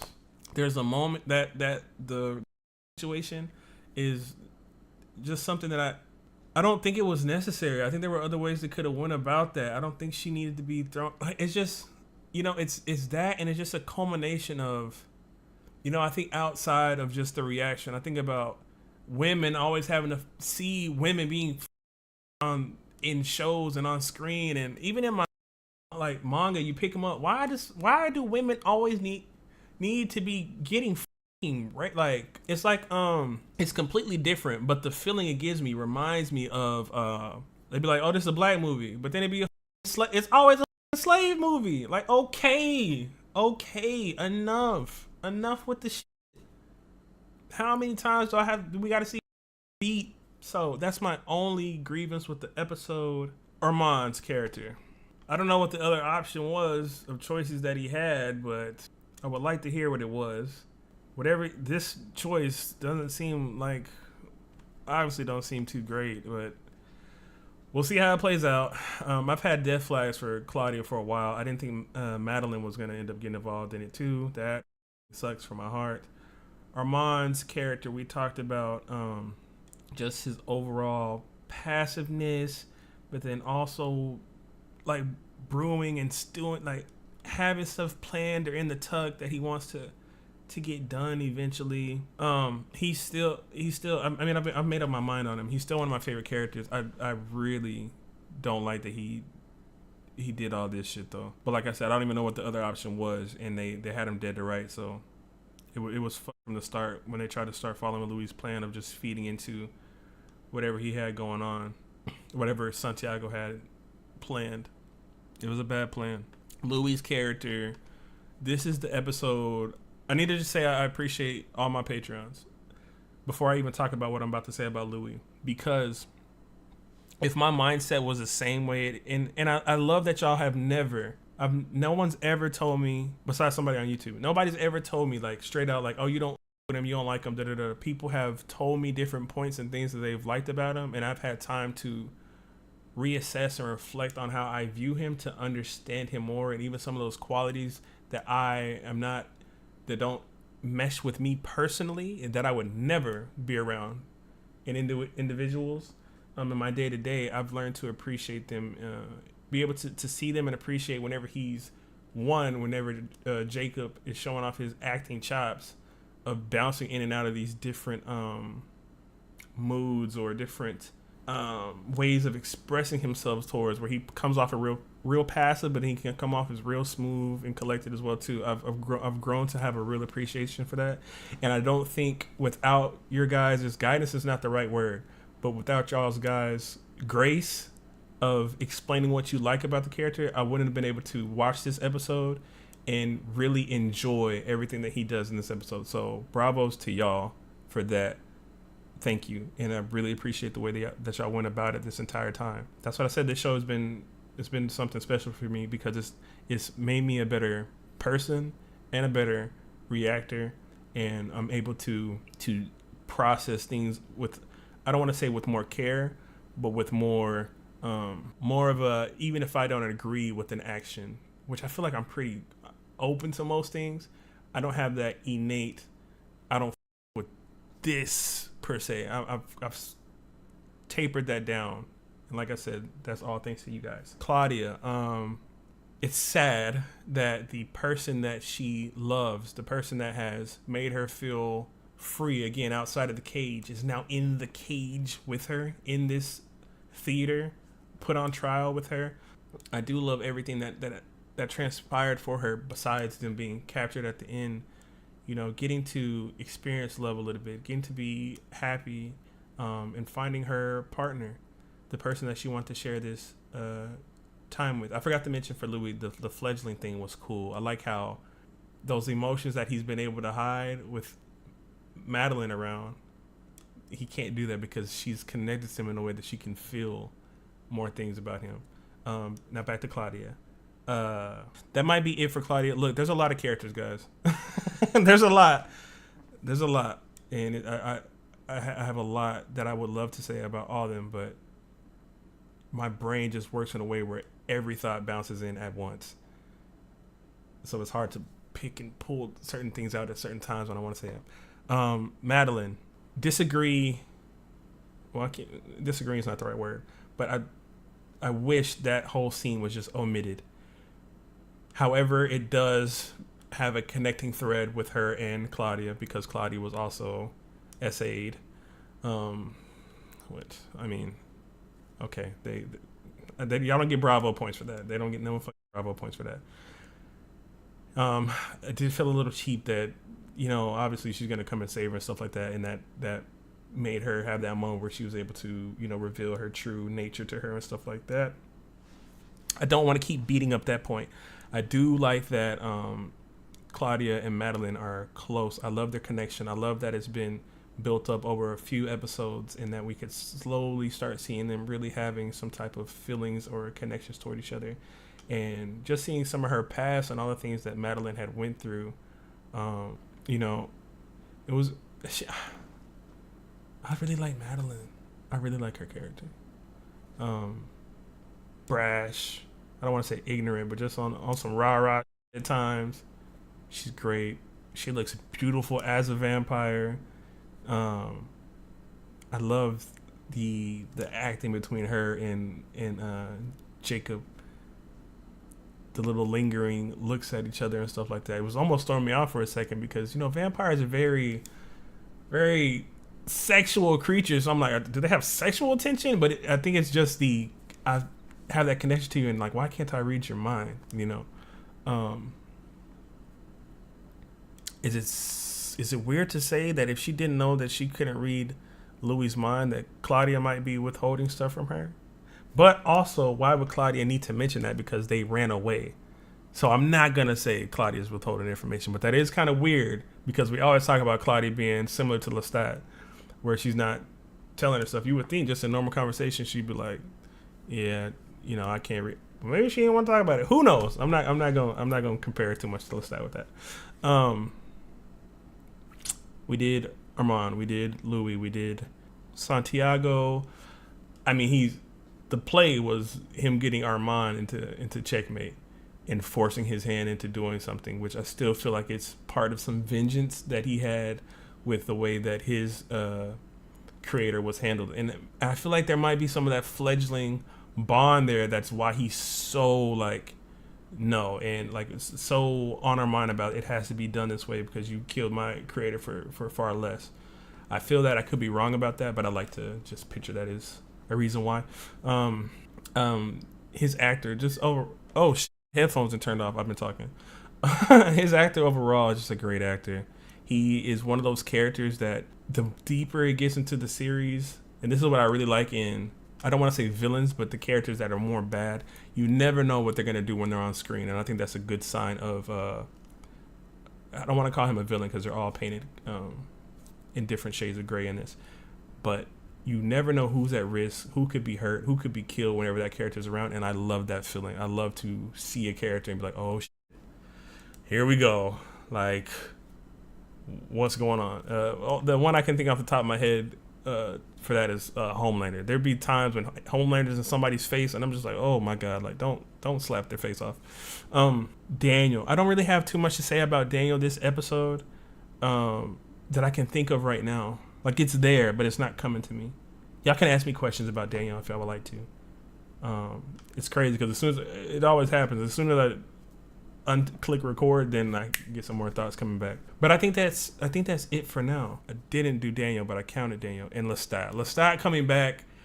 I love that he came back in a moment that was so similar to there's these things that they do with his character, and it's really partial to me just because I his character heavy, where there's always an emotional tone shift when they do his introductions. When he came in there and he turned off the vinyl and was just looking at Claudia in episode 4 or 5, like it was like, because in that moment, like, oh, Louis and Claudia are back together, and Lestat's like don't forget I'm in this. It was just a good switch, and it made me just laugh. And here, whenever everything seemed all beautiful and great, and they get kidnapped and everything's taken apart, and you're like, what the fuck? And they're on stage, and you know shit's finna go bad, and I'm just down. I'm just down now. And then we pan to Lestat in there smoking a cigarette, being dismissive of the guy that tried to come help him. Hey, 10 minutes, like, all right, like, or whatever you said, like, get your ass out my dressing room. Like, this is my shit, you know? So it's cool to see his character back as well too. I love the show. I mean, hopefully I wasn't too hard on that moment, but I'm just it's not even just so much about the show. I'm just over that in general, and that's not to downplay it because I know that stuff goes on and happens in the real world. Like that's a real thing that happens. Women are always at risk for that type of stuff, but it can be used in ways that are just I'm done. I appreciate you guys. I love you guys. Shout out to the Patreons. Y'all are the best. YouTube, y'all will see this in 3 months. Everybody have a great day. I appreciate each and every one of y'all. I see why y'all are trying to get me to get the rest of these done. So episode 6, it's up there for me. It's up there. I appreciate you guys. Y'all have a good one.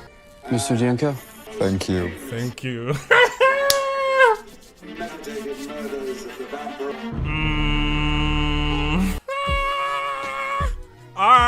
All right, we back. I feel Lestat is still heavily. Oh, shout out to you guys. Sorry, I know my vacation was so long, but I needed it, man, and I had a great time with my girlfriend. It was amazing. I feel like Lestat is not just gonna come in on some rah-rah all the way. I feel like there's gonna be a lot of sentimental moments between him and Louis, and maybe even Armand as well too, because he was also with Armand.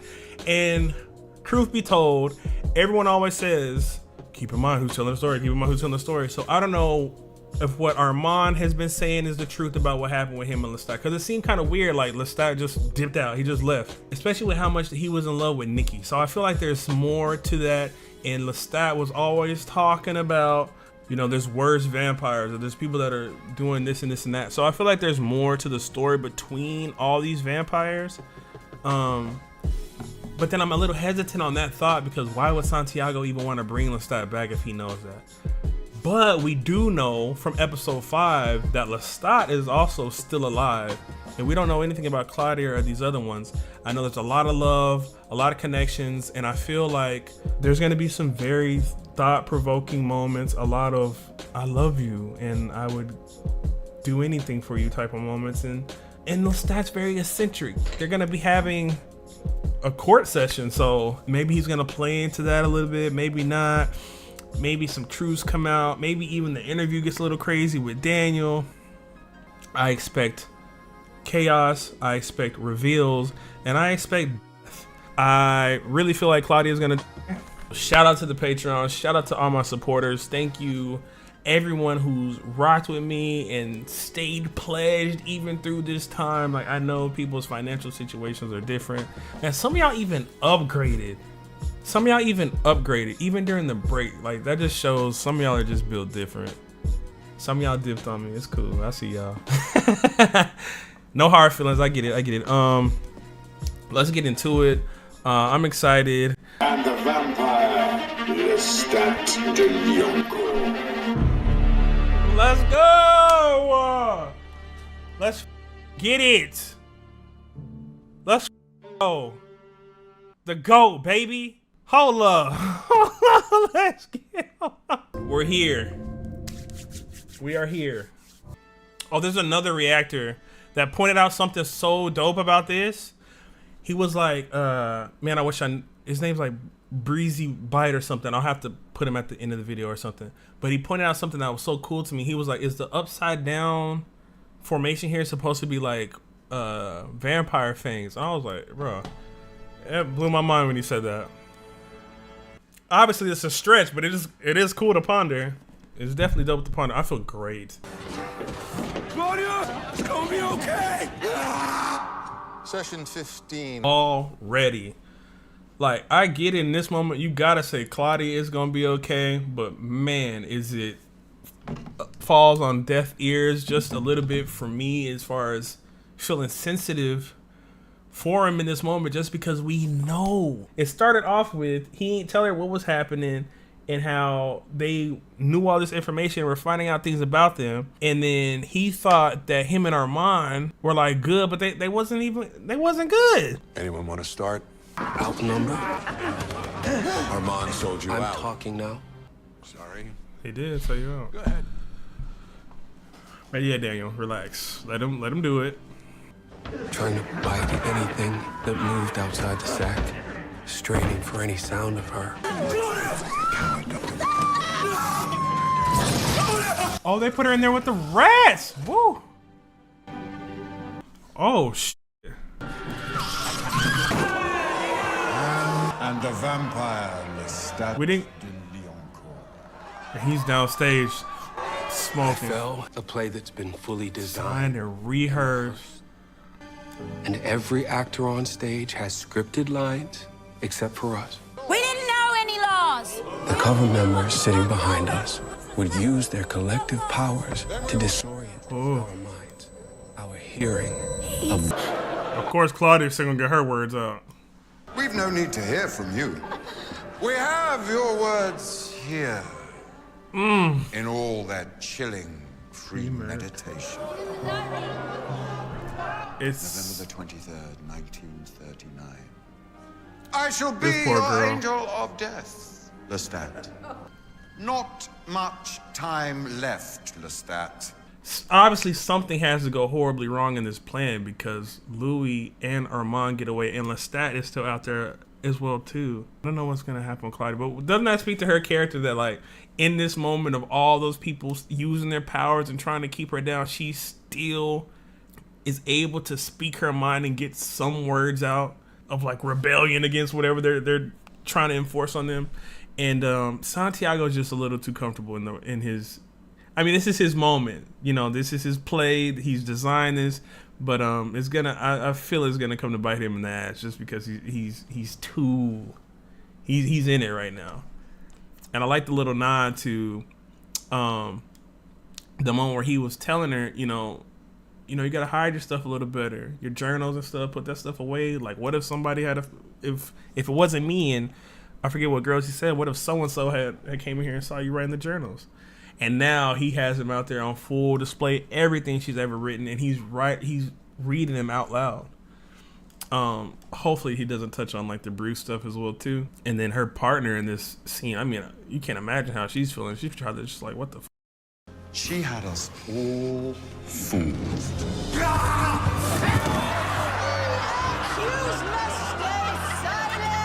Crippled you. Their Achilles. Slashed to the bone. Wounds that would not heal before the curtain fell. Set dressing. I could feel a presence. He said as the fight left Claudia, he could, like, it just speaks to how much he has been, I don't like to say dependent because well, it is a little bit, but Louis has really came into his own this season, but it just gives shades of the first season, how much he really relied on her for strength to get through stuff. And as he's starting to feel down again, now the GOAT is about to come back. And we even had the what was it, the moments of Ghost Lestat telling him like, when you're down, which was actually Louis' own mind talking to him, right, telling him whenever you get to your most happy, it's like, I will come back and I'll kill you, I'll be there. So Louis kind of speaking that into reality where like, I'm down, I'm defeated, I'm looking at Claudia, the fight is out of her, so this is my lowest. And we reintroduce Lestat in this moment. So beautiful writing with that, and I'm gonna shut the f up because I want to hear what he's gonna say. The audience was leering and feral. We were on trial for murder. I should be sad, but I really want to see Lestat, so I'm smiling. De Lioncourt.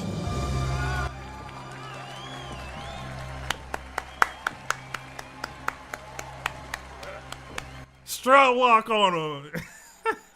But what is he gonna say? I prefer the old place. It's a grubby little century, isn't it?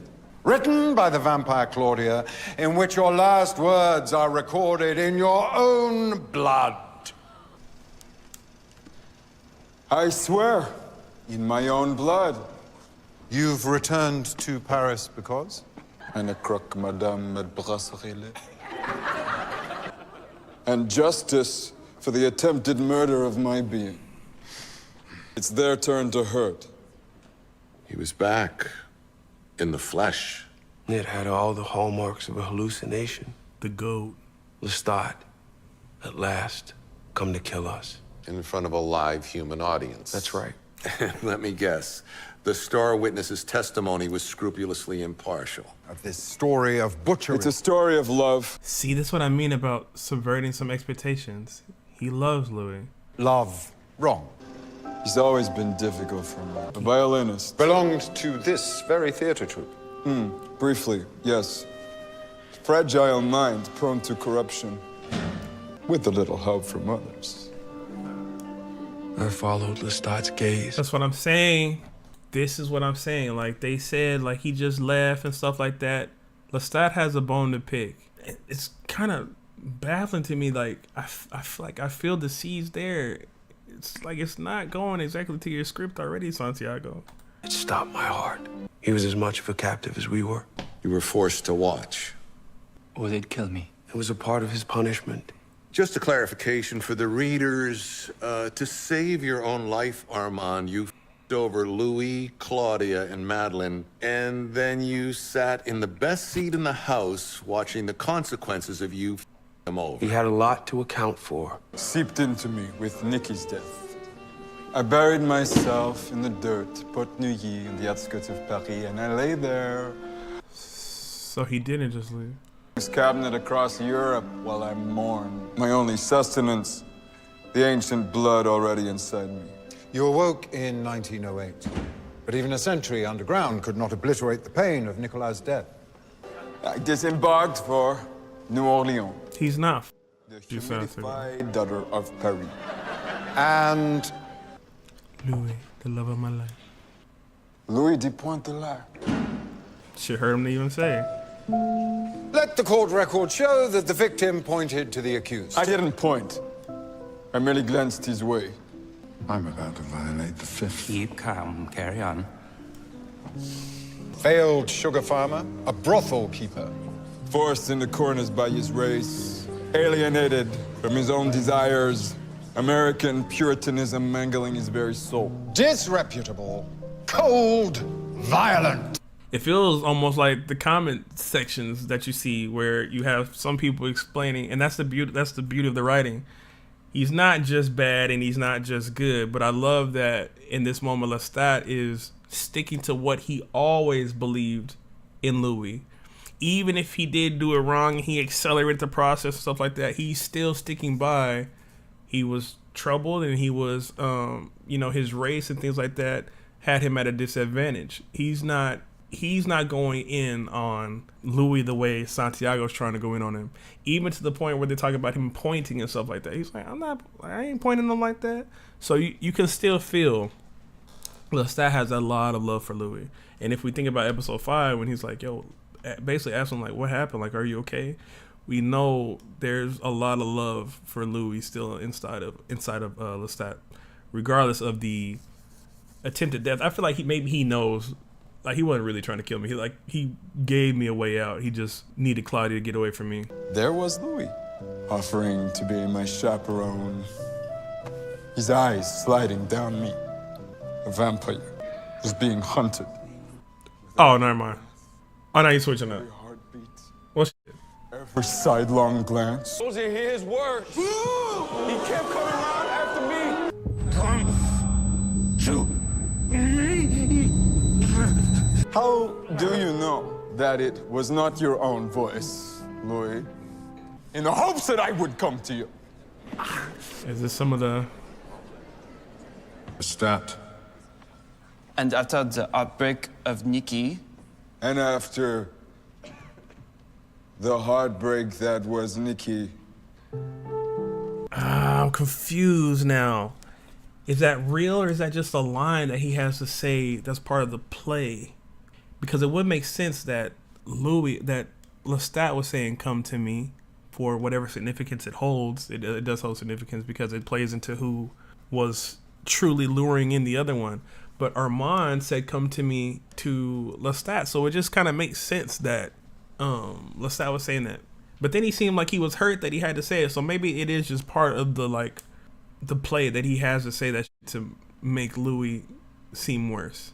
I offered Louis myself instead, my companionship.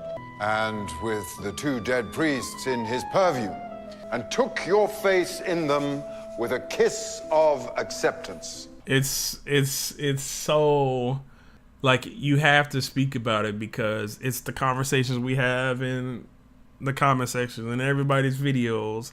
How much agency did this person have versus this person? Who was the one that did this or did that? So I just love that it's speaking about it and making us go back to that moment and almost rehash it and have to have the conversation all the way over again. And like I said, there's probably going to be more stuff that's unveiled that shows a whole different perspective on it. And I like that it's a lot later in the season. So at this point, most of the stuff that you have in your mind may be cemented, but now you have to like pull back on some of those things and maybe reopen and have those conversations again as a first time viewer. A lot of you guys have already seen it before, so y'all know where it's going, but internally me, it's causing a feeling of like, oh shit, like how much, obviously I thought that from the beginning, how much of what some person is saying is true or what, but we're actually here now. Did you say something? Stupid. Men embracing men. Disgusts you. I'm pretty sure it disgusts a whole lot of people. You finna die. Oh. You vomited into your foxhole often. But what you didn't do, Corporal Donny Chatham, is fire your M1 Garand rifle a single. Ass. Your line, and 3 days later, you ran off into the Belgian forest, during which time your friend, who you share a matching tattoo with, Private Ernest Hughes' arm was shot off. You tried to go AWOL. Back to your line and claimed you'd been lost in the fog.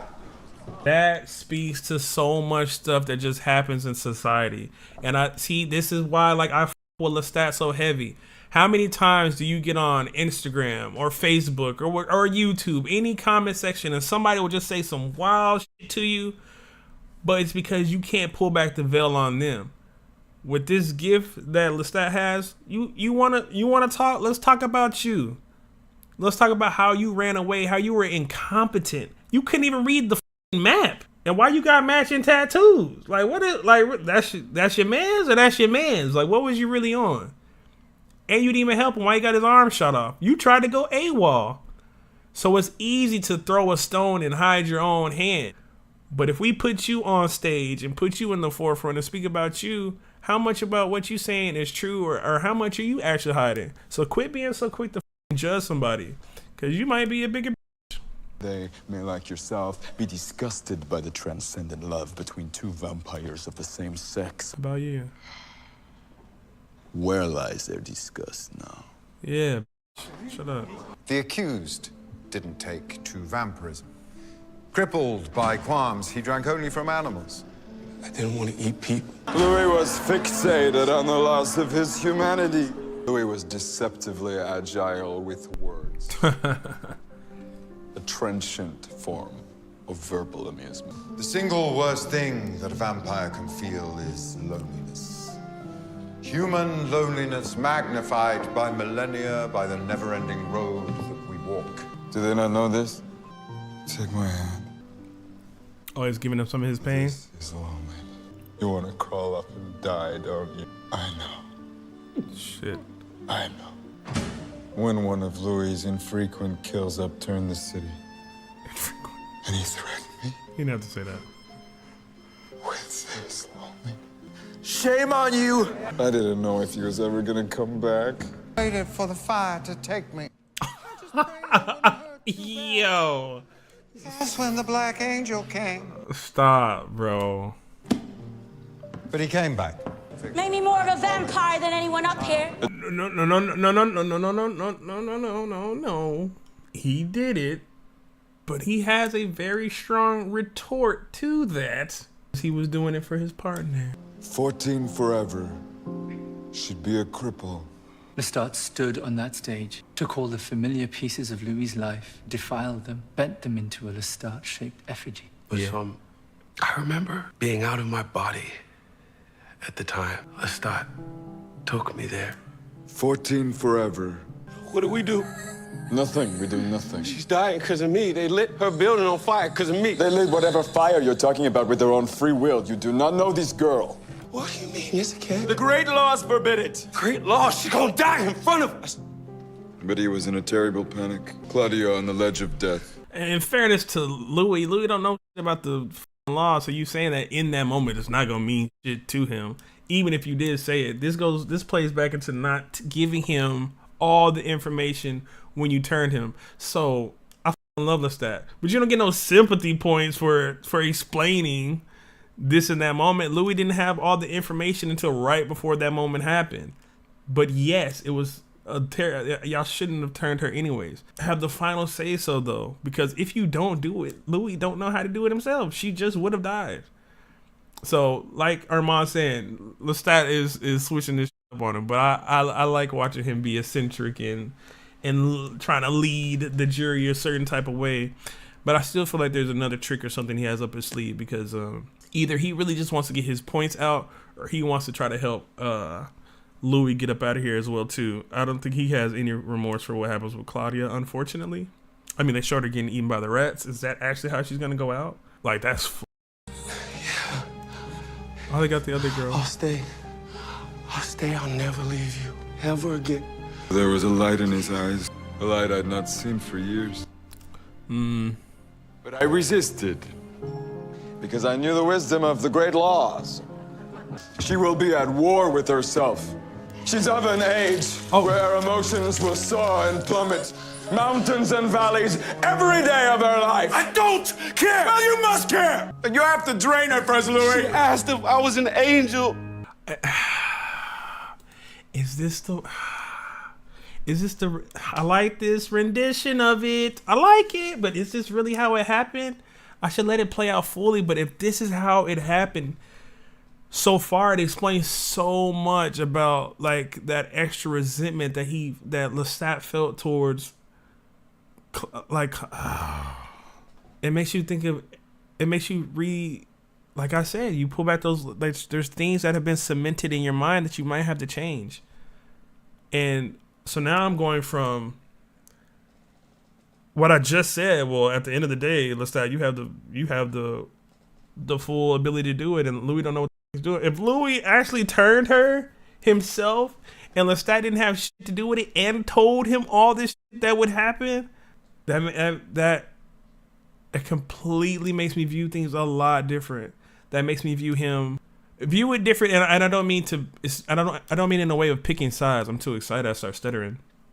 I mean more in the sense of there's more sympathy that I can have with him in these moments where he's having his infidelities, trying to get away from Louis, speaking to him about all you do is care for her. I've been gone for and she's the one that you're concerned with. He really didn't want any part of this and told him everything that would happen with it. I'm not picking a side. I'm just saying if like I said, I like this touch that they're adding, man. Very late into the season to add this is dope. It makes you have to rethink things. It's not how it happened. What the happened? Just tell me shit now. Damn. It is how it happened. I didn't think it at the time. And big on Louis in this moment for being able to say that is what happened and not trying to hide nothing from Daniel. And that's another great moment throughout this whole season of both seasons switching stuff up and all the not epiphanies, but what is it called when you come to like moments of realization that he's had with himself and Daniel, and everybody showing who they truly are. It is a very earned moment for him in this moment to say, you know what, that is what happened. That is what happened. And I love that for his character as well too. Hey, man, come on, episode 7. Please, I'll be anything. Wow.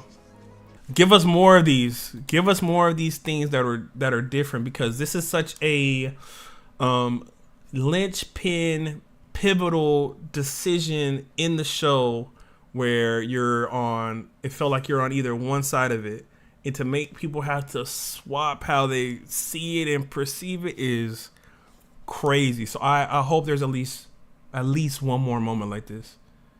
At least one more. Because I just like the way it made me feel. You will regret this for the rest of your life.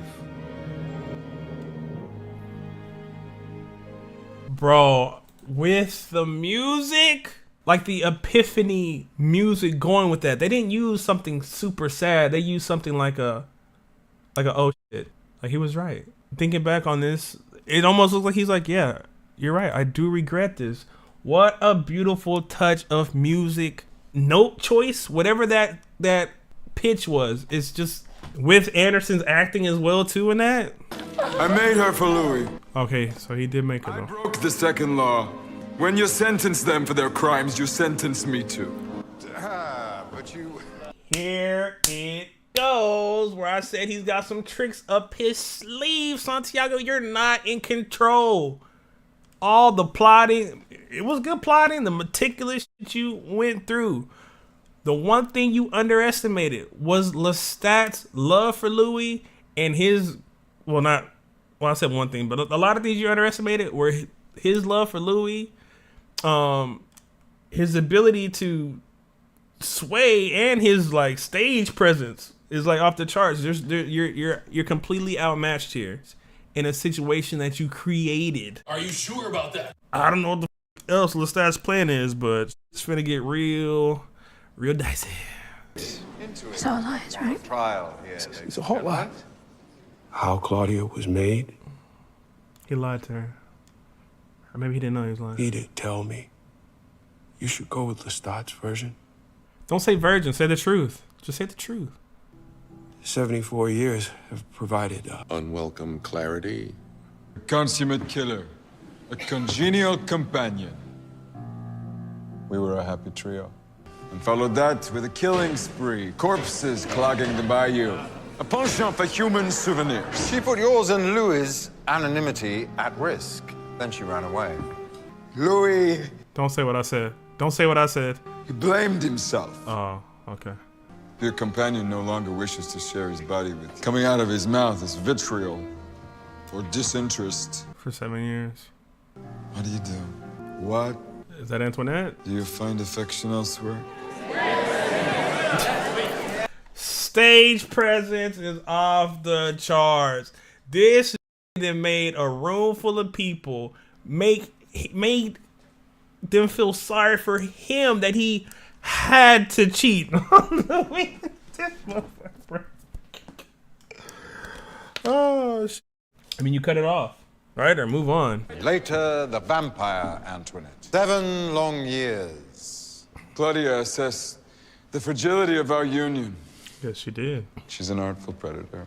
One of the best. Come with me to Europe.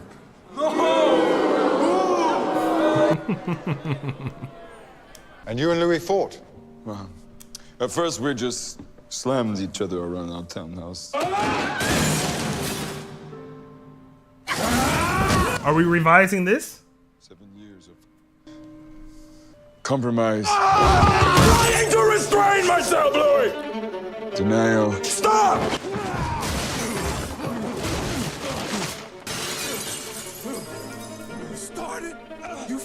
It's so hard. You know, I want to talk about how this show has made me mature in a way too, because in a moment like this, it is so hard not to get amped and be like, oh, motherfucking told you so. Like, stop coddling this motherfucker. Like, but I don't need to do that. I've come to appreciate Louis so much for who he is and what he is that I can see this and I don't feel the need to go off the deep end in a rant.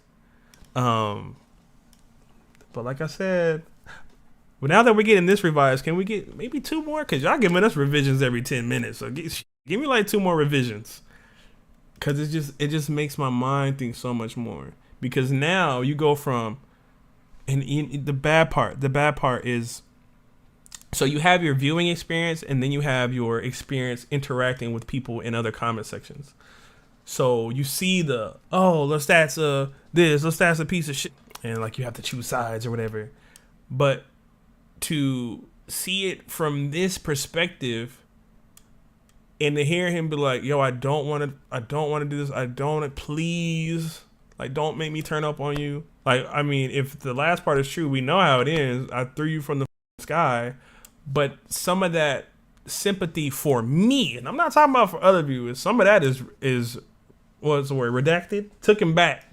Like, I felt bad when he threw you from the sky, but maybe not so much no more. It still sucks that happened, but it's a lot more even than it is 80-20. You know what I'm saying? For me, personally, I'm not trying to sway or change anybody else's mind. It's about 45-55 is more what it's kind of feeling like, which I like because it means that we're being put into a situation where we're not just protecting one character. We're being forced to look at them both almost on completely equal terms. And that just speaks to how much care is being put into both characters and into our minds of letting us be able to decipher and figure things out without having to condemn one character and love one other character. If you did do that, if you did condemn one and love one, you're in a weird position right now. Let's keep going. It will end in your death. Look at your face. His mom in there. Stay back, Claudia. And he finna grab you. He finna snap. It's okay, we're done. Stay where you are, okay? Say something else wild to him, Louis. Make him snap. You gonna leave me? Wrap it around that scrawny neck of yours. Just like you did our daughter. Until your eyes pop. That sounds like Louis. Go butcher knife. And chop your head off. Yeah. I'm burdened with my maker's temper. So Lestat went over the line. Obviously. Crazy shit. But I like this moment. And it just keeps reminding me of how much growth I've had with Louis personally, of understanding some of him more. Some of the things that I didn't mesh with initially, is that he does have this in him, and I can appreciate it instead of just despising that he has it. Like, yes, like this comes from his mother a little bit. It comes from that pimp slick talk. Like, we didn't see him snap on Santiago. So I just love the story, built it up and showed us little by little. Louis is not a saint. He's not the devil, but he's not a saint. So in this moment where he does this, you might feel like there's no way that happened. But for me personally, maybe it's turn the volume down a little bit on how hard he went. But it's pretty believable that, you know, this telling of the story, a lot of things might have happened this way. So I would love to go back and watch my reactions and see how I played it throughout. Y'all probably be laughing watching reactions thinking, these motherfuckers don't know shit. You were teased until you toppled. He tried to kill him. Oh, did he? Then you let him fall. 2 kilometers, approximately. Yes, I know. It's a lethal distance for a mortal, but for a vampire. He put his fist through a priest's skull. Did you do that to the accused? No, you did not. Ladies and gentlemen of the jury, I ask you to set aside your mortal biases and remember that we are monsters. Some of this reminds me of me talking about episode 1 and 2, where I say it's hard for me to hold into our human morality and things like that because they are not truly bound to our rationale or our thoughts or even our strength. Like, they are us on 1 million. Santiago's going a lot further than I would go, but it's so intriguing to hear. It's like fourth wall breaking to hear the characters speak about some of the shit that we talk about in the fandom, and different like takes that we have. Obviously, I don't think Santiago's take on that is the best take, but I've heard people almost basically quote exactly what he just said, and it's like, I mean, there's more to it, but it's very sweet to see. I like whenever shows give little nods to how we interact amongst ourselves. You knew Louis would be fine. And he was fine. Oh, he didn't know. Lestat? He didn't know. Wolf congratulated for not killing your That's what I say. He's going too far. You knew he would be fine, and he was fine. No! He wasn't fine.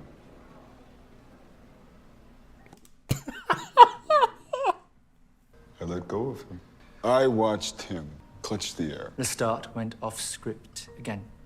How do you know it wasn't part of the show? It was not. Sam was cursing to himself beside me. You cannot script a hurricane. Can't script the goat? I did it to hurt him. How great is it that Armand is the one that says that line that you can't script a hurricane, whenever Armand was also the person in episode 3 that wanted Lestat to come there and shit up after he saw how different he was and how he was this new reckoning of vampire and stuff like that. Dope ass line. He hasn't had many this episode, but I like that. He's been sadly put back to his role of playing the wall intentionally. And afterwards, he was a broken thing. I know. I saw, because I am the one who broke him. Good on Lestat. On that. Persuaded. I couldn't force him to love me, and so hurt the only one. Doing it again. Hurting you again. She not trying to hear no bullshit. I thought of this often in the coffin. Bars. That you left me in. And I've thought of this in the years since. I will always be sorry for what I did to you. Good job, Lestat. Let it sit. Continue. From the heart and not the page. Did it move you? Yes. Crossed an ocean because he wanted us dead. Something real. This is Lestat. Over. Until you're left with no sense of what is or what is not. Didn't work on me anymore. Ah. I wasn't thinking about Lestat's right up on her feet. Oh, man. Good. Real pretty. Oh, girl. You dropped him like an egg from an airplane. Let her have her moment. We poisoned him. A confession! He's not dead. He's standing right here in front of us. Can I cry and say that I'm sorry to him? Regardless of the scenario going on, there's something that's slightly beautiful about seeing Claudia being able to stand up on her own in this moment, and she's not the kid or the child. She's Claudia through and through. She's rebellious. She's saying what the she wants to say, regardless if it's right or wrong, and she's on 10. Yeah, she ain't used to that. Oh, she wants to be there for her.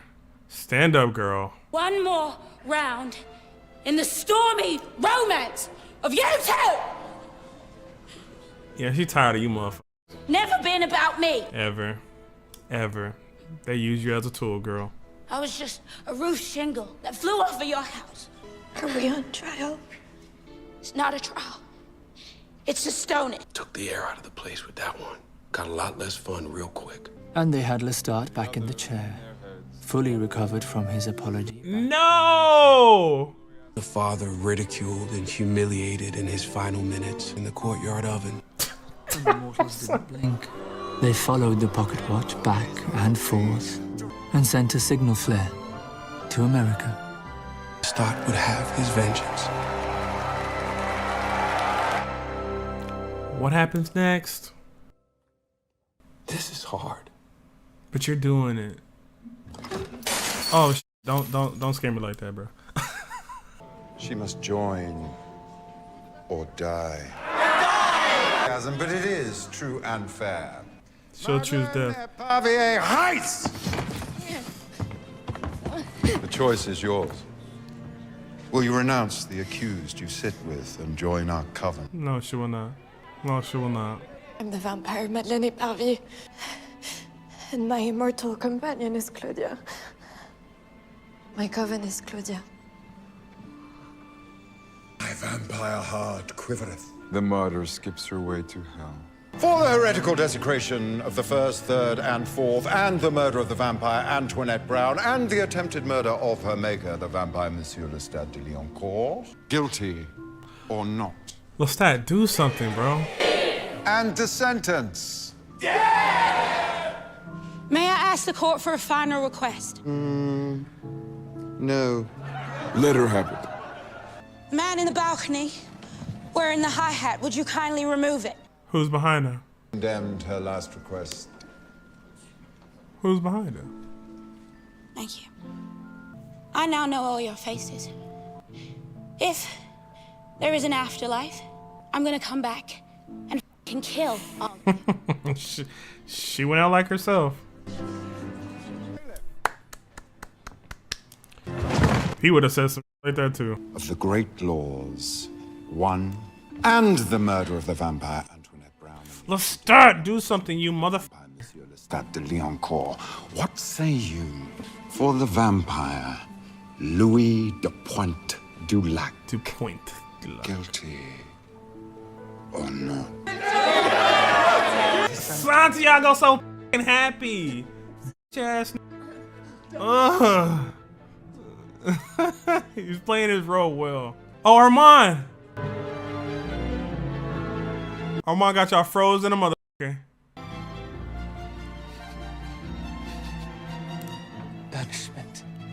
Banishment. Banishment. But Armand, I know you don't have any loyalty to Claudia or the other girl, but my guy, that's just, I don't know what to think about that. I don't know what I think about that. Great for Louis, but I don't like it for them. That's where I'm at with it right now. That's where I'm at with that. Banishment is not an applicable punishment. Oh, but you mortals are bastards, aren't you? Arguably a sentence worse than death. All right, have it your way. Send him to Belgium. Let's stop, move, motherfucker. Oh, hell. This is turning from my favorite to one of my most irritated episodes. I'm gonna guess. I'm irritated as now. Didn't drive you to the Belgian border. I fought back. They're crypt.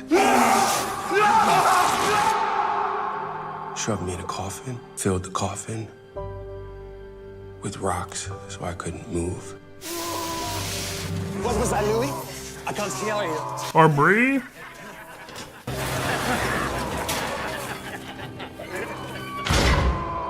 That's scary as fuck. Banished. Oh, hell no. Kill me. To starve to death. Enough that. And join the damned that came before me. And while that's going on, she's upstairs on stage. I wasn't there. Okay. Armand, fix your face and tell us the story. Now for your viewing pleasure. The lip of the stage. A spectacle and Arms around each other, defiant, scared, whispering last words to one another. What you're about to see is fake. Remember that when you leave here today. You are all... I tried to hear what Claudia was saying to Madeline, but my mind was with Louis. Armand, stop. You don't even need to say that. To him backstage. And I despise you for it. It just pisses me off that it's like over and over and over again. People keep showing how much they don't give a f what's going on with Claudia. This motherfucker straight up said it. He's watching them on stage, but his mind is completely with Louis. It's bittersweet, but at least Claudia is with the one person that gives a f about her. Gosh damn. And they gotta die. And before Santiago pulled the blackout curtain hiding the perfectly mounted observatory lens,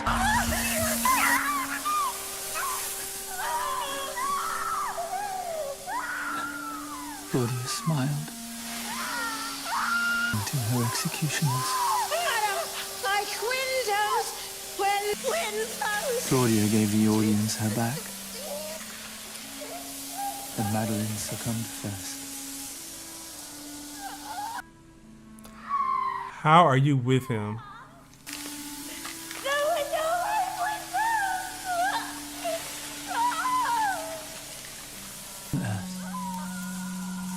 Was him.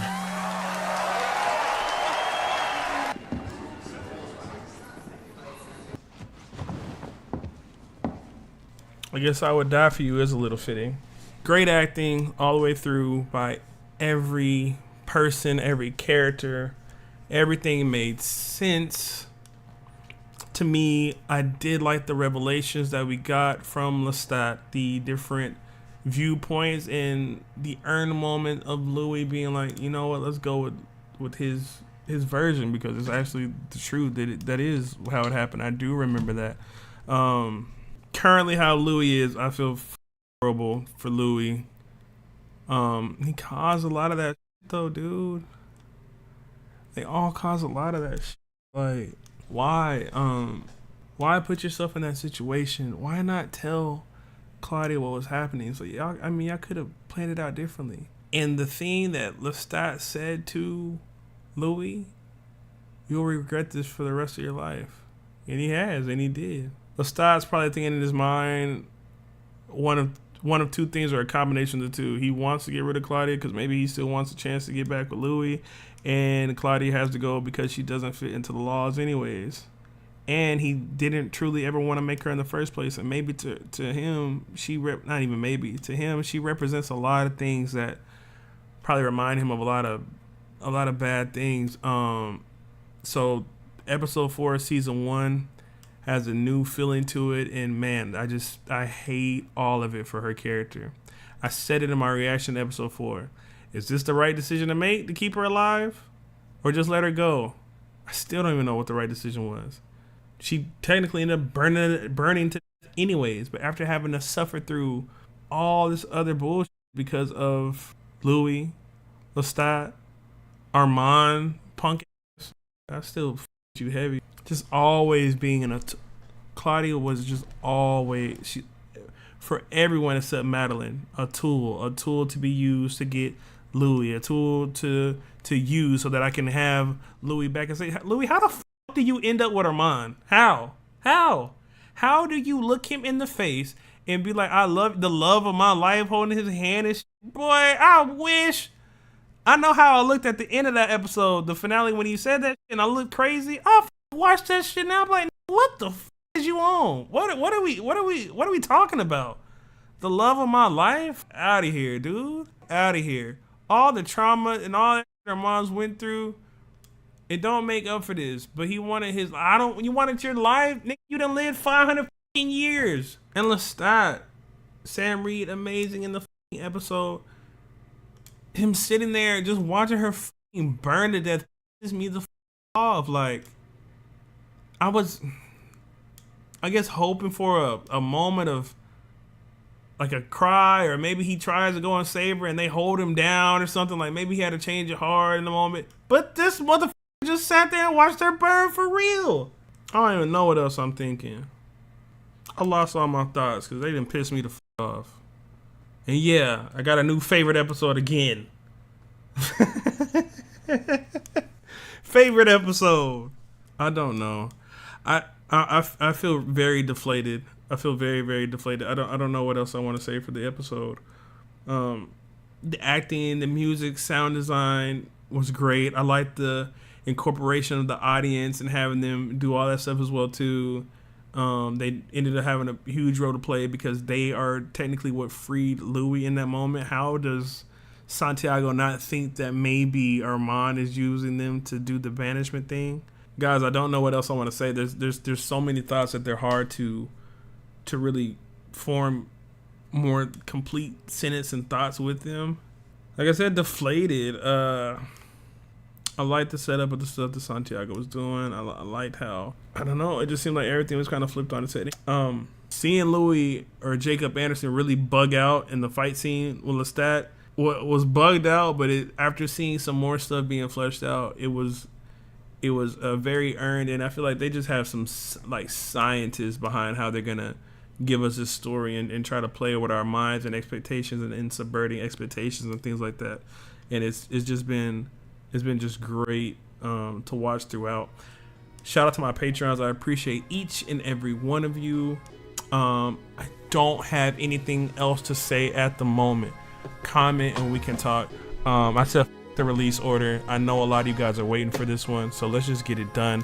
Thank you for tuning in, and that is it. That is it for episode 7 of Interview with the Vampire season 2.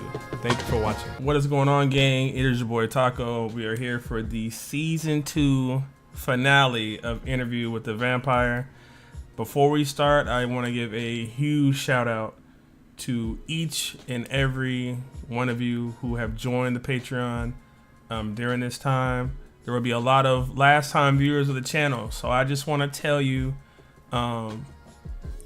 as we go our separate ways and things like that, I have enjoyed your stay, whether you're somebody who's commenting all the time or you're somebody who's just playing the wall and you're just here enjoying the stuff, liking but not really commenting. If you're just here and you've signed up to be on this ride with me, I really enjoyed you. And I don't just mean because of the show. Y'all have given me something that is intangibly tangible. Can I say that? Intangibly tangible. And it is belief in myself. Y'all have made me feel that, you know, there is a route that I can take into proven to myself, proven to my family, that I don't have to do it the traditional way. You know, I can have fun and not have to be tied to a uniform or tied to some specific degree that I have and things like that. I can go out here and hustle it up myself and talk about things that I love and enjoy and find people that have common interests as me, and that can be enough. You can impact people this way as well too. I've got a lot of messages, and I'm not trying to brag about it, but a lot of people have told me that watching this or watching something with me has been therapy for them. You know, got them through something where they didn't have people watching certain stuff with them. They had me or this group or this community to lean on, and I'm just so proud of this community and how we don't claw at each other. We don't go back and forth. We're it seems like we all have a common goal, and that's just to appreciate art, appreciate this show and every other show that is here. So like I said, y'all have given me something that is intangibly tangible. That is a really stupid oxymoron, but I hope it makes sense. Now, in the time off, I did not forget what happened last episode. I know the overall mood is really low. You know, we just lost Claudia. Armand sold him out. He used his powers. A few people kind of try to lead me a little bit and go back and watch Lestat and see if he could move or if he wasn't moving. So, let those things hit me over the head blindly, you know? Let them hit me over the head blindly. I actually enjoy that, you know? It would be awesome to go and watch New Rock Stars or Emergency Awesomeness or all these breakdowns and do all those things, but I like the organic feel of being wrong. I like the organic feel of you guys having to like withhold stuff or just not knowing everything. Like I like that feeling. I'm excited. Thank you. I will be doing the season 3 trailer. I will be doing bloopers. I will be doing behind the scenes. And we definitely will be doing season 3 as well too. I just started Severance. So I'm currently, only this come out as episode 1, but I'm currently on episode 4 of Severance. I just need to edit those for Patreon. And I'm about to pick up Black Sails as well too, and Sandman. So those would be the 3 that I'm going forward with. Arcane, that'll have its time in the future. What was it? The Pacific, that'll have its time in the future. Right now, I just kind of want to cater to the people that are in this community that are active with me. And Hannibal. That's a lot of shows, right? Maybe not Sandman. Maybe we'll hold off on Sandman and we'll do Black Sails. Season 1 of Black Sails. Severance, because I'm already halfway done with it. And then continue Hannibal. And once I finish Severance, then I'll pick up Sandman. Yeah, that's how we'll do it. With movies coming out sporadically in between. I don't know what to say. I mean, this is the finale, right? This is the big kahuna. Tell you the truth, my eye is pretty tired to the point where it's kind of hurting my neck and stuff too. So if I only get about halfway through this reaction, I'll just shut it down. And that means it won't come out today. It'll probably come out tomorrow or something like that. But nonetheless, I'm excited and ready to get into this reaction. Thank you for being here. Also, I have my girlfriends in Japan again. So I have her on FaceTime right here sleeping. She's like rolling around in her bed looking crazy while she's trying to sleep. She's so if y'all see me kind of looking off to the side, I'm just watching her crump. If y'all know what crumping is, she breakdancing basically in her bed over here while she's trying to sleep. You know, when you're long distance for a while, you got to figure out ways to still have that connection with each other. Anyways, let's get to this episode. I know you're like, shut up, just watch the show. I think Armand maybe snipped something else out of Louis' memory because he said he's got to keep him happy. Louis didn't have a recollection of the events. Maybe he wasn't truly there. Maybe Armand has another skill we haven't learned about, and he replaced what actually happened with the fairy tale amount of events. What's gonna happen with Lestat? I don't know. I hope I'm making more than halfway through this episode because I'm not feeling great. I'm faking the funk, but I do feel it in my eye.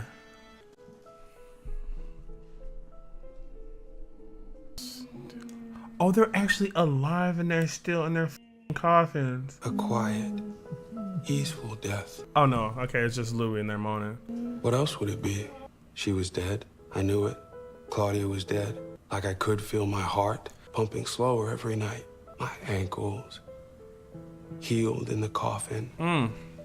If you took an x-ray, they'd look like little cancers. Damn. He could remove them anytime he wanted to. He wants to keep them as a memory. Or maybe he has, and he's been lying to you all these years. What a funny play on words. Of course, Armand would say he can remove them anytime he wants to, as Armand is always removing people's memories and shit, right? Louis wants to hold on to something, remember things, and Armand says it so nonchalantly, like he didn't already forgot all the shit he's done, removing people's memories and shit. So I really like that line. That's really clever. They put that in there. What were the consequences of you saving Louis? Demotion, ridicule. Darkness was delirium. Wear a different suit the night you meet Lestat at the fair play. Snatch the piece of candy back from the barber when you're 7 years old. Would I have been stronger sooner? Would I have resisted Lestat 2 decades later? Snatch the candy. But the suit changes nothing. You are who you are. And again, I'm killing Lestat, but won't burn him. Penny candy's not the answer. This is a good moment because this is a answer to a person like me initially viewing Louis.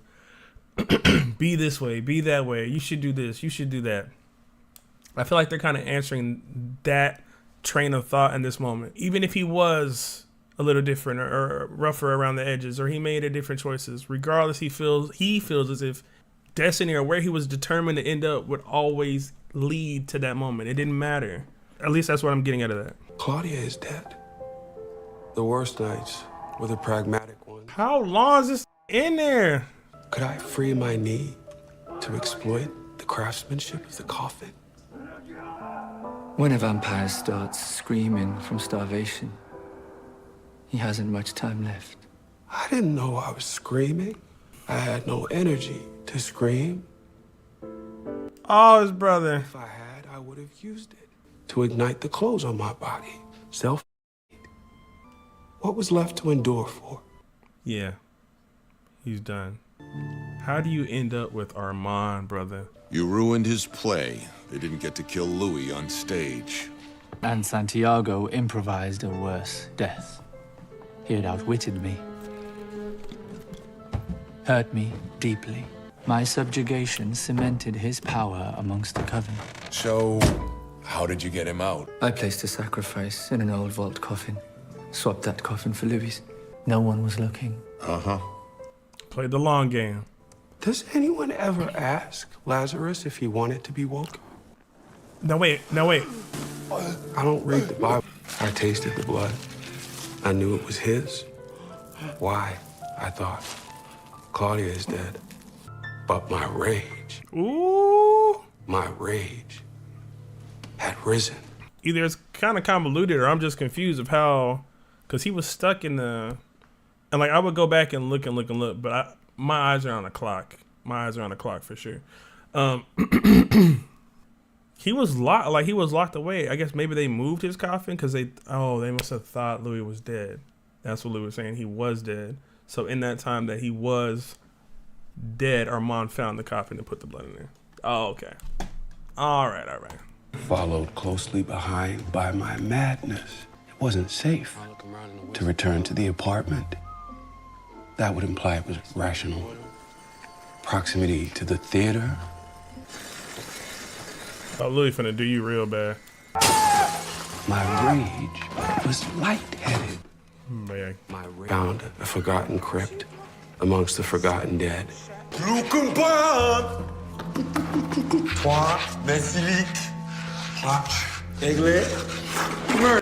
Are you making any sense to yourself? Yeah. That's the one you need. Qu'est-ce que vous faites derrière la moto? Oh, shit. There's a lot of them in there. Probablement. I should think about taking it. The machete. Speak English! You're not a farmer. I would use the machete. What the? One of them tries to escape. You should stand at the top of the stairs. Cut their feet off if they go up. See, imagine him. He's there. Gustav is strong. Why haven't you left Paris? If you get in a fight or delay, you'll be consumed with them. Pour more gas on this and this one. Oh, Louis finna burn that shit down. Oh, you truck. Livingston, shut up. Or he turned him into a vampire. To find out what I did. Do not worry about me. Hey, I'm worried about you. Sam tossed her in the rat box, and the rat box was Sam. Please listen to me. If I could explain to you the events, I think you would understand why it was I acted as I did. No. No, we're not understanding. We're not understanding. I don't know what it is that you could say that could make him rationalize you using his daughter's sister as a sacrifice so that you could try to save his life. Okay. But it must have worked because y'all is together. But in my head, I don't know what the is gonna. It's got to be some crazy thing because it's like how do we move forward as a couple? How the does he ever hold his hand and say the love of my life? Like, how do you do any of that? Even though I know people say, you know, if Claudia was doomed from the start and all this stuff because she's young, you can't make young vampires and you're breaking one of the rules and all that shit. Still, like, I f Armand heavy, but I don't know how you got your dude back. No, you will never forgive me. I am not seeking forgiveness. I could not save her. If I thought there was a way, I would have. Shut up. Shut up. Yeah, I'm not trying to hear it either. Do not find yourself at the theater tomorrow night at curfew. Okay. Did you know he was going to burn it down? No. No. You warned him. Yes. He'd already betrayed you once. They were his coven for hundreds of years. Why risk it? My rage and madness were asleep. It was a test. I don't remember. Wait. Hold on. Risk it. My rage and madness were asleep. Oh, I hate the way AMC Plus pauses. There's an RJ, there's an intriguing request. If you're wrong, you're dead. I was going to die either way. But you didn't warn any of them. See who emerges from the ash heap?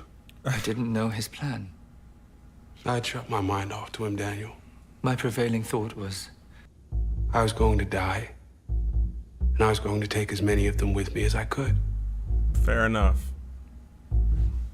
When a vampire and the dark boundaries of the world begin to stretch out in all directions, and in this state, in the lair, or a jet engine taking off a tarmac until Paris spun back round to the sun.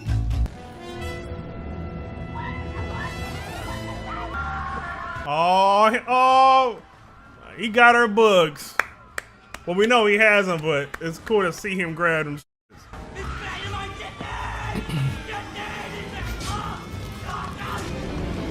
Little too bright for you, boy. A little too bright for you, boy. 2 by blade. That's 8. 1 by a combination of the 2.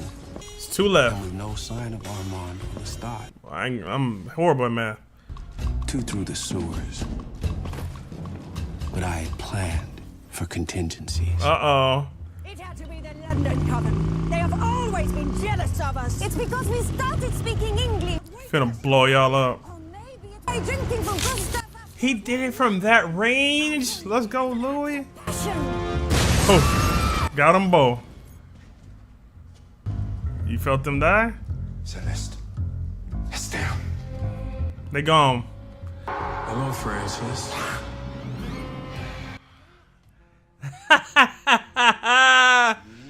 Yeah. Did I wake you?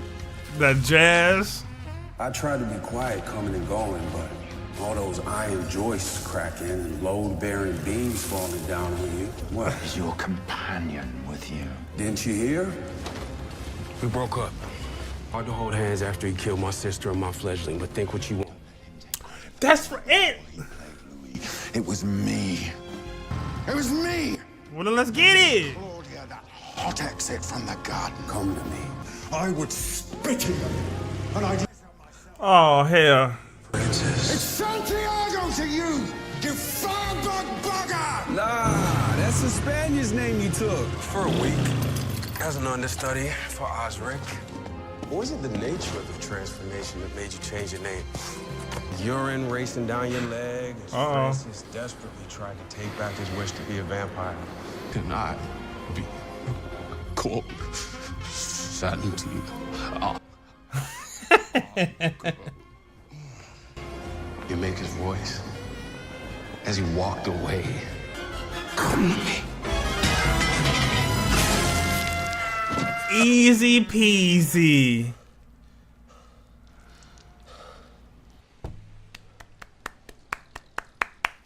Good job, Louis. That was a great death.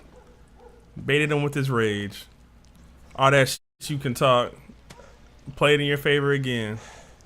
Say that shit about Claudia to my face. Yeah. Yeah. Pre-dinner martini, a touch more vermouth, and the newspaper you asked for this morning, Mr. Malloy. Santiago's failure to protect his coven, how quickly he ran to save his own flesh, filled him with unworth. He put something in there. And it made him an uncomplicated seduction. He brought a cloak to a knife fight. And all my rage and madness exited my body. Oh, he's actually, that's right. He's with this motherfucker right now. When did you start lying to me? The night of Madeleine's transformation. A while back then. They were all on stage waiting for me.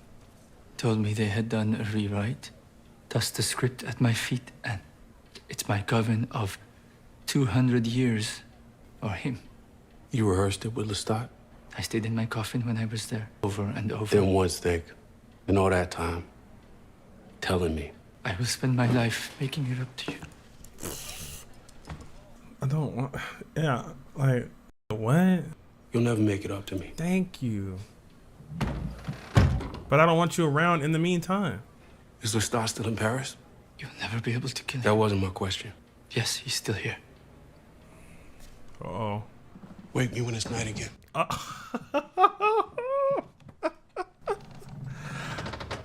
They're gonna have a battle too? I hope. I mean, dude, I was about to break something down and then I heard Lestat's voice. Sorry, I'm sorry. Ask for a check. The light's going out of your blue eye. Oh, they pulled right up on his ass. This should be very interesting. Was it a good day's rest? Does it take a lot out of you? Destroying everything in your wake? Well, almost everything. You look small. Get him. This was Magnus's lair. Some distance between the happy couple. There's left to work out after the homicide of Frolic. That's where he kept you? Chained to the wall? Is that what Lestat was talking about when he was, the beginning thing he was talking about? Was he speaking about how Magnus spoke to him? He had a knack for design. Nordic blondes on walls, dirty blondes in piles. Right about where the gremlin stands now. I don't care. Gremlin. On my origins, why I do what I do. Why? Burned your daughter alive? Yeah. Why you rehearsed a play that would burn your daughter alive? The great laws. What law did you ever follow, Lestat? Let him know, Louis. Let him know about himself. Oh! I've come to kill you. When did he get so cold with that? I have the blood of Magnus in me. Magnus burned. I have the blood of Akasha. Who the fuck is Akasha? He doesn't know who that is. Your immediate desire and impossibility. Wait, who the fuck is that? And I'm not in the mood. My blood is your blood. And yet. Is he saying he won't burn if they do that? It's your death, Lestat.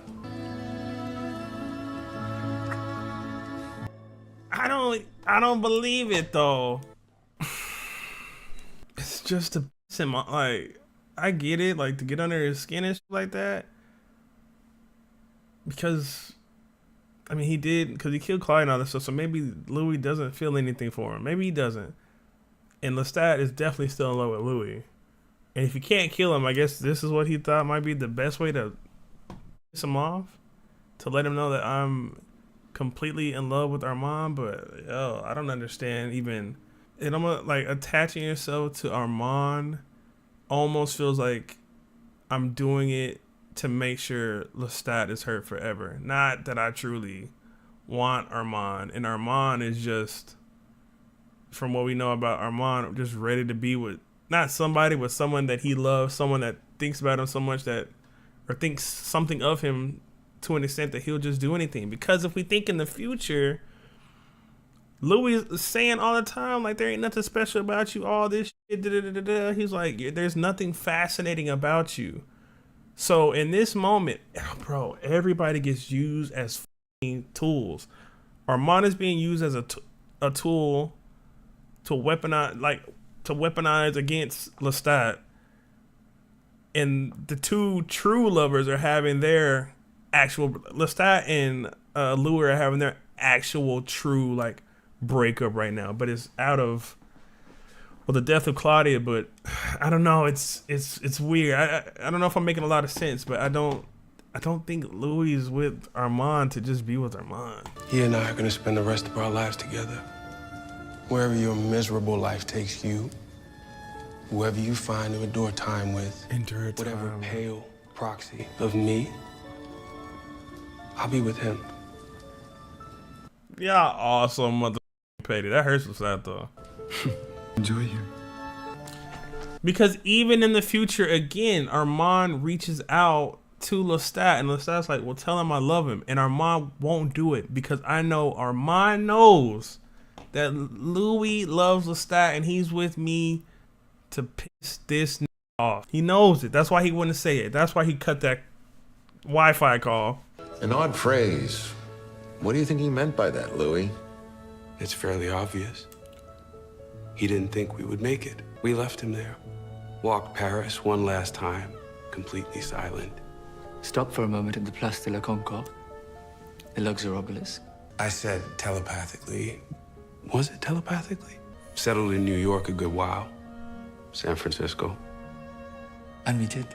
Here, there, everywhere, and Dubai. And that's the end of it. There's nothing else. End of session. Now we got a whole 40 minutes to talk about some other shit. Now that we're done with the interview. Now let's talk for real. Because you got something in that newspaper too. He loved you. I can say that now. He loved you a great deal. It must have been terrible for him to see us off that. Mind if I ask a few follow-up questions? Yes, sir. Let's do it.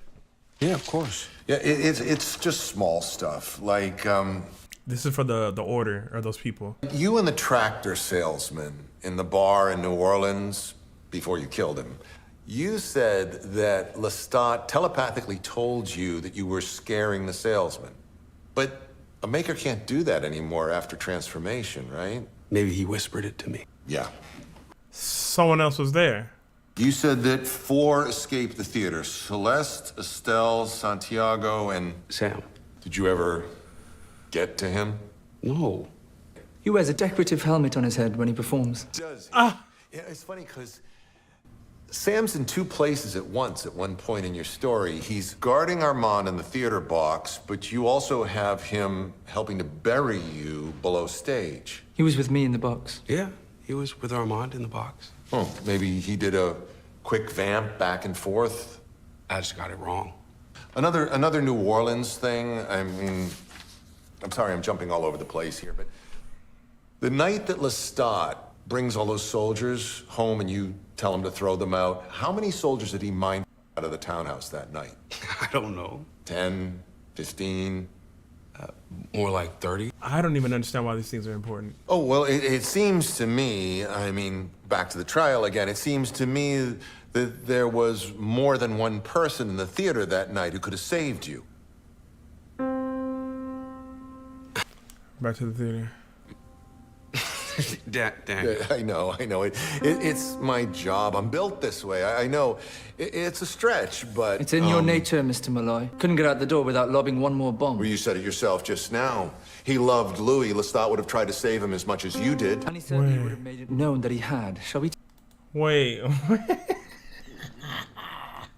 Was my hunch right that Armand up Louis' memory again? Was Lestat actually the one who said? Hold up, dog. And is that why Lestat said, "Let's see how long that'll last"? There's no way, right? We have something special prepared for you, Daniel.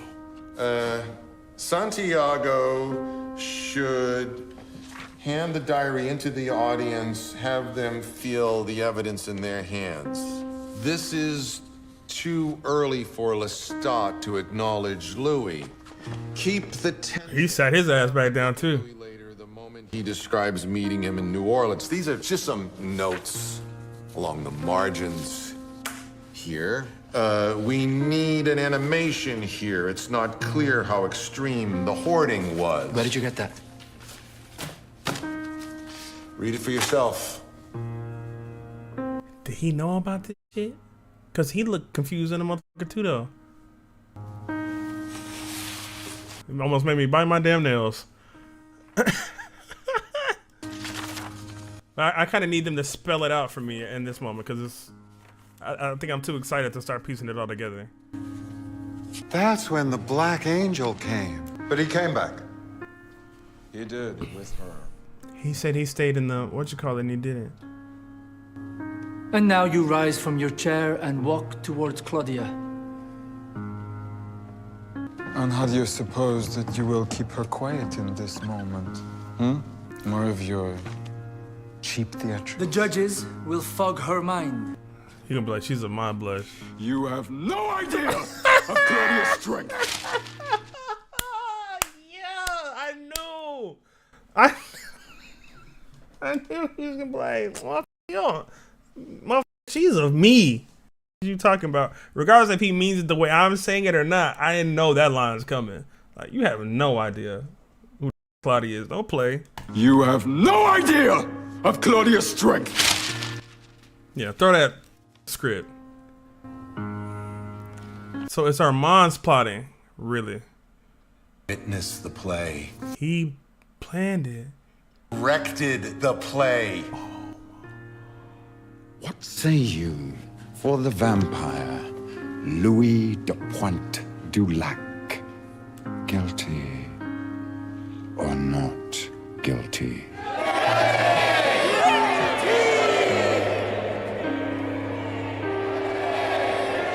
And the sentence.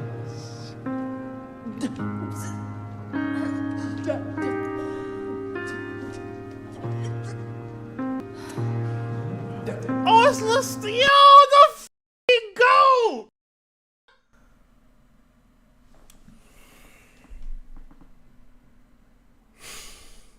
I don't have words. The motherfucking goat! But like, in this moment, I think like, so I want to be, y'all know I get excited. Words, they don't happen. I want to be excited, but there's a part of me that wants to hold back a little bit just because I'm like, well, Claudia still dies in this situation, right? So I don't know what else they're going to show about the goat right here. What else he tried to do to switch things up. That's why he said, let's see how long that lasts. And season 3 is going to be fucking crazy. Come on. Banishment. Banishment. Banishment. The goat. Armand, you motherfucker. You look insane as too. Bullshit start, Armand, Amadeo. Hey, Daniel, chill. You were supposed to die with Claudia. Why do you? He didn't save you. Lestat did. Cause man, what a f***ing cold ass seed to plant. Because we seen him. But you just think, of course, Armand can do that too, because we've seen him be powerful this whole time too. That was episode 2. That bro, when y'all said go back and look at the episode again, if Lestat is bleeding from his ears in that scene, I will throw my computer, dude. But hey, Malloy, you gotta bring your octave down from like a 11 to like a 3, maybe a 1, because Armand might rip your head off. So Louis and Armand are about to split. They're about to split. And why did you feel the need to switch all this shit in his fucking head? But really, you was trying to get him killed. What the fuck is in your Armand or whatever your name is, dude? What's wrong, bruh? Talk to me. What's going on, dog? That's one thing about Malloy. When he know he right, hey, he start going off on your ass. You were supposed to die with Claudia. He didn't save you. Lestat did when the opportunity presented itself, and you wasted everyone who could have told you differently. 77 years based on a seismic lie. It's a forgery, Louis. It's from the Talamasca. Sam was their guy in Paris. He gave it to them. They gave it to me here. Woo! He been living with this nigga. 77. Don't touch Daniel. Daniel, you gotta run, bro. Louis! The pain of it has left you. Like the episode started. Armand talking about being able to just remove things. What is it? He's something. His head has a sickness. They're all sick, but he has something very deeply sick in him. I don't even want to say it's evil. It's just understandably, pathetically sick. You can't be doing that shit, dog. Yeah, I mean they all rip people apart and do crazy shit. So but that mean, bro, when I say he plays the long game all these episodes ago, did I know he be dog? Armand, my nigga, what are you doing, dude? What are you doing? Character writing and build like depth, build up, all that type of shit for him. It goes up more. But how I feel about him in this moment, I wouldn't touch you with a 10-foot pole, Armand. Or whatever your name is, dude. I'll f you. You're still one of my favorite characters, but right now, man, I don't even want to see your face, dude. Makes the story great, though. Great fucking feel. Yeah. Woo! Get the f out, Daniel. Get up before some shit fall on your head, bro. Rashid is a vampire too? Or he's dead? Rashid? I'm guessing Rashid left after he brought me the newspaper. You gotta go too. You're not to touch him. Do you understand? You harm him in any way, I will kill you. Do you understand? Good job, Louis. I'm leaving now. When I return, you need to be gone. Respect the way he handled you. Get the fuck out. I'll arrange a car and a plane to take you home. I'll see there's $10 million wired into your account. Ooh, y'all gonna make me cry. Thank you. Over. Don't even want, and that's the end of it.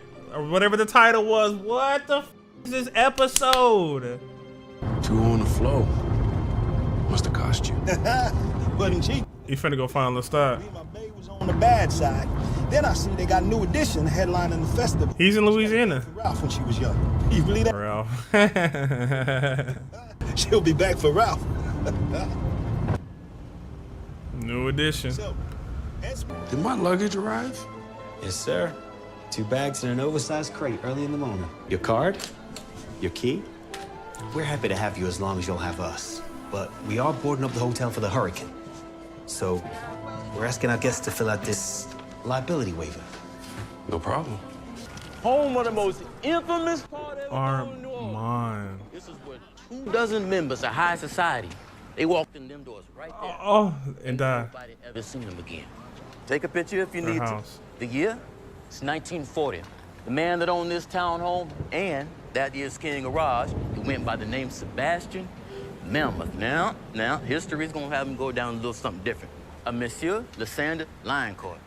He was a so-called Frenchman. I also knew a fella by the name of Tom Anderson. He was a former Louisiana state representative and a full-time Bourbon Street gangster. Mr. Melmoth, he wasn't alone in 1132. Also in residence was a local Creole hustler. And his little child bride. They were running a voodoo cult in the back rooms above the courtyard garden. Yes, they were. Now, 1940. It's an indeterminate piece of bone vampires inside the factory-sized incinerator. He eating rats. Tom Anderson, Mr. Melmoth. But why did Armand even? There's some other key points I'm gonna have to pick up on. Cause if Armand made, or did they tell him he needed? I don't know. Maybe it'll be explained. If not, y'all can explain that to me. I don't mind that being explained. Smashed into a low rise. Is that our guy? Trash cans, mailboxes blowing up. He was making more vampires. He came back to wait for him until he will find out. Who's you? Hello. Louis. It is. Louis? He's Louis? Get out. Get out. I mean, there's a mad hurricane outside. I keep telling dogs. Damn it. Get the fuck out. Oh, and he's been eating rats. He's trying to change too. Fire gift, in your honor. Where is some fledgling? He is an excellent rat catcher. Hello, Lestat. Hello, Louis. Passing through? No. I came to see you. And what does your companion think of that? Companion no more? Companion enough for myself now. Need about 50 more years of practice. Siri, pause. Did you save my life? In Paris? But what about Claudia? What happened with her, for real? I gave you to Armand. It was me who saved you, not him. I don't like to point out my virtues. Shit. Besides, I know you'd figure it out. Here in New Orleans. Whole time. It's my home. No, he was waiting for you. She is me. I didn't know it was a gift. I wore it like a curse. I was selfish. Oh, they're having a fucking moment, for real. I tried to make nights off, but I wanted you to suffer. Because I was suffering. Shall we list all the ways we have wronged each other and why it will never be right between monstrous? I came to thank you. The gift I denied for the nights in front of me. Where I might learn to live honest. Thank you. September 8th, 1973. Armand called me. Yeah. Were you there? Yeah. Did you hurt yourself? Woo! I was lost. I was in a dark way. I can't get her out of my mind. Oh, these two. You have the same problem. I can't, Louis. He loves Claudia. Not on you. You hear me? I carried her home. I made you turn her to a half-century later.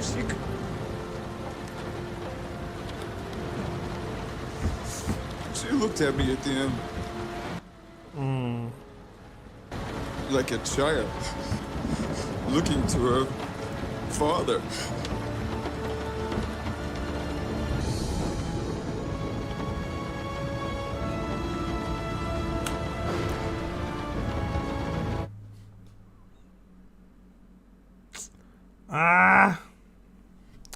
It's like does it even need to be broken down? It's just a good moment for them both to, you know, embrace each other, speak about everything, speak about Claudia, speak about the love they have for Claudia. And then it's also getting that little hint, getting those clues and that look into how much Lestat truly did love her, and what she truly did mean to him. Even that moment where he's looked at that script and he's like, you don't know her strength. Like, I can remember watching episode 4 and maybe even episode 5 and him, like, I remember myself saying, like, I don't see what he's doing with her as bad. Like, this is his way of bonding with her. This is the stuff that he would want to, that he's basically trying to do with his daughter. The way that he lives as a vampire, he's trying to put that into her. And she's a lot like him. You know, so yeah, that had to be really tough for him because he really did love her as well too. Let them get back to their moment. But I was new.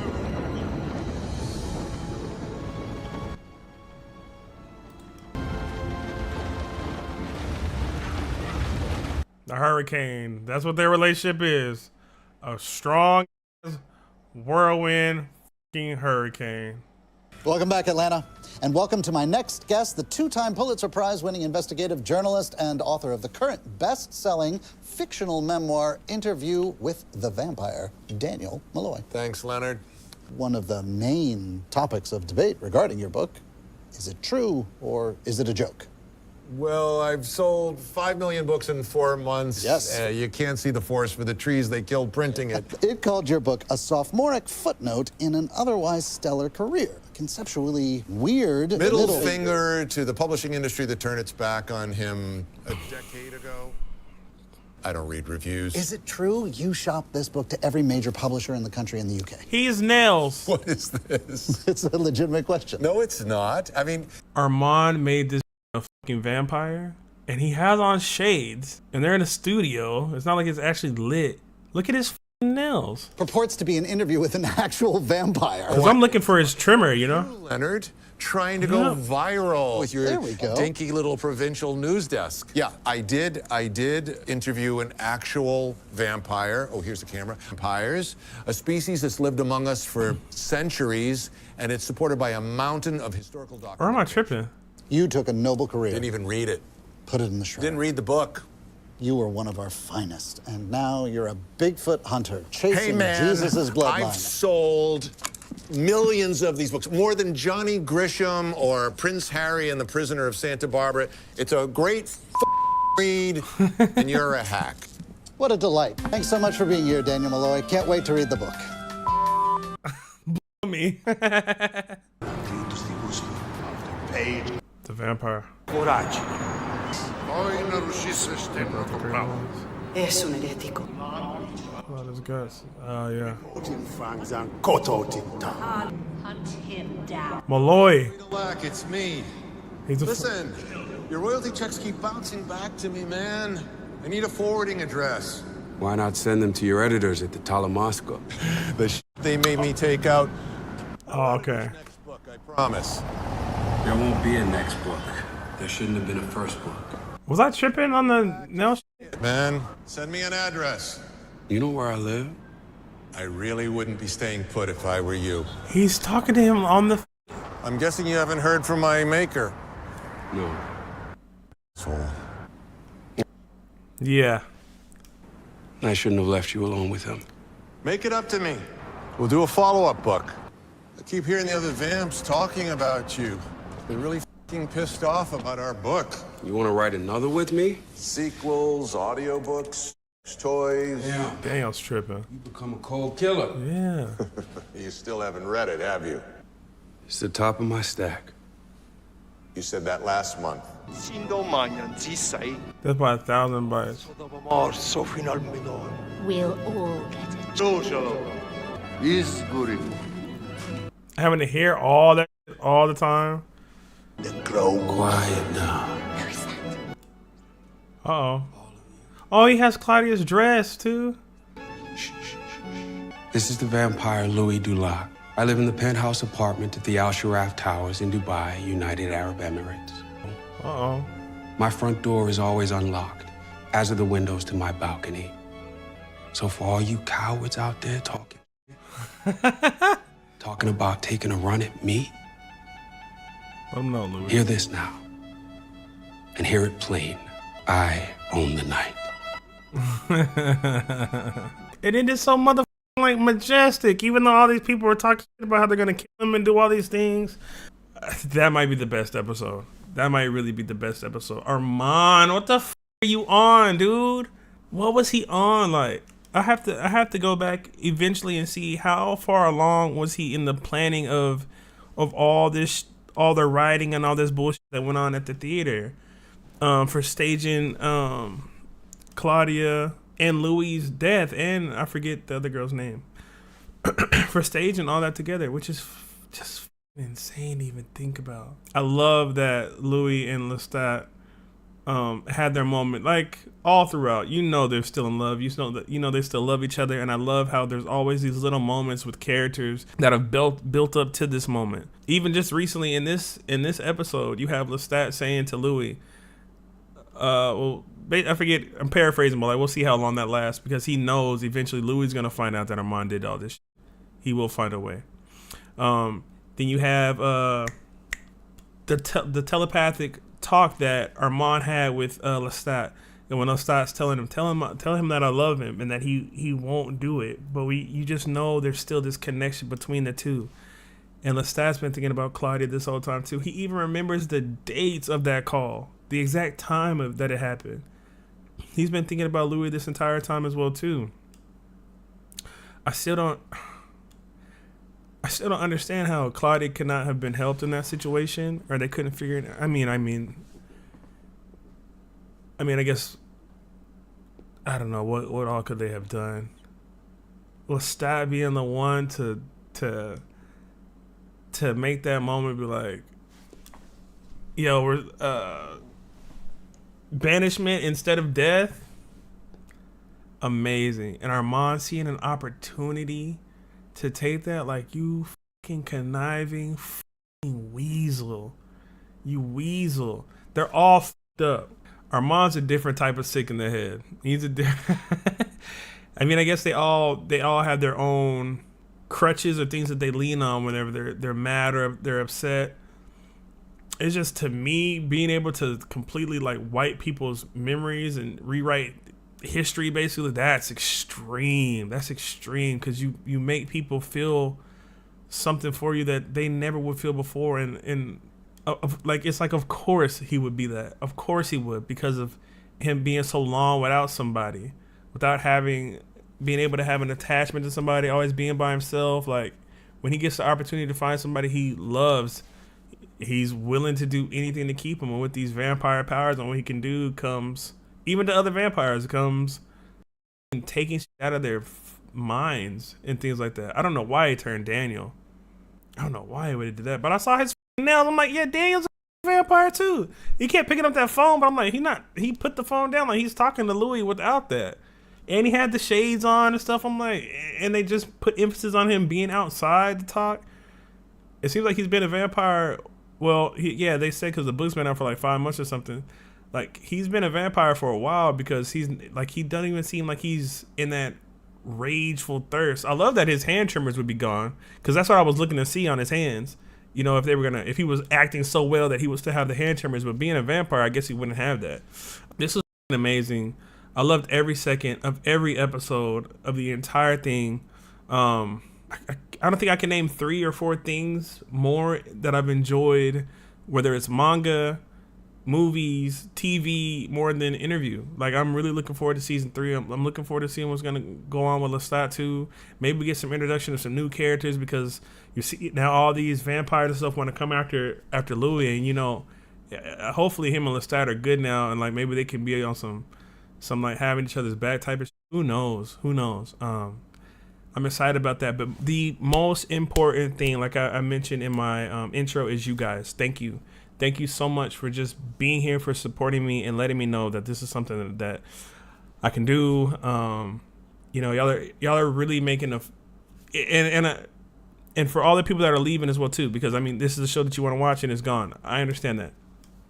Thank you for the time that you did spend here. I'm sorry that it took me a while to get some things out. Health, vacations, birthdays, different things like that. Just kind of, you have to adjust your schedule and things like that.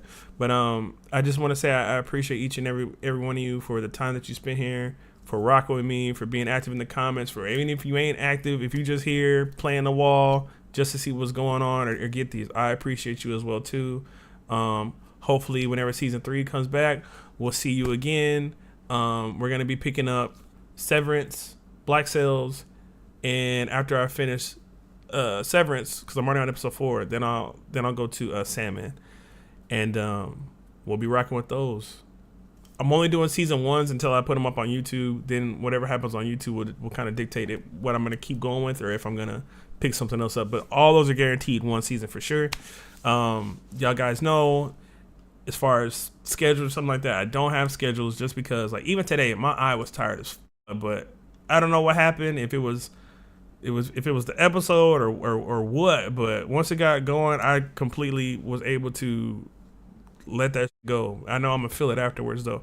I appreciate you all. I can't say it enough. Thank you. This has been great. I loved it all. They need some awards. That's what the need. Thank you guys. Thank you so much. I will see y'all in season 3. For those of you staying around, we will do the trailers. We will do behind the scenes, bloopers, music videos, whatever. Because I'm so invested. All right, y'all have a good day. Thank you.